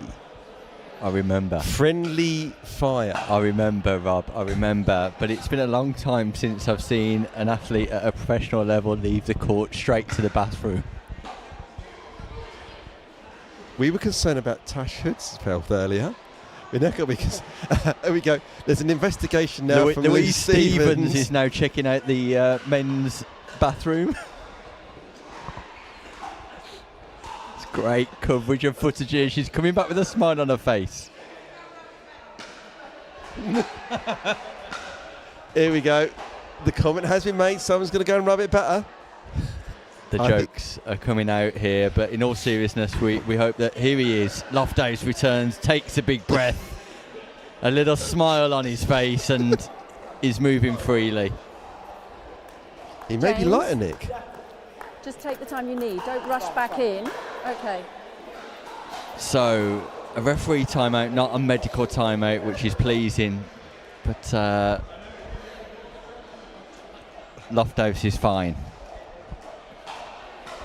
questionable whether they'll be fathering children in the future. Well, I'm sure we'll come to his own conclusions, but the reaction from Dan Wren you see on the replay, shocked at what's just happened. It's a dangerous game. You sure? Do you think, Nick, we're going to get into the cricket equipment era, 15 wearing seconds. protective boxes, helmets, face guards? You've got the eyeglasses in. It is a rarity, Timing. and he can blame his own defences there, Rob. He's got a paddle in his 11-7. hand to defend that location, which should have been his first priority, really. But we're back underway.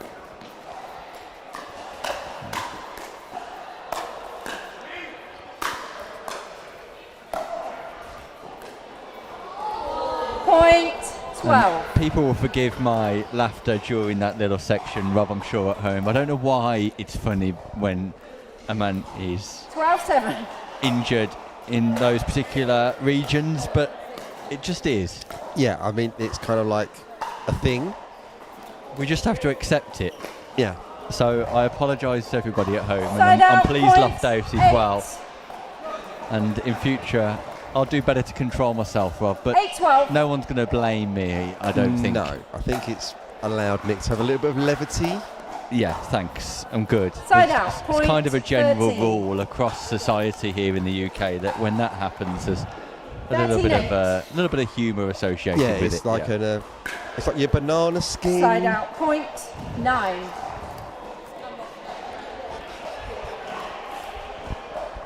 $9.30.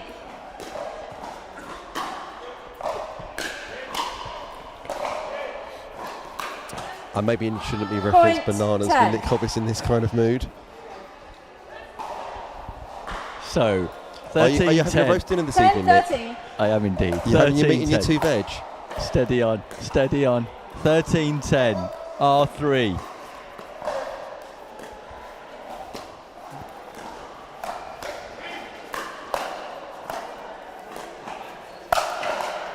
Big power from Wren. McRae's kept that ball in play and just sends it Side wide. out. And Point R3 are on the verge 14. of taking the victory here. 14-10. Match point R3. They've come from one game down, Side out. Point but 11. not quite able to get over the line there. 11-14.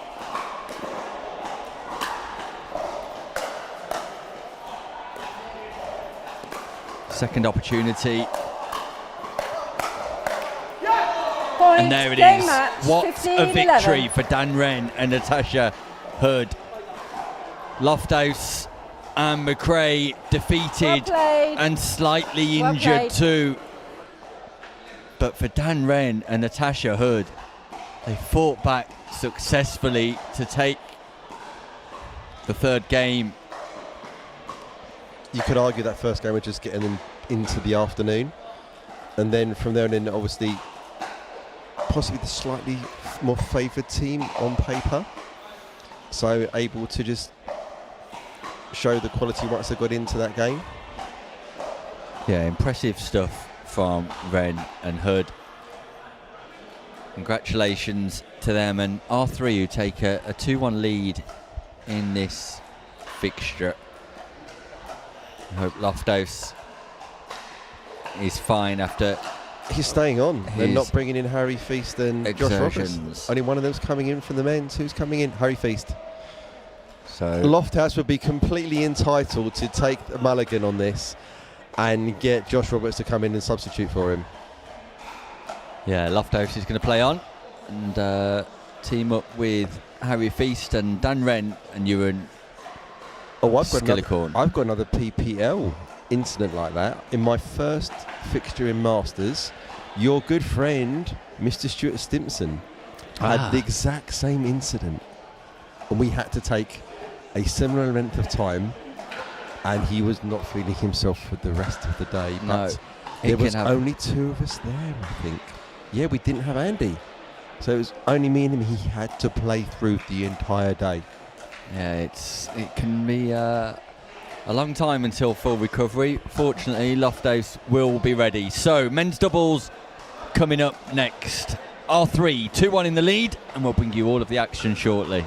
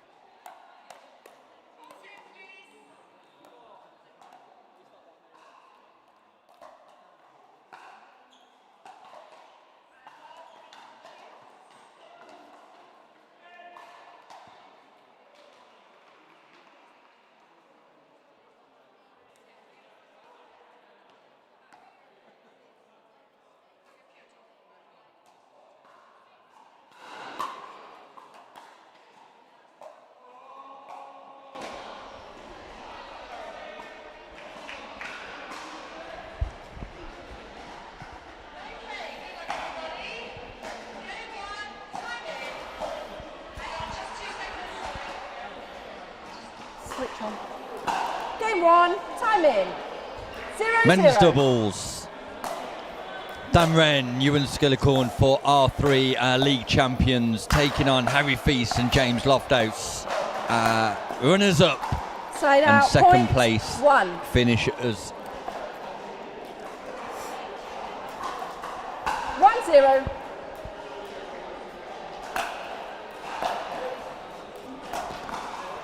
Side out. Point And of 1. course, Rob, we should reference that there's no Josh Bright here for R3, 1-1. no Val Vladir for Pure Pickleball either. They're two retained picks absent. Side out. Point Yeah, I mean, 2. it's big impact. The top players not available is a challenge. I mean, 2-1. it's remarkable that they're still delivering to the level that they are. Pure Pickleball have replaced Jack McGregor now permanently with Harry Feast, but Jack Point McGregor, 3. a significant miss for Pure Pickleball. A 68% win rate. Yeah, I mean, he's that's, making his way to Australia 3-1. to do some travelling. it's a shame such a nice guy. The amount of feedback we hear in the community about the way he coaches people and the way he's developing people in his Side club. out, point It's 2. a real loss for us, but obviously, hopefully he comes back. 2-3. Yeah, if you're watching, Jack, we wish you well. Point 3. 3-3.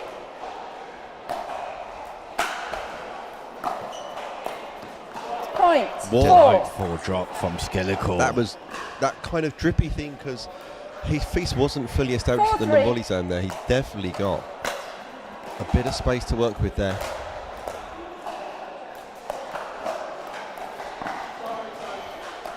Side out, point 4. So some other new interesting developments in the game strategically. 4-4.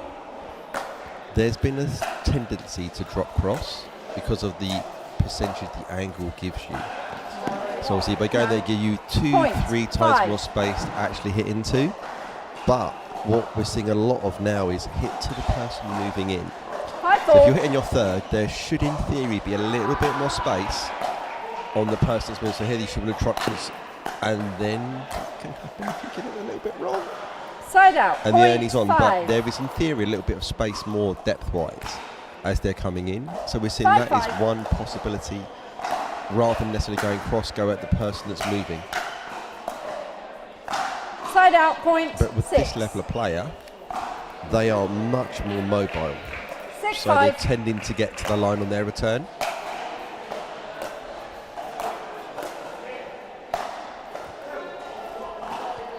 Lofty avoiding another incident there by jumping skywards. Point Yeah, the split 7. step from Lofthouse, the way to 10-5. go.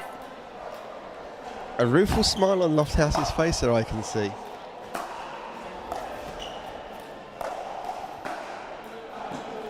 Side out, point Interesting 6. choice there from Lofthouse. Obviously, Skillical's 6-7. not the tallest of players, so there is a little bit of room to work with on that lob. Yeah, we've seen Lofthouse deploying that shot successfully already today. Side out, point 8. 8-6.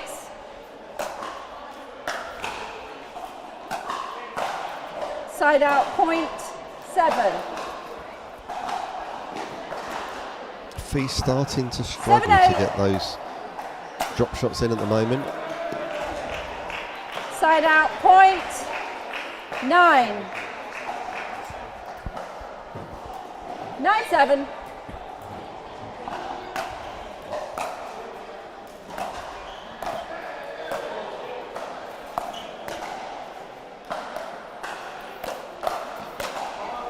Side out, point 8. Lofthouse again, pulling maybe a little early. They just got established at the non-volley zone. Probably 8-9. the wrong decision to pull on that ball. Maybe one more dink before you can start to initiate attack. Side out, point 10. There's a lot of errors on thirds here, Nick. A lot of errors on thirds. 10-8.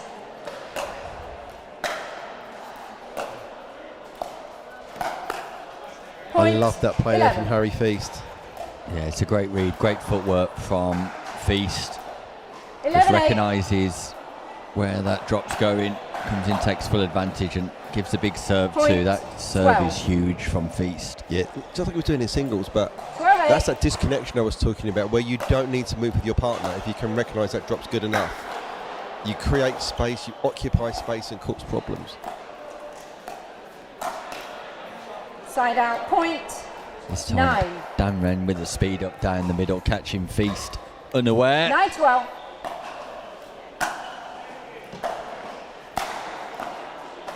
Side out, point 13. 13-9.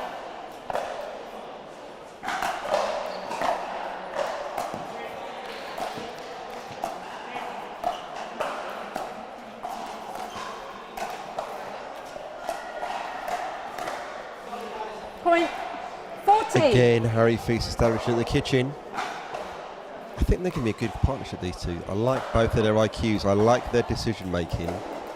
14-9. And you can see 14-9. Yeah, game point, pure pickleball. Point And they game, take 15-9, the first timeout changes. game 2 of minutes. this men's doubles matchup. The game being played at a fast rate, Rob. Yeah, I mean, not particularly long rallies there, but certainly there was more establishment in the non-volley zone from Team Pure. And at that point, they dictated most of the races. Obviously, one where Dan Wren pulled a nice speed up and was successful, but generally speaking, when Pure get into the line, they're actually going to be successful in the rally because they're just building a good rhythm. They're getting there, they're establishing, they're taking the time. Obviously, there's a couple of early pulls we've seen there, which is not what we're really looking for, but we're very much building a structure at that point. Harry Feast is a great pick for Pure Pickleball. He's come in and it's like he's been here all season. He clearly shows like he belongs. He's not daunted by the occasion. He's not showing any signs of nerves. He's just executing beautifully. 15 seconds. Such a likeable character as well, a great personality. Time in. Obviously part of the sort of the group I play in regularly on a 0-0. Thursday night every other couple of weeks. Just a great kid.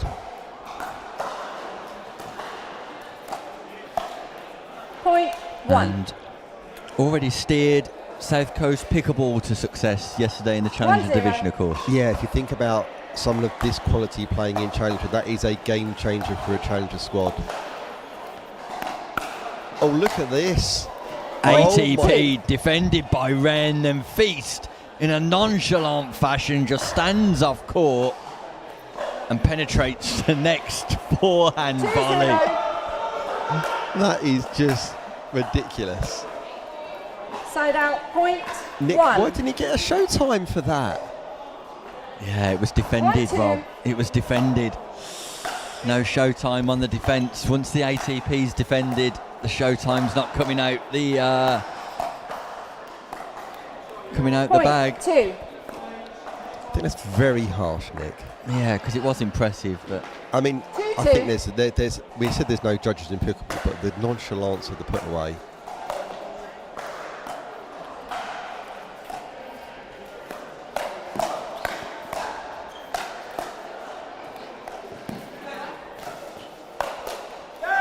Side out, point doing a great 3. job of avoiding the Ernie. Both Dan Wren and Skillicorn going for the same Ernie.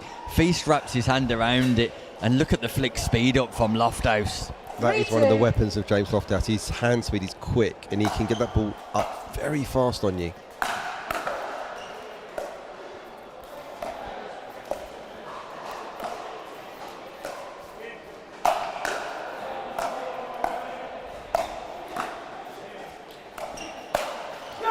Counter from Point James 4. Lofthouse. The defence off the smash. They counter, turn defence into attack. And the Ernie from Lofthouse pierces 4-2. Wren and Skillicorn. All action here in Swindon. Side out, point 3. Emma, would you mind closing that door? That's a great very ball there much. from Skillicorn. There's literally put Lofty on 3-4. skates. Not a lot you can do on that.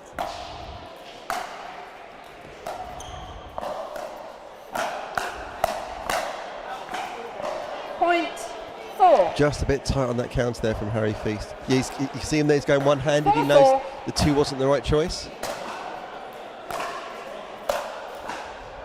Side Expressive out, point from 5. Lofthouse as well. That's interesting, Nicky. You hit that 5-4. perfectly balanced but in the air. You can be moving, you just got to be balanced when you're generating power.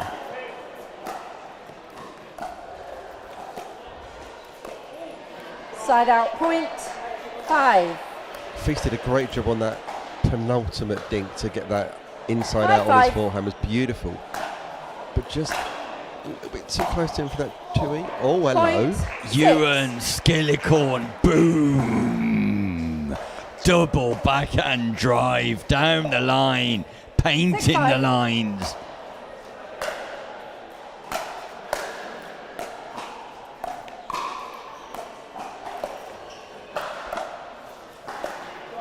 Point 7. Lofthouse not getting quite as low as 7-5. previously in the fixture, I think, Nick. Side out, point 6. Yeah, definitely Oh. 6-7. one or two more errors.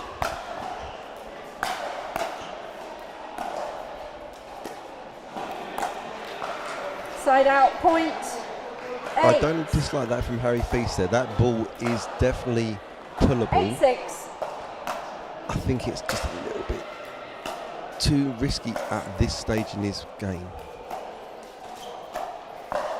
Oh, hello. ATP slice 9. from Skillicorn. That is showtime here in Swindon. Just slices the backhand 9-6. into court around the post. You and Skillicorn take a bow. Point. Yeah, 10. that's one of those shots that has a very high tariff of execution. Because if you're slicing it on your backhand in that position, it's always 10-6. shaping away from where you want it to go.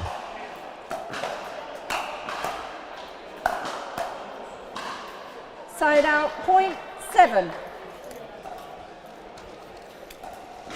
7-10.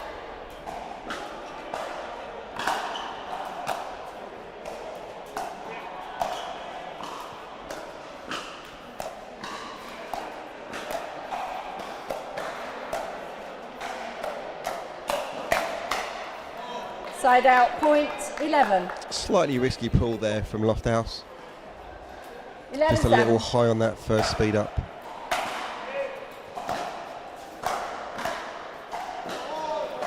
What I like to see more, Nick, at times is for the person that hits that first speed up to sit on a 8-11. reset on the second one, because it's almost always coming down at you. So by speeding that ball upwards, the counter should be coming down to you or level to you. So if you can get that ball down from that first speed up you Side hit, out, point they 12. should swing up at you and then you get the ball down on them. So it's like a 3-shot combo. We don't see enough of that. 12-8. Particularly in men, it's like bang, bang, bang, bang, bang, bang, bang. And no one's trying to de-escalate.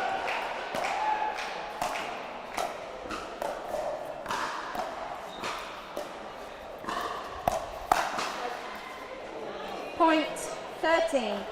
So R3 seemingly in control of 13-8. this second game, and this is impressive from Skillicorn and Wren.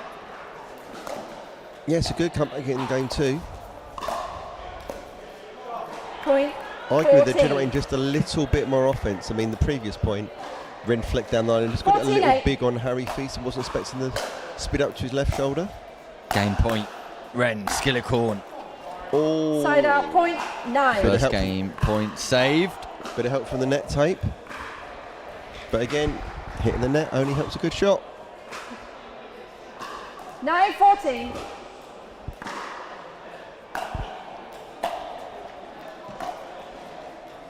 Point game. And there it is.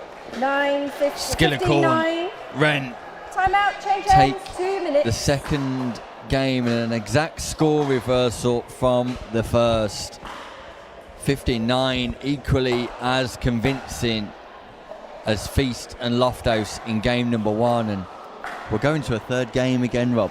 Yeah, it's great to have a little bit more pickleball today. It was very much 2 game and out across the first half of the day. If you love pickleball, you want to see more of it all the time. Certainly play of this quality you definitely want to be seeing. And obviously still got matches going on around us at the moment. The festival seems to be easing off a little bit. So obviously a big feature of the PPL weekends is obviously the clinics being held by various pros. Also today the PSO team. You've got the festival all day, the little mini box leagues as well. So there's lots of opportunities to play, even if you're not actually part of the PPL family. Good. They are playing on the main 15 fixtures each seconds. day. It's about to get underway. Game 3, change hands Darren at Red to 8, start us time off. in, 0-0. Looks like Sketchers and Surrey Smash have reached their second mixed doubles game, whereas the Pickleball Store and North London Storm are on their women's Side out, singles. point Eddie 1. Tompkinson taking on Chantal Griffiths over there. 1-0. It looks to be sister against sister for Surrey Smash and Sketchers Pickleball. Mercedes and Point Hermione Baxter-Chinnery taking each other on. Yeah, I can see Mercedes there 2-0. using some specs I've not seen her wearing before. Point Yeah, 3. that's new to her setup. The protective eyewear. Becoming more and more part of the game, Nick. 3-0. It is indeed. I remember when I was the only one doing it. Trendsetter, Rob. Or scaredy cat. Side out. Point 1. Whatever, I get one pair of eyes. Do indeed. 1-3. And I've had 3 hits in my lifetime in my eyes wearing safeties. Point 2. Lofthouse there definitely trying to protect himself from that ball coming right at that comfortable area again. No one can blame him. 2-3. So all important third game.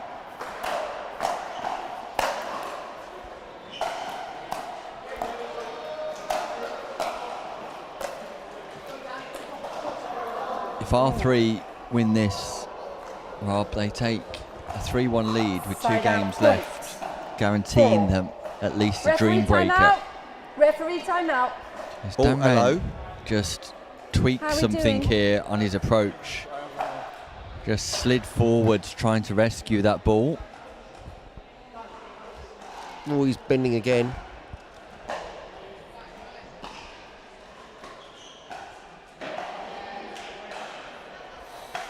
Okay. A little bit of cramp for Dan Wren, I believe. Yeah, obviously playing off and on. Also, you had 2 games in long days, lots of matches. Fatigue can set in.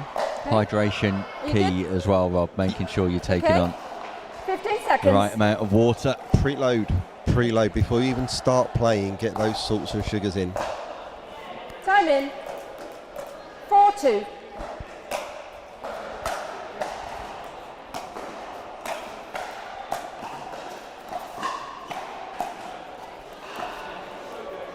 Point 5. Great establishment in the kitchen there from Harry Feast. Takes 3 goes, but still gets there and wins the 5-2. point.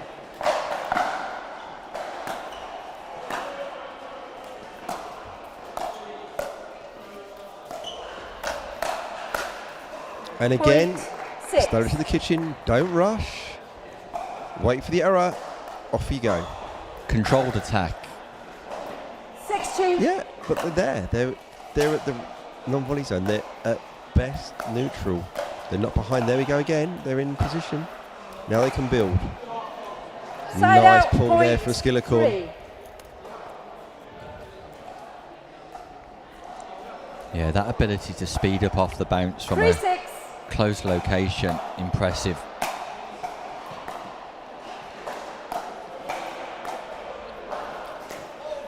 Point 4. That's where you've really got to start doing that rock, paper, scissors thing, Nick. You've got to try and figure out 4-6. where is it going, because there are probably 5 spots on each person you can aim at.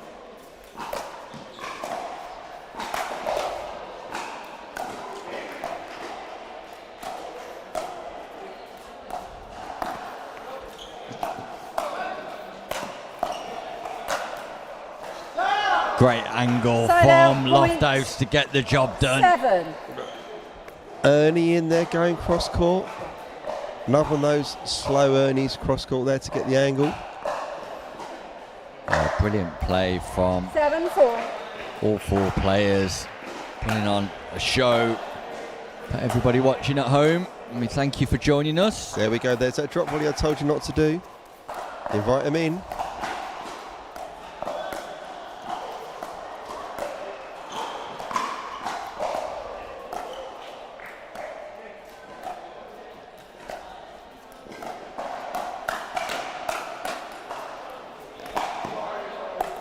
And Point who 8. wins the rally, Nick? Time out, change ends. You and be careful where you're hitting that ball. The team Someone collect the that ball, did please. not do the drop volley. Yeah, it's a great point, Rob. You have 1 I'm on minute board. timeout. I'm on board. No, you weren't there initially. Dan, No, I'm on board, my I think friend. that's your ball. So Skillicorn and Wren Thank you. But a bit of work to do here. Lofthouse and Feast currently enjoying a replay of the footage from earlier on, I believe. Oh, Lofthouse and Hood over in the corner, and Hood's got a mobile phone. I'm hoping that this is some 15 strategic stuff seconds. and not some banter, Nick. I can see a supercut happening where there's going to be 2 or 3 little shots of it being repeated in cycle. Okay. I think we all know the footage we're referring to. Time in. And 8-4. Sasha Hood's taken great delight in sharing that with James Lofthouse. We're back underway.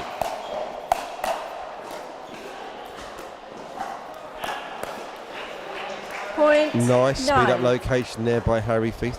Risky going middle, but when there's 2 forehands in the middle, sometimes you get the miscommunication like we saw there. Those balls look to be going long though, Rob. Doesn't always have to 9-4. land it if you're speeding up. Sometimes you're not trying to land it in. Sometimes you're just making them react. Side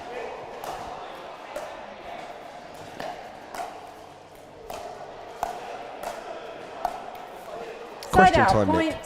5. What's the most important skill in pickleball that no one ever practices? 5-9. Leaving the ball? Correct. Leaving the out ball.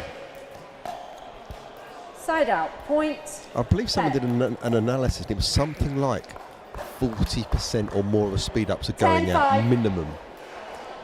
So that if there's 10 of those in the game, that's Point 400 11. points.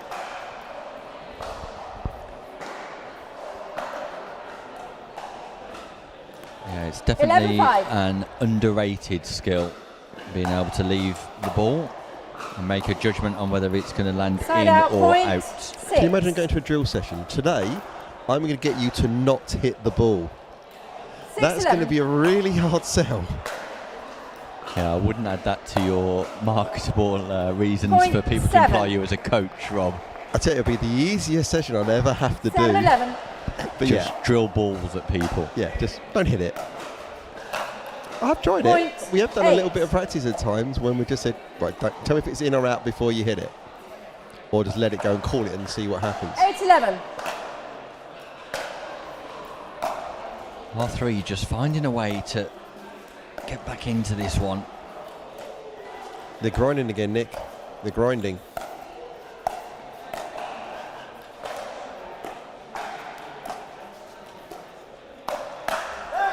Lovely Side out. backhand Point roll. 12. It's a combination of a flick and a roll, that shot there, Rob. That's the thing. It's just high enough and it gets down just low enough 12-8. for Skillicorn's counter to go straight in the net. Because it's below net height when he hits the counter. And that's where the extra Point bit of 13. junk on the ball to get it down when he flicks it and rolls it 13-8. is the magic in that shot. Yeah, that flick roll hybrid really is a great weapon for Lofthouse, and Pure Pickleball come firing back in game number 3. And there it is again. Point 14. Feast rolling, utilising the net. Wren not able to react. It's match point. 14-8. Lofthouse, Feast, Pure Pickleball to tie the fixture up 2-2. Fortune.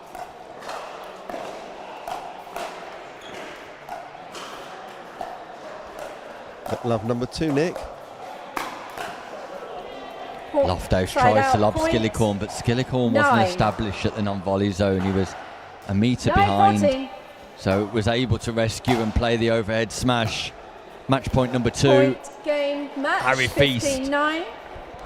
Tastes success on the show court with James Lofthouse and R3 and Pure Pickleball at locked at 2 wins each going into men's singles. Forgive me, women's singles. We've seen men's singles already. We'll be going into women's singles, likely to be Natasha Hood and Rachel McRae. Yeah, you're right there, Nick. I can just see Tashwood coming onto court. Interesting, Gosling's played a few of those singles games this season, hasn't she? Yeah, she has indeed. Tash Hood been on the singles court 4 times, having won 2 of them. Lauren Gosling also 4 and 2, so they've shared it between themselves, and Lauren Gosling played singles this morning, defeating Tracy Matthews 15-8, 15-5. So very much turn taking for R3, and it's Natasha Hood's turn now to play Rachel McRae, and we'll bring you that match right in a few moments' time.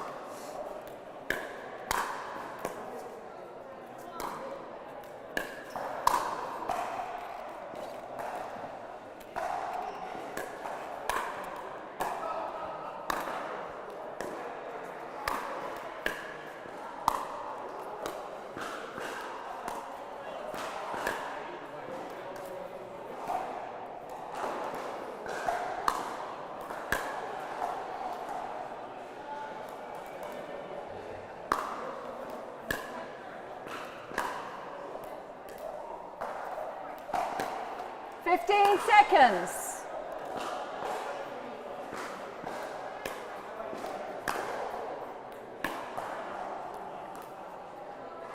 Ball's in, thank you.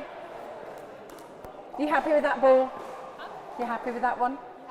You're serving. Two matches left of the regular season, women's singles and mixed doubles. We're tied at 2 games each. Good luck, players.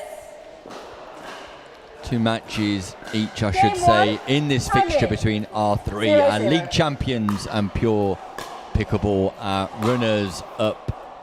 Point And we've got one. Natasha Hood at the bottom of your screen taking on Rachel McRae at the top. 1-0. Meanwhile, Sketchers have finished. We don't know the results, but they're having their celebratory photography for the end of their season. Spread out, point one. So, Nick, this is going to be the game of the slice versus the game of the top spin. 1-1.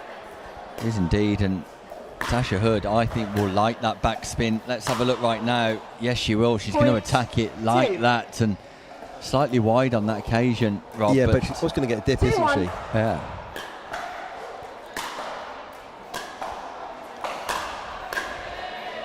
Side out, Interesting, point though. 2. Her returns are going really short because there is so much slice on those and so much junk that they're not getting very far into the court.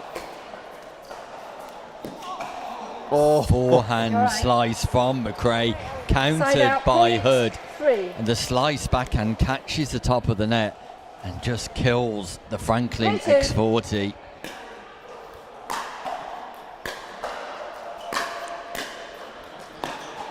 Point 4. McRae taking the opportunity to come forward on the slice that time and intercept Hood's response. Strong start from Rachel McRae. yeah, I 4-2. mean, it's interesting that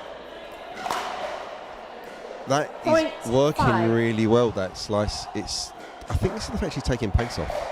So it's kind of slowing down as it reaches Hood. It's not like a 5-2. knifey, aggressive slice. It's like a rolly, floaty slice. Point 6. Yeah, which means Hood is having to work harder at generating some power onto the ball and counteracting the slice as well. The timing's way off. Side out, It's point just 3. not coming through to you. So where would you want to stay 3-6. behind that baseline if you can? You're taking a step or two and then having to recover back. Point 4. But there, with the heavy topspin serve, the slice doesn't come over because you're then magnifying again, 4-6. and it's just not getting over the net.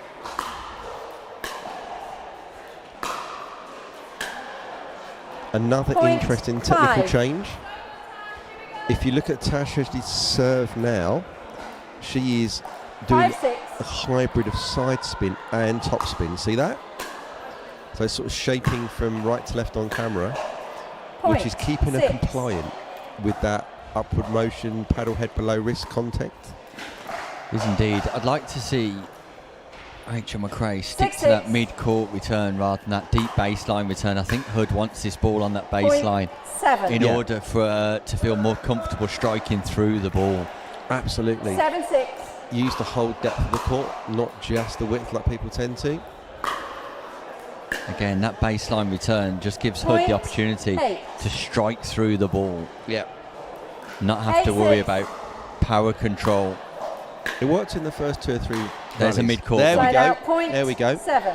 The mid-court return a lot more challenging for Hood, so a little bit of 7-8. pace off with that slice required from McRae. And Again. again, 8. yep. Great call, Nick. Great call.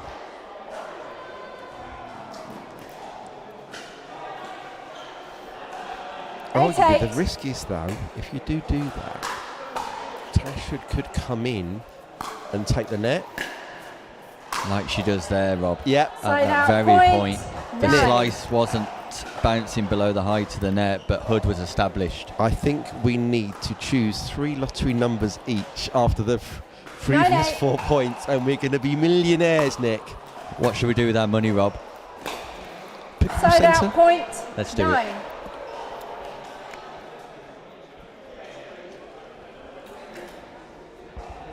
So we're tied at 9-9, but it's 9-9. an interesting strategic game, this.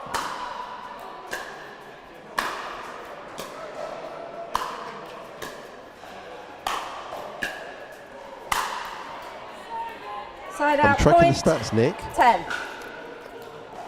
The only difference, one more winning shot hit by Tashwood. Exactly 10-9. the same numbers of unforced errors and winners so far.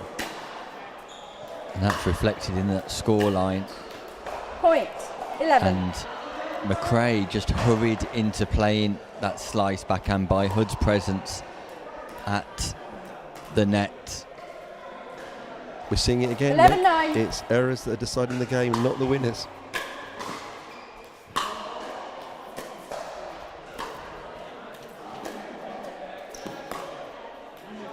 Point And 12. Natasha Hood has quickly established a 3-point lead. 12-9.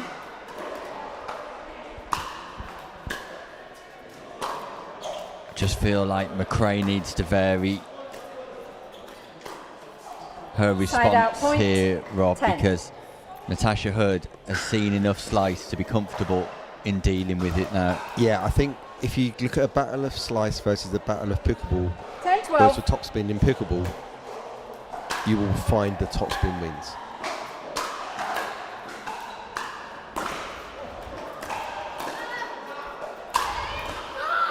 And the top spin is Side out, definitely point winning here for 13. Natasha Hood, who lets out a big yowl after success in that exchange. Do you know why it wins, Nick? Because the topspin ball dips and gets 13-10. low, and low is the big thing in pickleball. It lets the ball go through the court, which is the other thing that is big in pickleball. You're taking time away and making it more difficult every time you do it. Side out, That's a point great build on that 11. rally there from Rachel McRae. She's established early and just got to make the ball. Yeah, McRae choosing to come 11-13. in off the slice this time, which is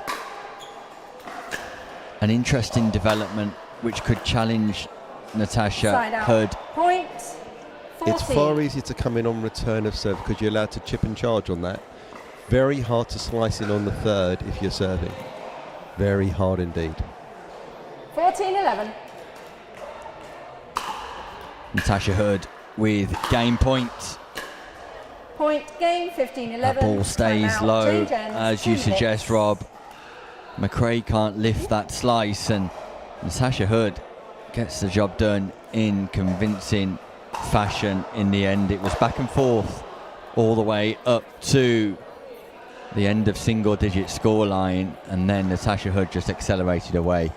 Yeah, it just took a little bit of time to get her range on those topspin shots, but I'm sure that over time Rachel McRae's going to figure out that the slice is only going to get her so far.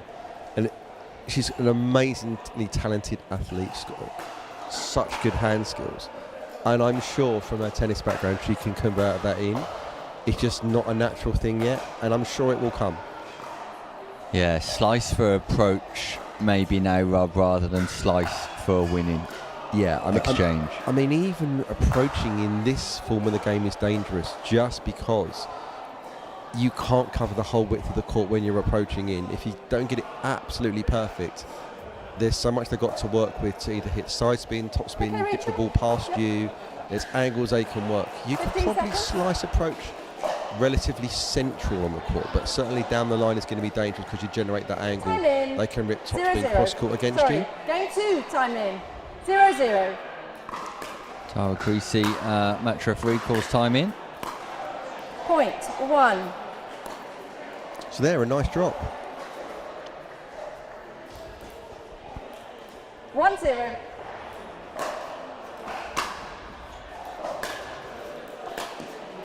Interesting. Point Top spin 2. serve, top spin third.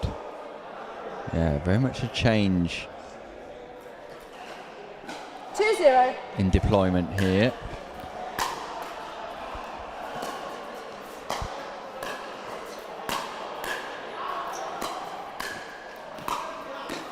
Really good from Natasha Hood. Side out. Playing passing shots Point after passing 1. shot, testing Rachel McRae's volleying ability. And 1-2. it stood the test to begin with, but the persistence from Hood, Side out. Point just all 3. too much from McRae, but then she sends her serve long. 3-1. Yeah, that McRae volley lacks a little bit of bite through the court. Point 4. Again, it's that high paddle kind of slicey carving through. There's not that real punch through on it. 4-1.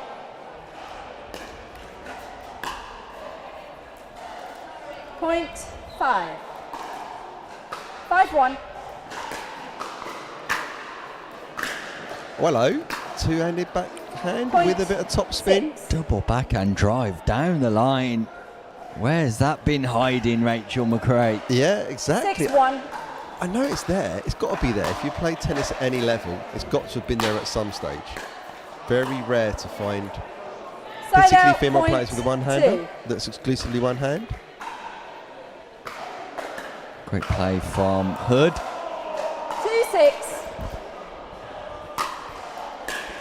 Big serve from Natasha Hood. Great return Side out, from point McRae. Finds 7. the baseline. And McRae's just going power for 7-2. power here at the minute. There we go again. Point 8. Immediate success. Immediate success from generating power off the backhand wing. 8-2. Point 9. Timeout receiver. Called by 9-2. 1 minute. Natasha Hood, who just takes a second to internalise what's happened at the start of this second game, just processing her own thoughts, controlling her own emotions, taking on some liquid. Just wanted to pause the momentum, I think, Rob. Yeah, I mean, what happened was it's basically Tash Hood got Tash Hood. Hooded.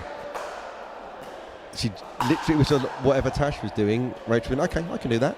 Let's have a little go. And You good? I hope we see a bit more of that because actually 15 seconds. it then Remaining becomes a bit more of an timeout. equal game. It Receiver feels like there's a little bit of disadvantage if server you're 1. just chopping everything back. Trying to not You lose the have rallies 9. is not working. So try and win them. Time in. 9-2.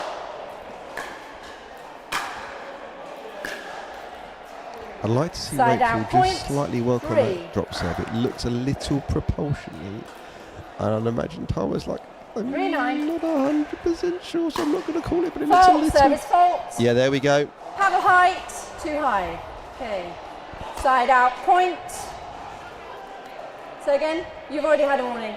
We are going to see a match lot of in the first game. called serves this year because of 10. clearly.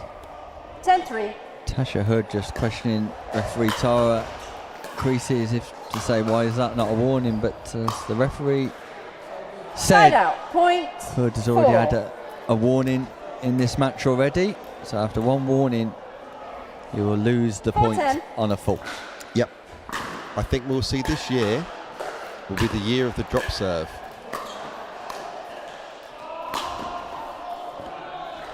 Side out, Tasha point. Hood on the 11. running forehand drive, just sends it long. Did well to get her paddle on the ball. The space was there, but Rachel McRae 11-4. powering away with this second game.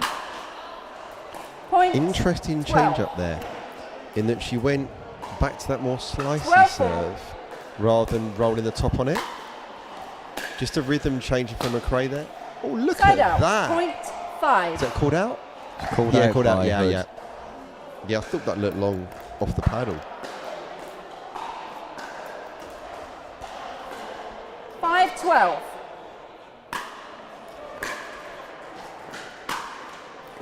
Side out, point 13. Another little tip for people at home if you're looking for those serves. 13. If you have a purely top No, spun 13. serve off the volley, it's very rarely legal because 13-5. it pretty much indicates a upward path.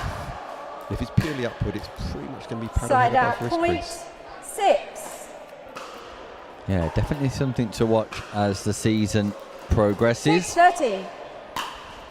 Pure Pickleball 2 points away from success. McRae Point chooses 7. to come in off a forehand drive of Hood. Probably just a little bit too late with that decision. Not the best ball to come in on either, Rob. Yeah, just a little bit 7-13. short and didn't end up snatching on the volley.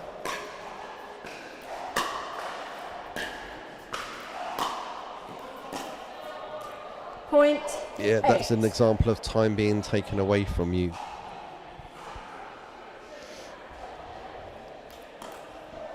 So Natasha Hood just looking to get back 8-13. into this second game, if not to win, to build some momentum for the third and send Rachel McRae away to the change of ends with something to think about.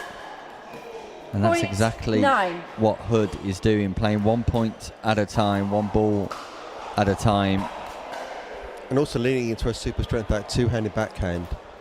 That is something she needs to 9-13. try and access more because that's really that weapon that she's got more than anything else.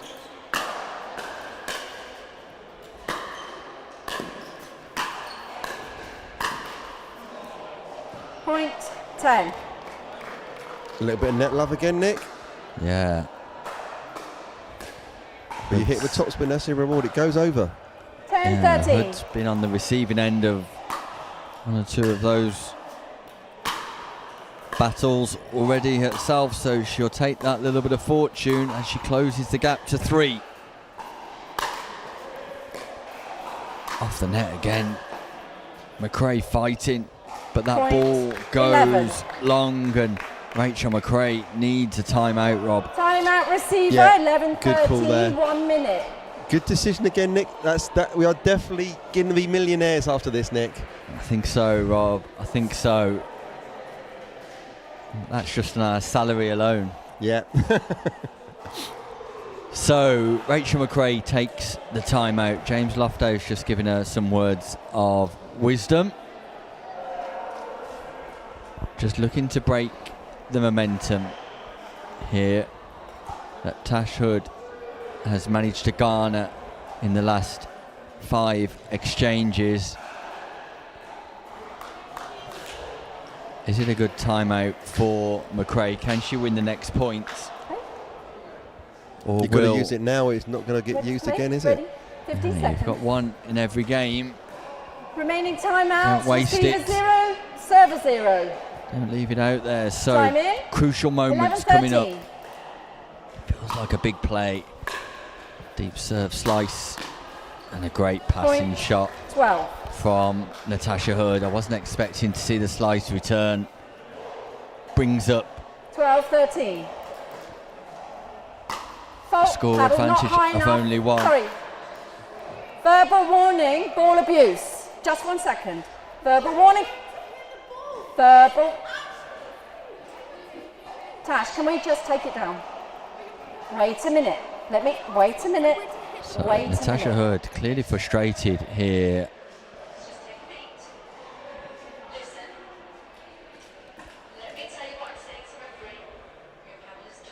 So referee Creasy just explaining that her paddle is too high, Natasha Hood, on the serve.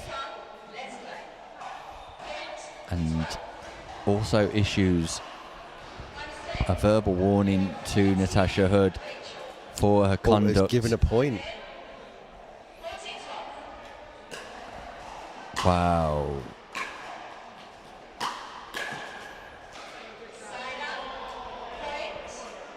And that's changed the flow in this game because Pure Pickleball now have got their second game point, which However, I think Tash Hood is about Hood to saves. exit another gear. and she's fired up Natasha Hood as a result of the calls from the referee, who's quite entitled to make those calls, Rob. Yep. She has to control the situation. But Hood's just hit him with a little bit more venom. Yep. I mean, you've got to try and control your court if you're a referee.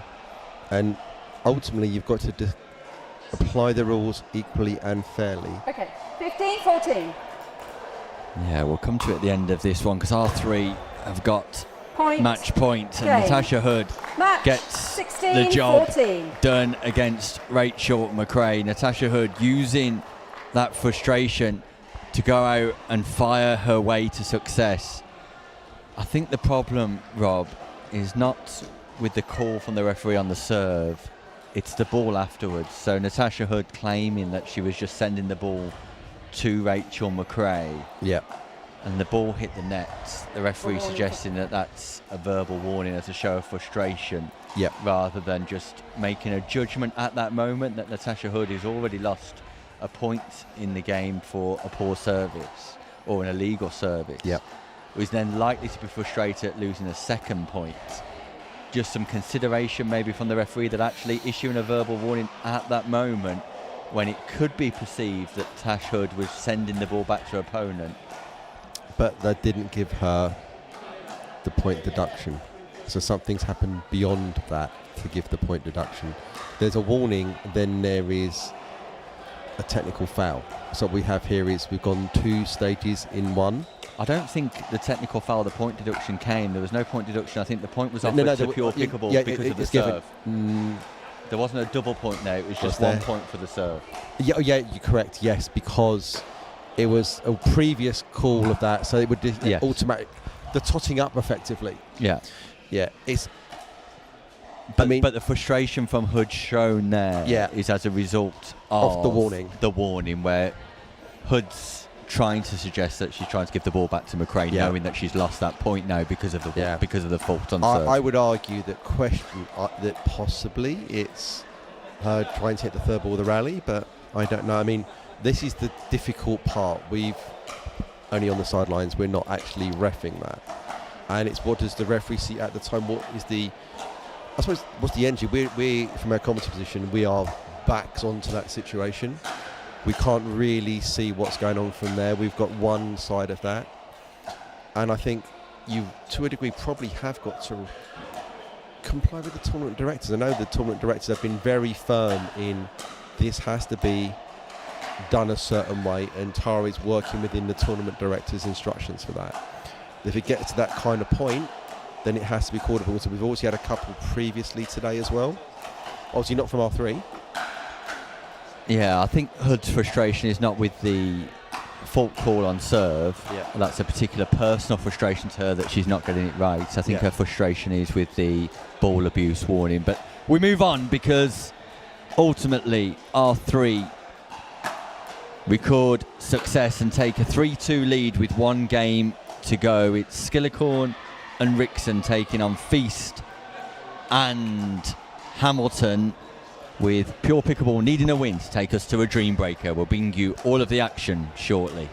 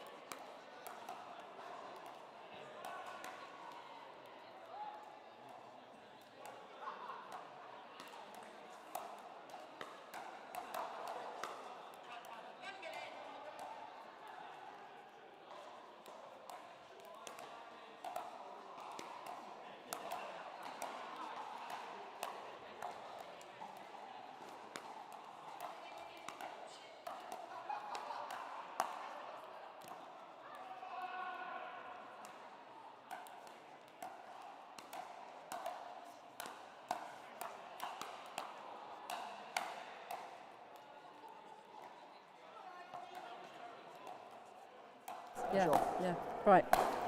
I won't swear again. Yeah. You're on good Channel 4, please do not swear. Okay. Okay, balls in, players. Thank you. I have R3 on my right. Serving. Which one? We'll go that one. Okay. Cheers.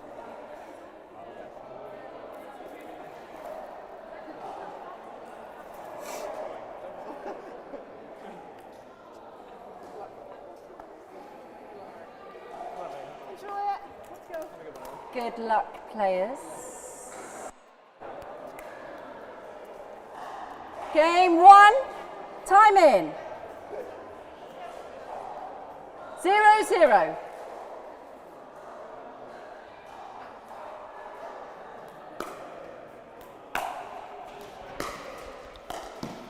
We're underway Point 1. in the final match of the regular season. 1-0. R3 taking on Pure Pickleball in mixed doubles. Harry Feast and Gracie Hamilton at the top Point 2. of your screen. Emma Rickson and Ewan Skillicorn at the bottom. 2-0. And the equation is fairly straightforward. If R3 win this match, they will win the fixture Side and out. confirm point their 1. place at the top of the table. As Chris Beaumont tries to field a ball that is smashed his way by Harry Feast. 1-2. If Pure Pickleball win this match, we're going to a dream breaker.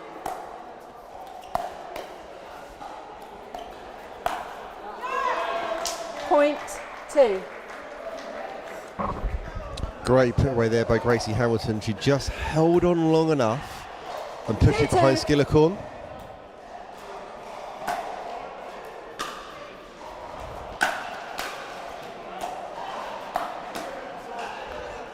Side out. Point. Nice snap 3. there from Ewan Skillicorn on that volley. 3-2.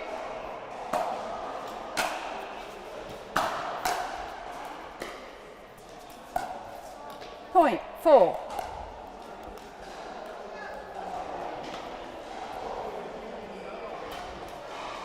4-2.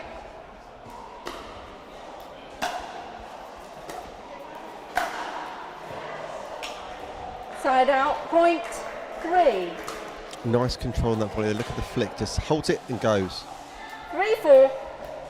Yeah, not overplaying there, Rob. Just looking for precision and location. Point Yeah, 4. simple biomechanical shots are generally the more reliable ones. 4-4. The more fancy you are, the more there is to go wrong.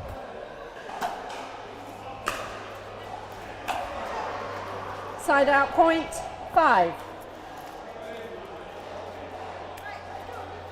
5-4.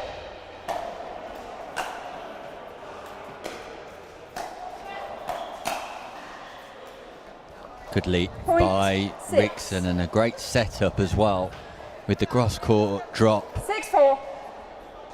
Yeah, I mean, that's the hallmark of Emma Rickson's game, and she plays very classical pickleball.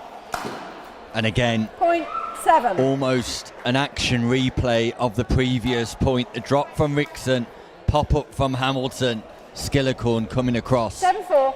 and doing the rest. If I'm Gracie Hamilton, I am looking to go behind you. Skinnacorn, like she tried to do there, but 8. equal to that. But I think if you got over, she had just enough pop on that ball. But again, 8-4. the threat of the Ernie can be as effective as the Ernie. Oh, hello. It's a miss hit from Feast, Point I thought I was going to take the Yes. camera out. That one. who 9. just gestures to say, was that out? 9-4. It was halfway back to Basingstoke. Side out, point Just caught 5. the top edge of the paddle. 5-9.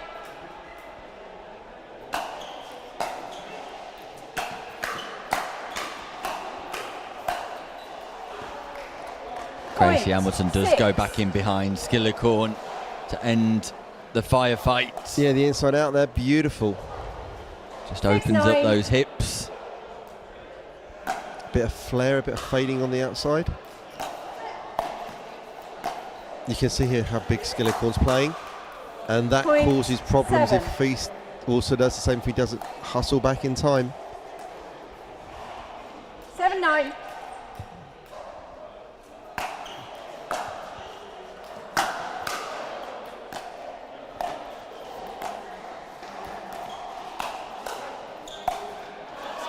And again, Point Gracie Hamilton goes 8. behind. That space is there, and I just wonder whether that will begin to keep Skillicorn honest. It's got to. I mean, 8-9. you've got to be big, but you've got to get back if you're going to play that way. Point 9. 9-9.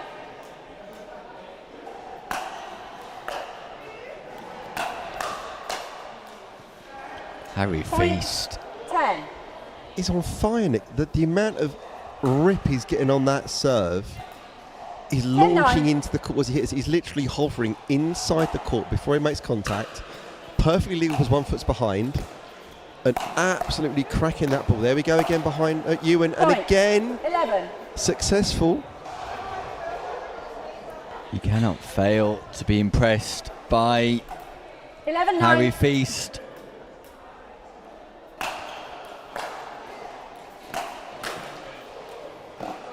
Side out, point 10. Apologies from you, Skillicorn there. Yeah, R3 needed it as well, Rob, because it was 4 points in a row 10, for 11. pure pickleball.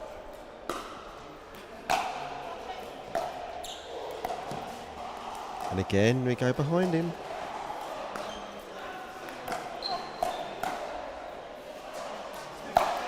This time Skillicorn Point goes behind 11. Feast to keep Feast honest, generates the pop-up, and follows up with a big booming forehand smash. It's 11, interesting how 11. compressed the court's getting at the moment. Look, it's kind of like there's like almost playing in Side just a out, central point third 12. at times. They're just shuffling around.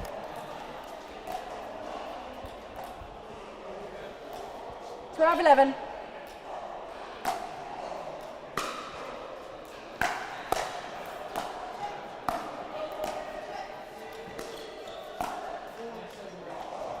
Side out, point 12. Disappointment there from Gracie Hamilton. I was expecting that one more dink, then go behind Ewan again. 12-12.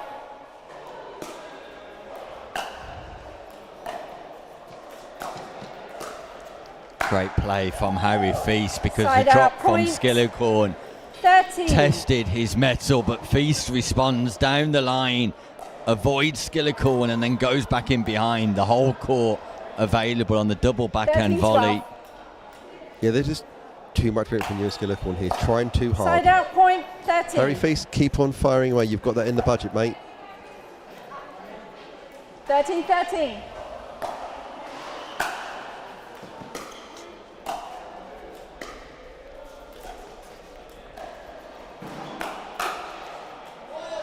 Great Point. counter from 14. Ewan Skillicorn.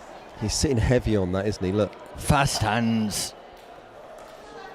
Almost pads it back 14-13. into court, and it's game point for R3. Side out. Skillicorn can't Point. find a third. 13. Hamilton with a deep return. Sorry. 14, yes. You can kind of tell when he gets big on that 14, drop, 14. you know he's probably not going over. He's almost trying to will it over.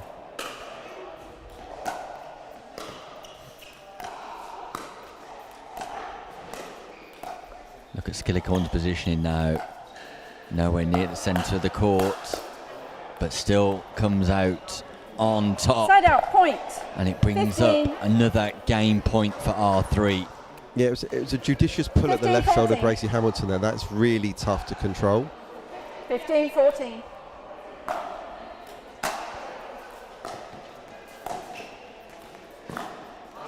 Yep, there we go. Side out, point. Hamilton not afraid to go 50. where she knows she can get 15, success. 15. He's been caught with his hand in the cookie jar again. Getting too close to the middle of the kitchen. Side out, point. Third game 16. point R3. 16-15. And a missed Point. return from Eight, Hamilton. 17, Big serve 15. from Timeout Rickson. change ends, 2 And minutes. R3 win the first game of our second mixed doubles match. One more game required for R3, and they will cement their place at the top of the league. Our league champions R3, currently only suffering one defeat all season against the Pickleball store. The only match that is left ongoing here at the Delta Tennis Centre in Swindon. And Rob, what a weekend it's been. Yeah, it's been, obviously, these are a long journey. It's good job I wrote it down, These wasn't are it? Yeah. people that maybe have never played together when they Sometimes turn I up don't at write it. Corby. Yes, I do. And now you're looking at real team spirit, bonds that are being It's been a formed. lively day. All across yesterday and today, you are seeing friendships for life. You're seeing new partnerships happen. It's interesting how sometimes you see the partnerships from PPL transfer over into normal tournaments, and they suddenly find there's something missing that they didn't know was there with a different partner. Yeah, new faces have come onto the scene this season and established themselves, and in the highest division of all, the 15 Premier seconds. Pickleball League, the drama yet Game 2 to time unfold in. as we 0-0. head towards Hurlands. But before we do, the small matter of Point. R3 and Pure finishing the season on a high. 1-0. Who will that high belong to? Will it be Side out, point. 1. Karen Crawford and her R3 team, or Sam Basford and his Pure 1-1. Pickleball team? The battle of two great friends there, isn't it, Nick? It is indeed. Side out, point. 2.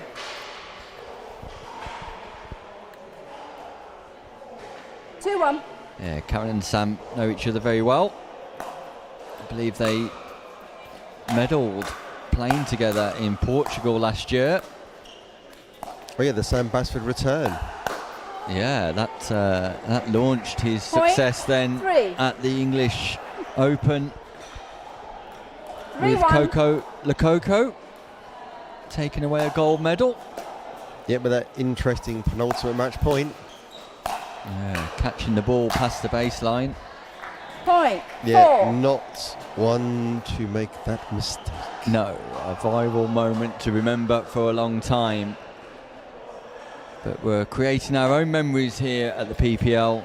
R3, new to 4-1. the PPL this season, will take away the Evelina Trophy and keep it in their possession for Side just out. over a month Point 2. until we get to Hurlands, and then we'll crown the champions. Yeah. James Chowdhury 3-4. looking to record victory as a captain for the 3rd season running. Something tells me, Rob, that Chowdhury might be playing men's singles, mixed doubles and men's doubles. Yeah, all day long. Side out. Point. You could refer to him as the 5. Pickleball Magpie. He loves the shiny stuff. Something tells me Josh 5-2. Bright, the English Nationals champion, might be playing mixed doubles, men's doubles and singles, Rob. Yeah, I think you might be right there. I think Point there's going to be a lot of 6. that going on. It's riding where you're 6-2. back your best horse, I think is the answer on that one. Point 7. Yeah, the best horses will be coming out of the stable, that's for sure. 7-2. Similarly, I should imagine Sadia Locke will be playing mixed doubles, women's doubles and women's singles. Yeah, I would imagine that would be the case. All of our most well-known athletes in pickleball in the UK will probably be Point featuring heavily 8. on stream and in their team sheets. Timeout receivers. 8-2. 1 minute. So pure pickleball fighting back here. Could be looking at a potential 3rd game and then a dream breaker. The clean-up operation has started around the tennis centre here in Swindon. My first visit to Swindon tennis club here, Rob, and it's been a pleasurable one. Yeah, I've been a few times actually. I did a pickleball leaders course here last year. I've done a couple of clinics here. I've played a couple of pickleball tournaments 15 here. seconds remaining. Certainly, Timeout. very much it's Receivers one of those 0. classical Service tennis 1. centres that are at the mercy of the weather outside. Time in. Yeah, indeed. 8-2. Great place if you're in Swindon and looking to get into racket sports. Well, interesting, Nick. They are the Side out 2025 point Greater London 3. Leisure Centre of the Year. There's a lovely trophy by the cafe that I noticed we were 3-8. getting our coffees earlier. Well done to you, Rob, for remembering the name of that trophy. That's rather impressive. Just reel that off again for It's us. the Greater Side out London point Leisure, GLL. 9. So Better is also part of Greater London Leisure, although they 9-3. are much larger than Greater London now. Right, impressive stuff. Great knowledge from Rob Williams, not just a pickleball strategist.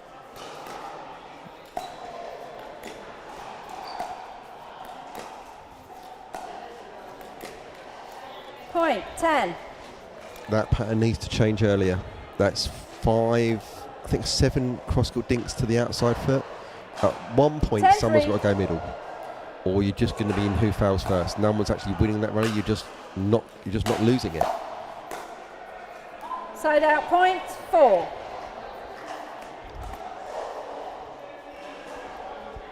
So those players 4-10. who could be coming into a dream breaker situation are going to need to start Side thinking out about getting point warm. 11. Potentially, Rob.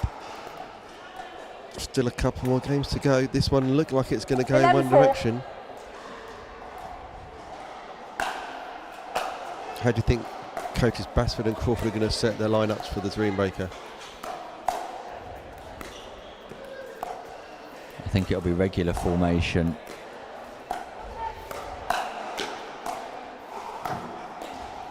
And of course the difference here is compared to our Side out Masters division where we're point playing doubles in 5. dream breakers. This is a singles dream breaker. It is indeed. So I'd imagine we won't be seeing Rix, and it's not one of her preferred disciplines. So imagine it's 5-11. McRae and Hamilton. That's Yeah. the only two females they've got. Yeah, that's the only two females I've got. It would be McRae and Hamilton, and Hood and Gosling, I would imagine. Yep.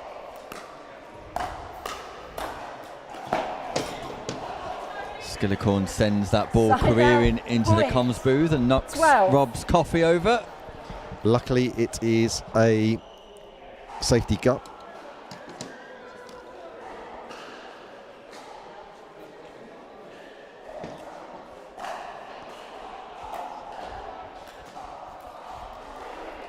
There he is, just recovering himself. 12-5. Rob Williams, the main man, and the coffee cup's good as well.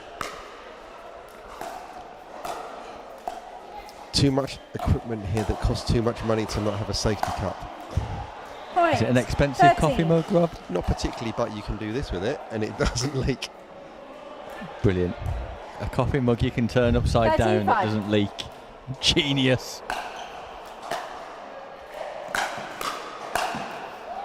Point 14. Big play there from Harry Feast. Brings up game point, Rob, and Pure Pickleball could be taking us to a third, but 14-5. they will be taking us to a third. I'll bet my share of our million on it. Side out point 6.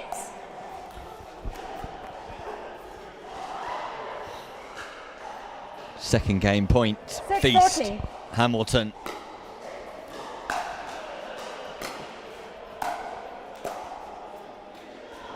Point game. 15-6. Job done. Harry Feast, Gracie Timeout Hamilton knew changes. they needed to win 2 minutes. and did exactly that. Came out and executed. Thank you. Referee Tara Creasy calls 2 minutes, but the players will be eager to get back on court in a hurry as the deciding game of the 2025-26 Premier Pickleball League, powered by EULA, comes to a close. Again, an opportunity to thank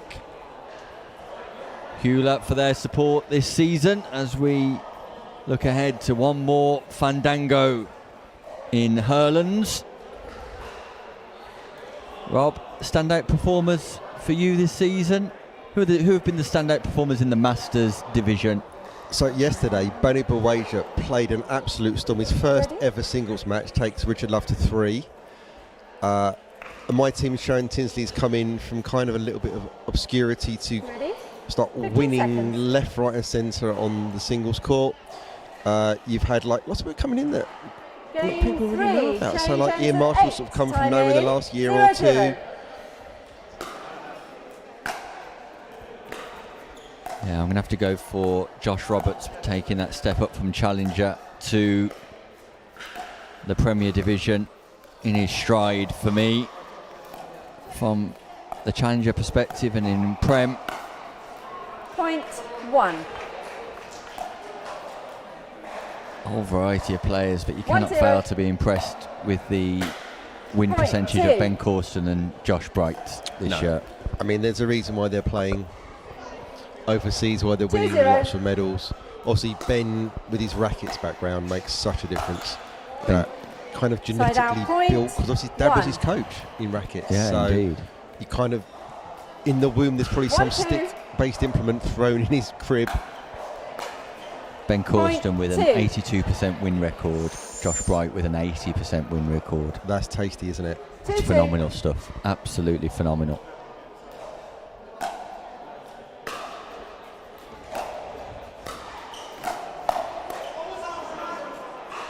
Side out point I think 3. Harry Feast knows that counter was going out, but couldn't get out of the way. But he's laughing it off.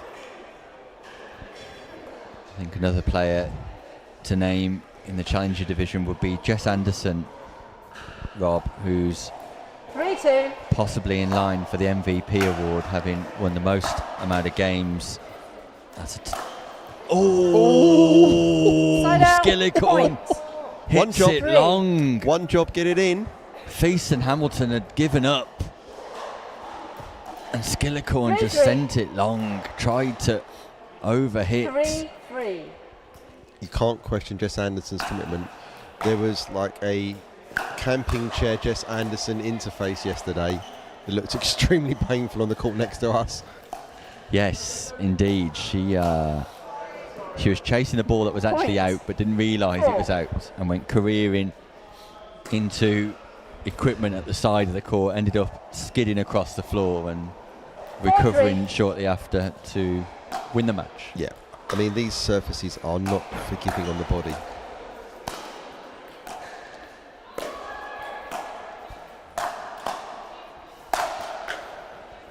So Banu Bawaja and was it Sharon Tinsley? Point. Yeah, I mean, Five. personally for me, Shane Tinsley. I mean, Tara Jones has done a phenomenal job coming in. Certainly, she's done a 5-3. great job in the last year of developing her game. I think it was the other teams we've had. Vanessa Waite joined Hurlands recently after Sally Grace was Point obviously 6. ill, so couldn't really carry through the season. And then John Banks has done quite well coming 6-3. into Wimbledon. Welsh International, of course, Yeah. John Banks. So yeah, a few names there in the Masters, and tipping up Jess Anderson and Josh Roberts in the Challenger. ATP defended by Point Skillicorn. 7. And then as we get to the Prem, we've got Corsten and Bright as our standout 7-3. performers.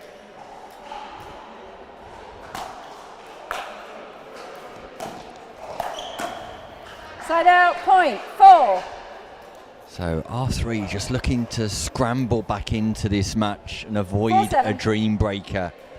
What's your prediction, Rob? Are we going to a dream breaker, or R3 going to get the job done? I think it's going to come down to who builds the better patterns in these rallies, because at the moment they're establishing what the non-volley zone. So it's who's going to make Side the right out, decision to pull the ball. 8. At the Side moment, out. Change ends. 8-4. Pure 8-4 up. 1 minute. So it looks like the dream breaker is possibly We're on. going straight round.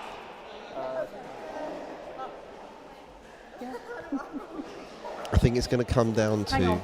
can Gracie Hamilton just stay in the rallies and make those right decisions, because obviously the pattern they're going to try and build is right to right, female to female, and you kind of can guess that Rixon's not going to do a lot to initiate and hurt from that position. Harry Feast isn't overplaying in the middle, so there isn't that space behind him to go for. So it's, can they find a pattern to bait Ewan Skinnacorn into the middle again and then go behind him successfully like they did in game 1? Good to go. I 15 suspect they seconds. possibly can. Those middle dinks, float that inside foot of Emma Time Rixon, in. encourage 8-4. Skinnacorn to go too far across, then go behind him. Let's see how that plays out as the latter stages. Side out. Point 5. So that was built there, but Skinnacorn away. made a great job of just 5-8. getting that ball over.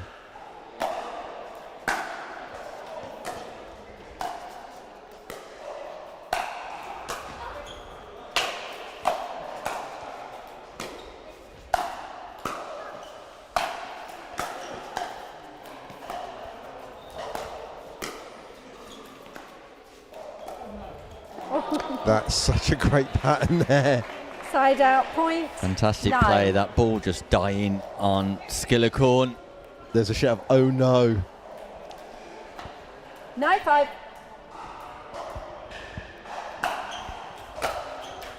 Point 10. And that error is from the previous point. That's still weighing on your Skillicorn's mind there. That's a routine return he's missing. Interestingly, 10-5. no nets or courts marked out for warm-up anymore, so it's a casual hit for any player that might be considering the possibilities of a dream breaker here, and hoping Lauren Gosling is still in the location. Rob. Point 11. Yeah, I'm looking around, can't see her at the moment. Actually, I can see her dad, I 11-5. think, so it's likely she's going to be here. I think Point. it's her dad. 12.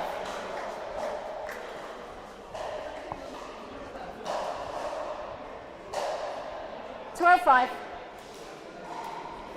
So 3 points away from victory, and fortune for Feast off the net tickle makes it 2.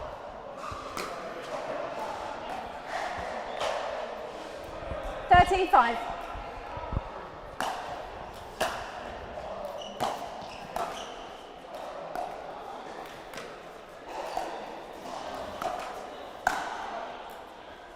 Side out.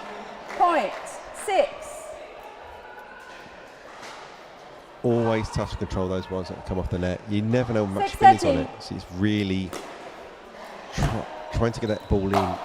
Just got to be really neutral. It's a great reset there from Harry Feast. Side out, point, 14.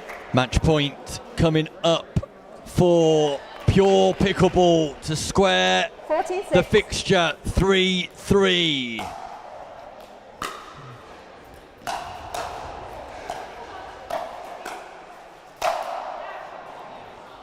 Side out, point, Second 7. match point required. Nothing to split the two teams. A complete contrast to this morning's fixture where Pure defeated Surrey Smash 6 matches to 0 in straight games. To here right now, 7-14. we will require a dream breaker surely.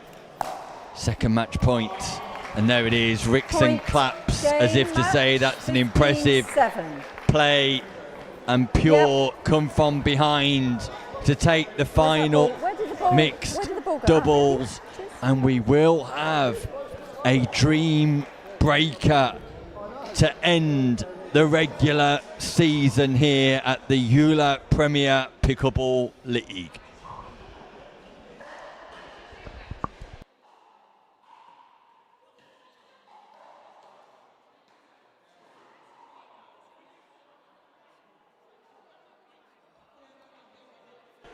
So we can expect to see Dan Wren, Ewan Skillicorn, Natasha Hood and Lauren Gosling for R3, taking on Gracie Hamilton, Rachel McRae, Josh Roberts and Harry Feast, we presume, for Pure Pickleball in a race to 21.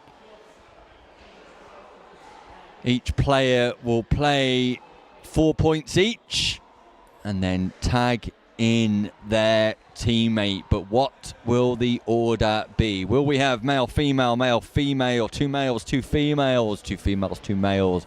And will we have that rare spectacle in singles pickleball of a male player taking on a female player? Rob Williams. There's been some treats in that. I'm thinking back into recent times where we've seen Thady Locke playing Louis Laville in singles to win in MLP about 3 years ago. I mean, the interesting part on that is when you're the female, there's very little pressure and there's like an expectation you're not going to get anything. So that puts pressure on the male to try and come out with 4 points. So there's sometimes you can just sneak one here, sneak one there, and it makes them get that gender split, but there's always going to be the reverse of the gender split as well. So Gracie Hamilton yet to play a singles match all season, Rob. And it looks like she's going to have to today. There's no one else to play. So it'd be interesting how her game's built on that. She doesn't have that classical tennis-looking background to really punch through the court. It'd be interesting to see how that comes together. Possibly the best outcome for Gracie Hamilton is to play one of the men and sneak a point here or there and take some pressure off Nick. I think for Hamilton, if she can get one of the men, she can just go out and go, right, okay, they're expecting very little from me, and if I haven't played a lot, then you can just go and, okay, if I get one, that's good, I'll take my one. I can rely on boys to get me some stuff. I'm not seeing Josh Roberts warming up just yet, Rob. I just wonder whether James Lofthouse will make a little run out or not. Basford is on his phone actively typing, so there must be something going on there. Yeah, Lauren Gosling on court, Rachel McRae on court, Dan Wren on court, just having a hit with each other just to get ready. Ewan Skillicorn has gone to take on some refreshment before he steps onto court. Natasha Hood not currently having a hit, so we'll bring you all of the details in just a few moments' time. Dream breaker to come between first and second in the league, followed by the trophy presentation.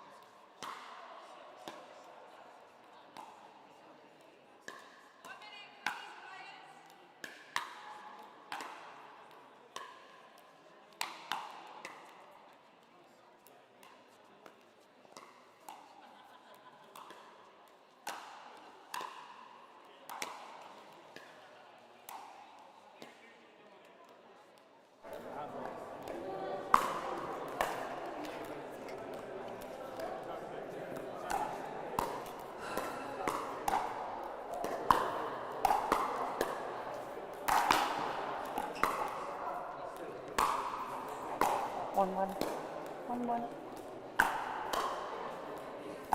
Balls in, please, players. Balls in. Thank you. I've R3 serving on my right. You're pure.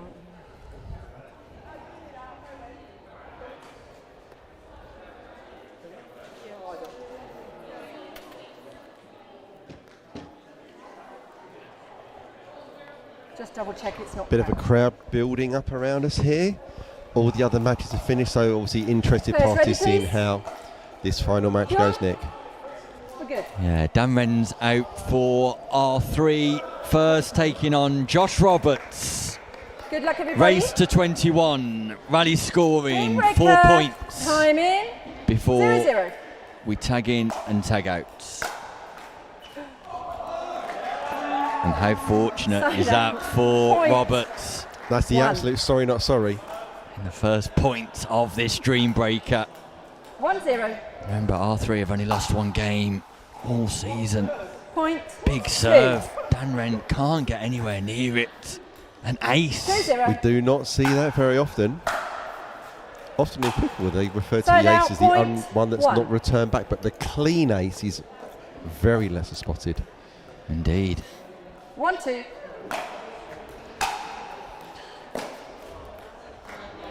Side out. Point. 3. Big start for Pure.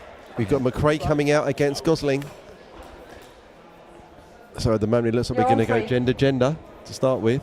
Does indeed. 3-1. So Lauren Gosling at the bottom of your screen, Rachel McRae at the top. Lauren Gosling Side out, picks up point. that slice 2.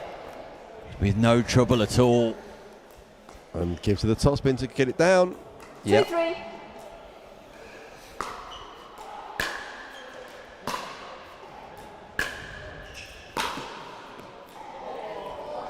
Point. Double backhand from Gosling lands in 2.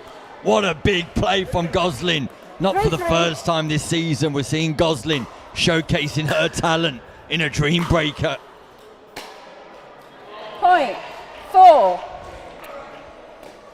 Again, that McRae slice is hurting her on the singles game. 4-3.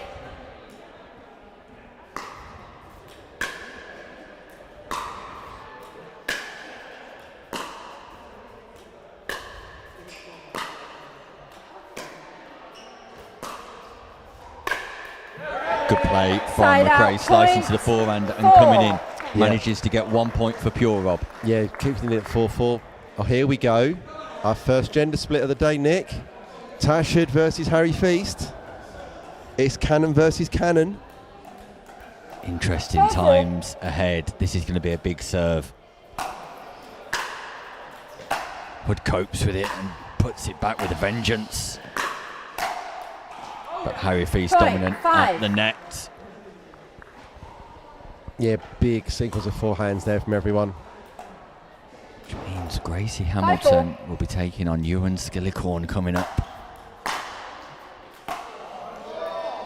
Depth Side from out, Hood, point 5. who just fist pumps and shows her biceps. As if to say, give me power. 5-5.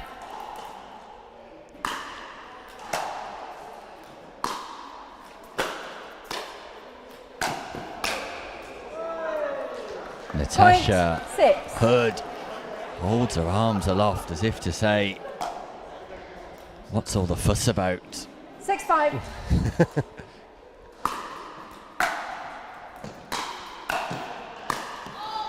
Side out, Misses point. the volley and that 6. encounter She knows just she's on finishes that. 2-2. She knows she could have done better with that ball.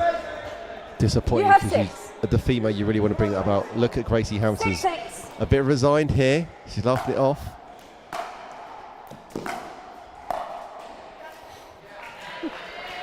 Side out, I point. want to see more confidence 7. from Hamilton, Rob. Yeah. I know it's her first time on the singles court this season, but I want to see 7-6. more confidence.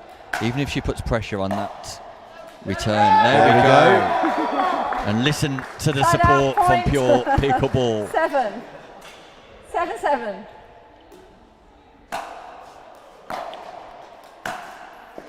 And there we go Gracie again. Hamilton double backhand down the line. And the worst case scenario 8. from Hamilton now is a 2-2 draw. 8-7. And the fist pump there as well. Goes big on the forehand. Side out, But point. 2 points apiece. 8. Hamilton will be delighted. Yeah, she's bouncing off. Glad to have 12 points of rest. 8-8. Dan Wren, Josh Roberts. Roberts beat Wren 3-1 last time.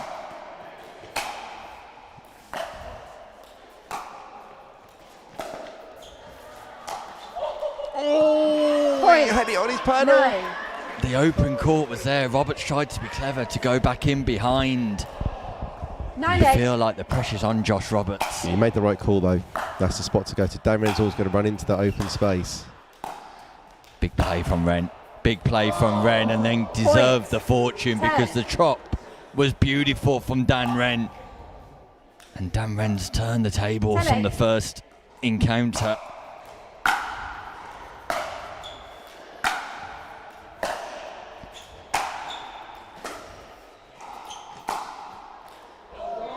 Josh Point. Roberts 11. finds Out. Called wide. the sideline. Time It's out, called changes. wide. 11-8. 1 minute.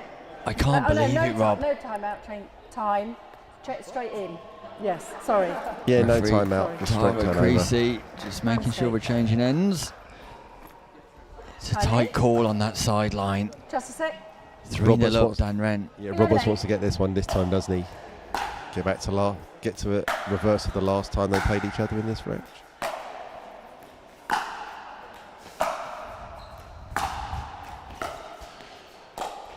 A delightful Point. drop backspin. 12. A 4-0 win for Dan Wren is huge. Yeah, that's Against a big swing, isn't it, Nick? a huge swing. 3-1 to 4-0. Wow. R3 12-8. take a 4-point lead. Lauren Gosling on court, having won 3-1 last time.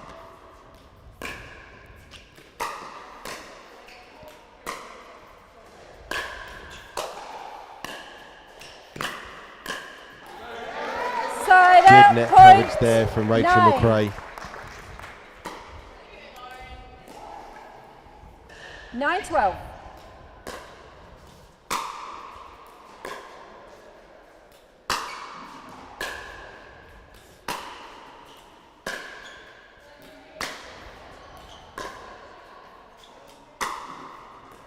Ball looked long. Gosling played it. McRae comes Point. forward. 10. Generous from Gosling, and McRae's turned the form around too. 3-1 defeat last time, 2-0 up this time. Gap 10-12. closes to 2 overall in this race to 21.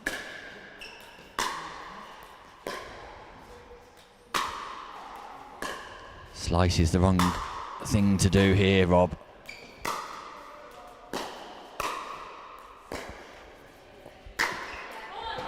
Bread Side and butter out. for Lauren Gosling. Point. Yeah, that's 13. what she wants, but she's relentlessly hitting that 2E, hitting that top spin 13-10. to get what she wants. It's just a waiting game for Gosling on that rally. And that goes long. Point. That mini encounter 14. finishes 2-2. So up next we have Harry You have Feast and 14. Natasha Hood. This was a 2-2 the 14-10. last time they played in the first rotation. Side out. Hood Point. 11. Hits the net. How Feast would love 3 points right now to tie this up going into the Gracie Hamilton UNC Eleven. Really Corn needs to. matchup. You want Gracie to get out of this second rotation, and that's it. You don't want to see Gracie Hamilton again. It's not where she's confident. Point. But I think 12. they've done a great decision from Sam Basford working out the numbers. He's like, she's probably not getting 12, to a third 14. rotation unless it goes a very long way. Feast somehow gets that ball back in play. Did you call? No call? Okay. Side out. Point. No. No. Point. 15. I think Harry Fisher stopped. 15-12. Yeah, he just stopped playing. That could be an instrumental decision. Point. 16. Did that ball land in? I think it landed long. That ball landed Are you long. changing over? Is it change over? Let's have a look. R3 on 16. Nice No, serving. it's good, it's good, it's good, it's good, it's good.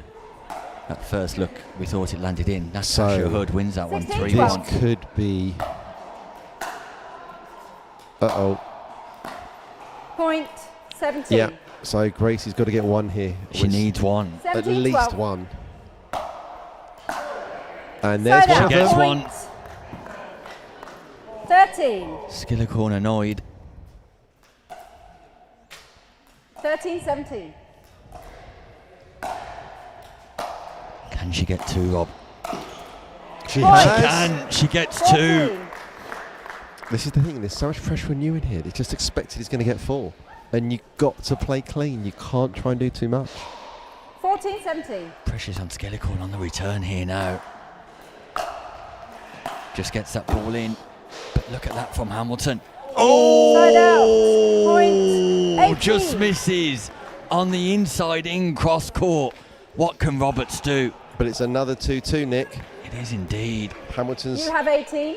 fighting for her team there. 18. She's coming in net neutral, which is what she's decided to do. 18-14. Dan Wren won 4-0 last time. First rotation, it was Roberts 3-1. Side out, Roberts point. takes the first point. Roberts needs the 4-0 15. now. 15-18. It's going to definitely go to another rotation, Nick. Point. Roberts has won the 60. first 2 points, and you're right, Rob. We're going to another rotation. Can Roberts get the job done with 2 big 16, points? 18. Crucial moments here. Wow, what a big play. What Point. a big forehand drive from 17. Josh Roberts. Pinpoint and accurate right 17, 18. into the corner. And he puts that. Oh, hang on a minute. Mind Verbal your warning language. coming. Did he get away with that? Side out. Point. Yeah, just a 19, Tara saying R3, mind your ready to language, serve. sends the serve wide. So 3-1 victory for Roberts. Gosling, McRae. 19-17.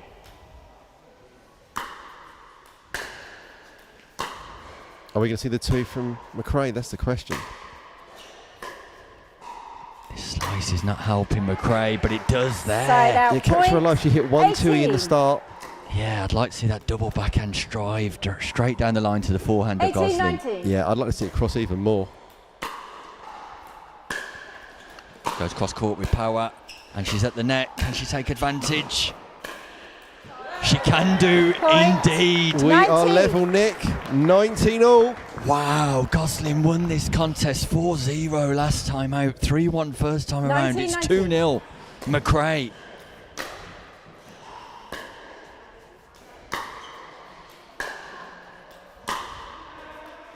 Gosling staying back, could have come forward. Gosling staying back again. Slices to the forehand. Slices to the backhand. Gosling just not coming forward. Ball goes slightly wide. Gosling Side out. Point. just playing clean pickleball. 20. Yeah, it's squeaky bum time on that one. No 2019. one wants to come in. No one wants to expose their line. Match point R3. You're going to see it again, Nick. They're not coming in.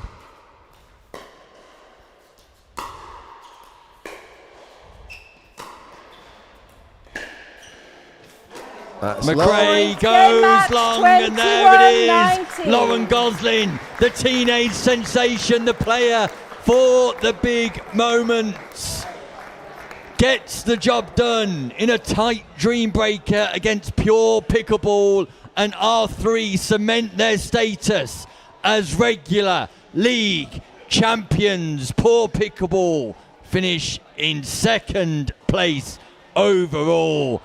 But a contest that was equally matched throughout just sees R3 take the ascendancy, Rob. Yeah, it'll be interesting to see when the retained picks come back for finals day, how the formations change. You're not going to see Gracie Hamilton on a singles court again, even in a dream breaker, unless there's some kind of injury. But a sterling performance at 2-2 both rotations. Ebbed and flowed that dream breaker, Nick.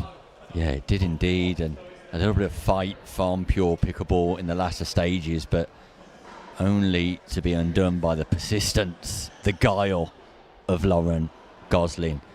We're going to bring you the presentation ceremony for the regular league champions in just a few moments' time.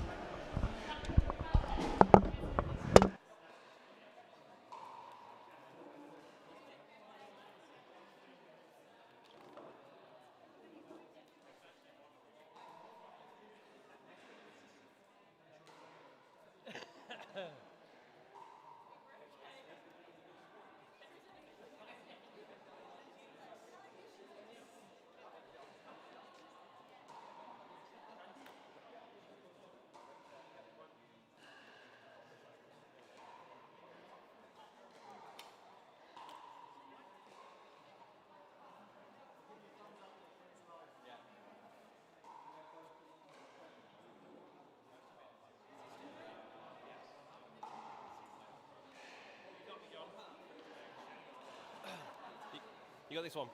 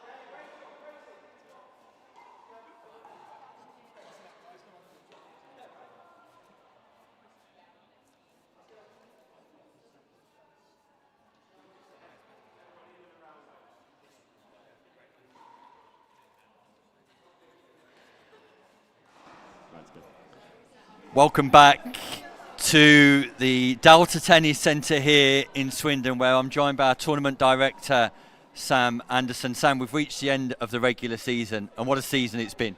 Extremely exciting all the way through. We're really happy with how everything's gone, and the level just keeps getting higher and higher. The entertainment value keeps getting higher and higher. And while it's been a lot of hard work at times from us and everyone that's pitched in to help, really chuffed and really looking forward to then the championship finals coming up next month. Yeah, championship finals coming up in Hurlands at the end of March, Sam. And from the standard we've seen today, the highlight is yet to come. I think so. I think we've got 6 teams that all on their day could win and be their best possible self. And it's a testament to all the talent and that everybody keeps improving, that it is still all so close. And we're about to present the Evelina Trophy to the winners. They'll hold on to this before the championships commence at the end of March. They will indeed. They'll have to defend the trophy and make sure that they can win it again, or someone will pinch it off them, because again, with how close it all is, I really could not pick a winner at this stage, so I'm excited to see. Yeah, we're excited too. Let's get on with the presentations then, Sam. We're going to present the medals to our runners up first of all. So Sam, if you do the honours for us. Absolutely. So if we could get the Pure Pythons, please. Congratulations to our runners up. You played a great season. Please come and collect your shields for the runners up. The Pure Pickleball Pythons, James Lofthouse, Josh Roberts, Gracie Hamilton, Rachel McRae and Harry Feast. Their retained pick, Val Vladir, not present today. But there we have our regular league runners-up. They are the Pure Pythons. Congratulations to Pure. And back to you, Sam, to announce the regular season winners. Topping the league from fixture 1 all the way through to fixture 5. Really well played all year. Congratulations to R3. Come and get your shields. So R3 make their way up, led by Dan Wren, Emma Rickson, Lauren Goslin, Natasha Hood and Ewan Skillicorn. And Sam will now hand over the Evelina Trophy to be held aloft. A fantastic season with only 1 defeat. Congratulations go to R3 Pickleball. I'm going to see if I can jump in for a quick word here with the team as they stand and the manager, Karen. First of all, Dan, I'll start with you. How does that feel? It feels amazing. I mean, the whole season, everyone's played well. We've had setbacks, but we've managed to push through them, and yeah, glad it's all come together. And Emma, what a season for you, starting off in Challenger, coming into this team midway through the season, but definitely if ever there was a day to showcase your talents and how you belong at this level and the important part you've played in that team, it was today with some fantastic performances. That's really kind of you to say. I think the team as a whole has just pulled together every fixture. I think they've been a man down for at least every single fixture. So to show that and for everyone to pull their weight and to be able to achieve this from fixture 1 is pretty incredible.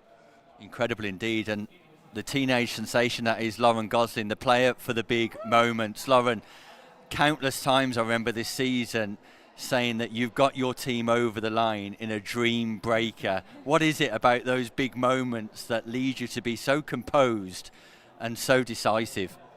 I know Dan always leaves it to me every time, but the team's played really well every single fixture. I've got to play with everyone and I love playing with everyone on my team. Everyone on my team is so lovely, and yeah, that's why my team's lovely.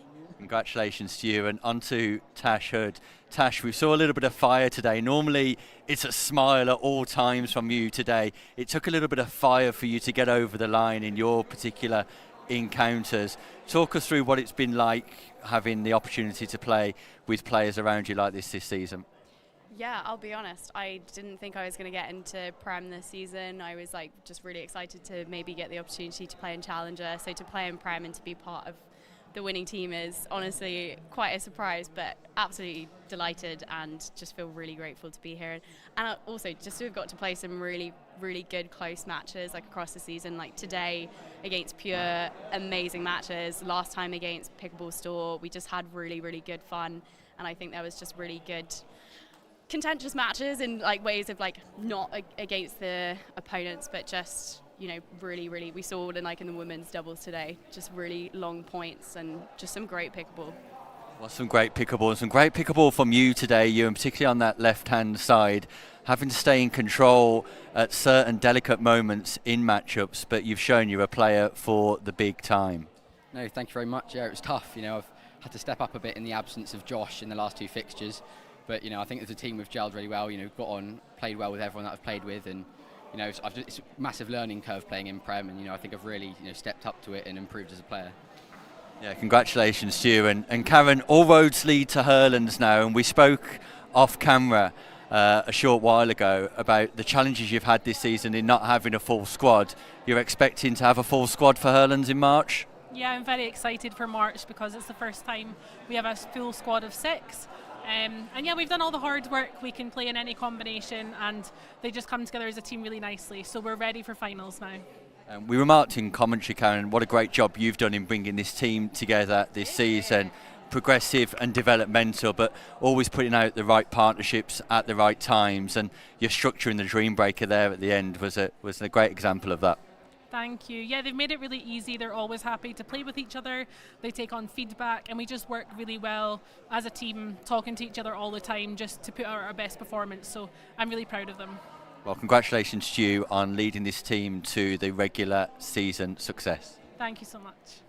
And that brings today to a close. It brings the regular season to a close, but something tells me the action and the drama that will unfold at Hurlands could yet top what we've seen in the last 5 fixtures. A season that started in Corby, Northamptonshire, has finished here today in Swindon, and it's gone the way of R3. Just 1 defeat all season. Can anybody stop R3 as we make our way through to the finals? The championship showdown in Hurlands at the end of March. Be sure to join us where you know it will be showtime. But for now, from me and the winners of the Evelina Trophy here in the regular season, it's good night.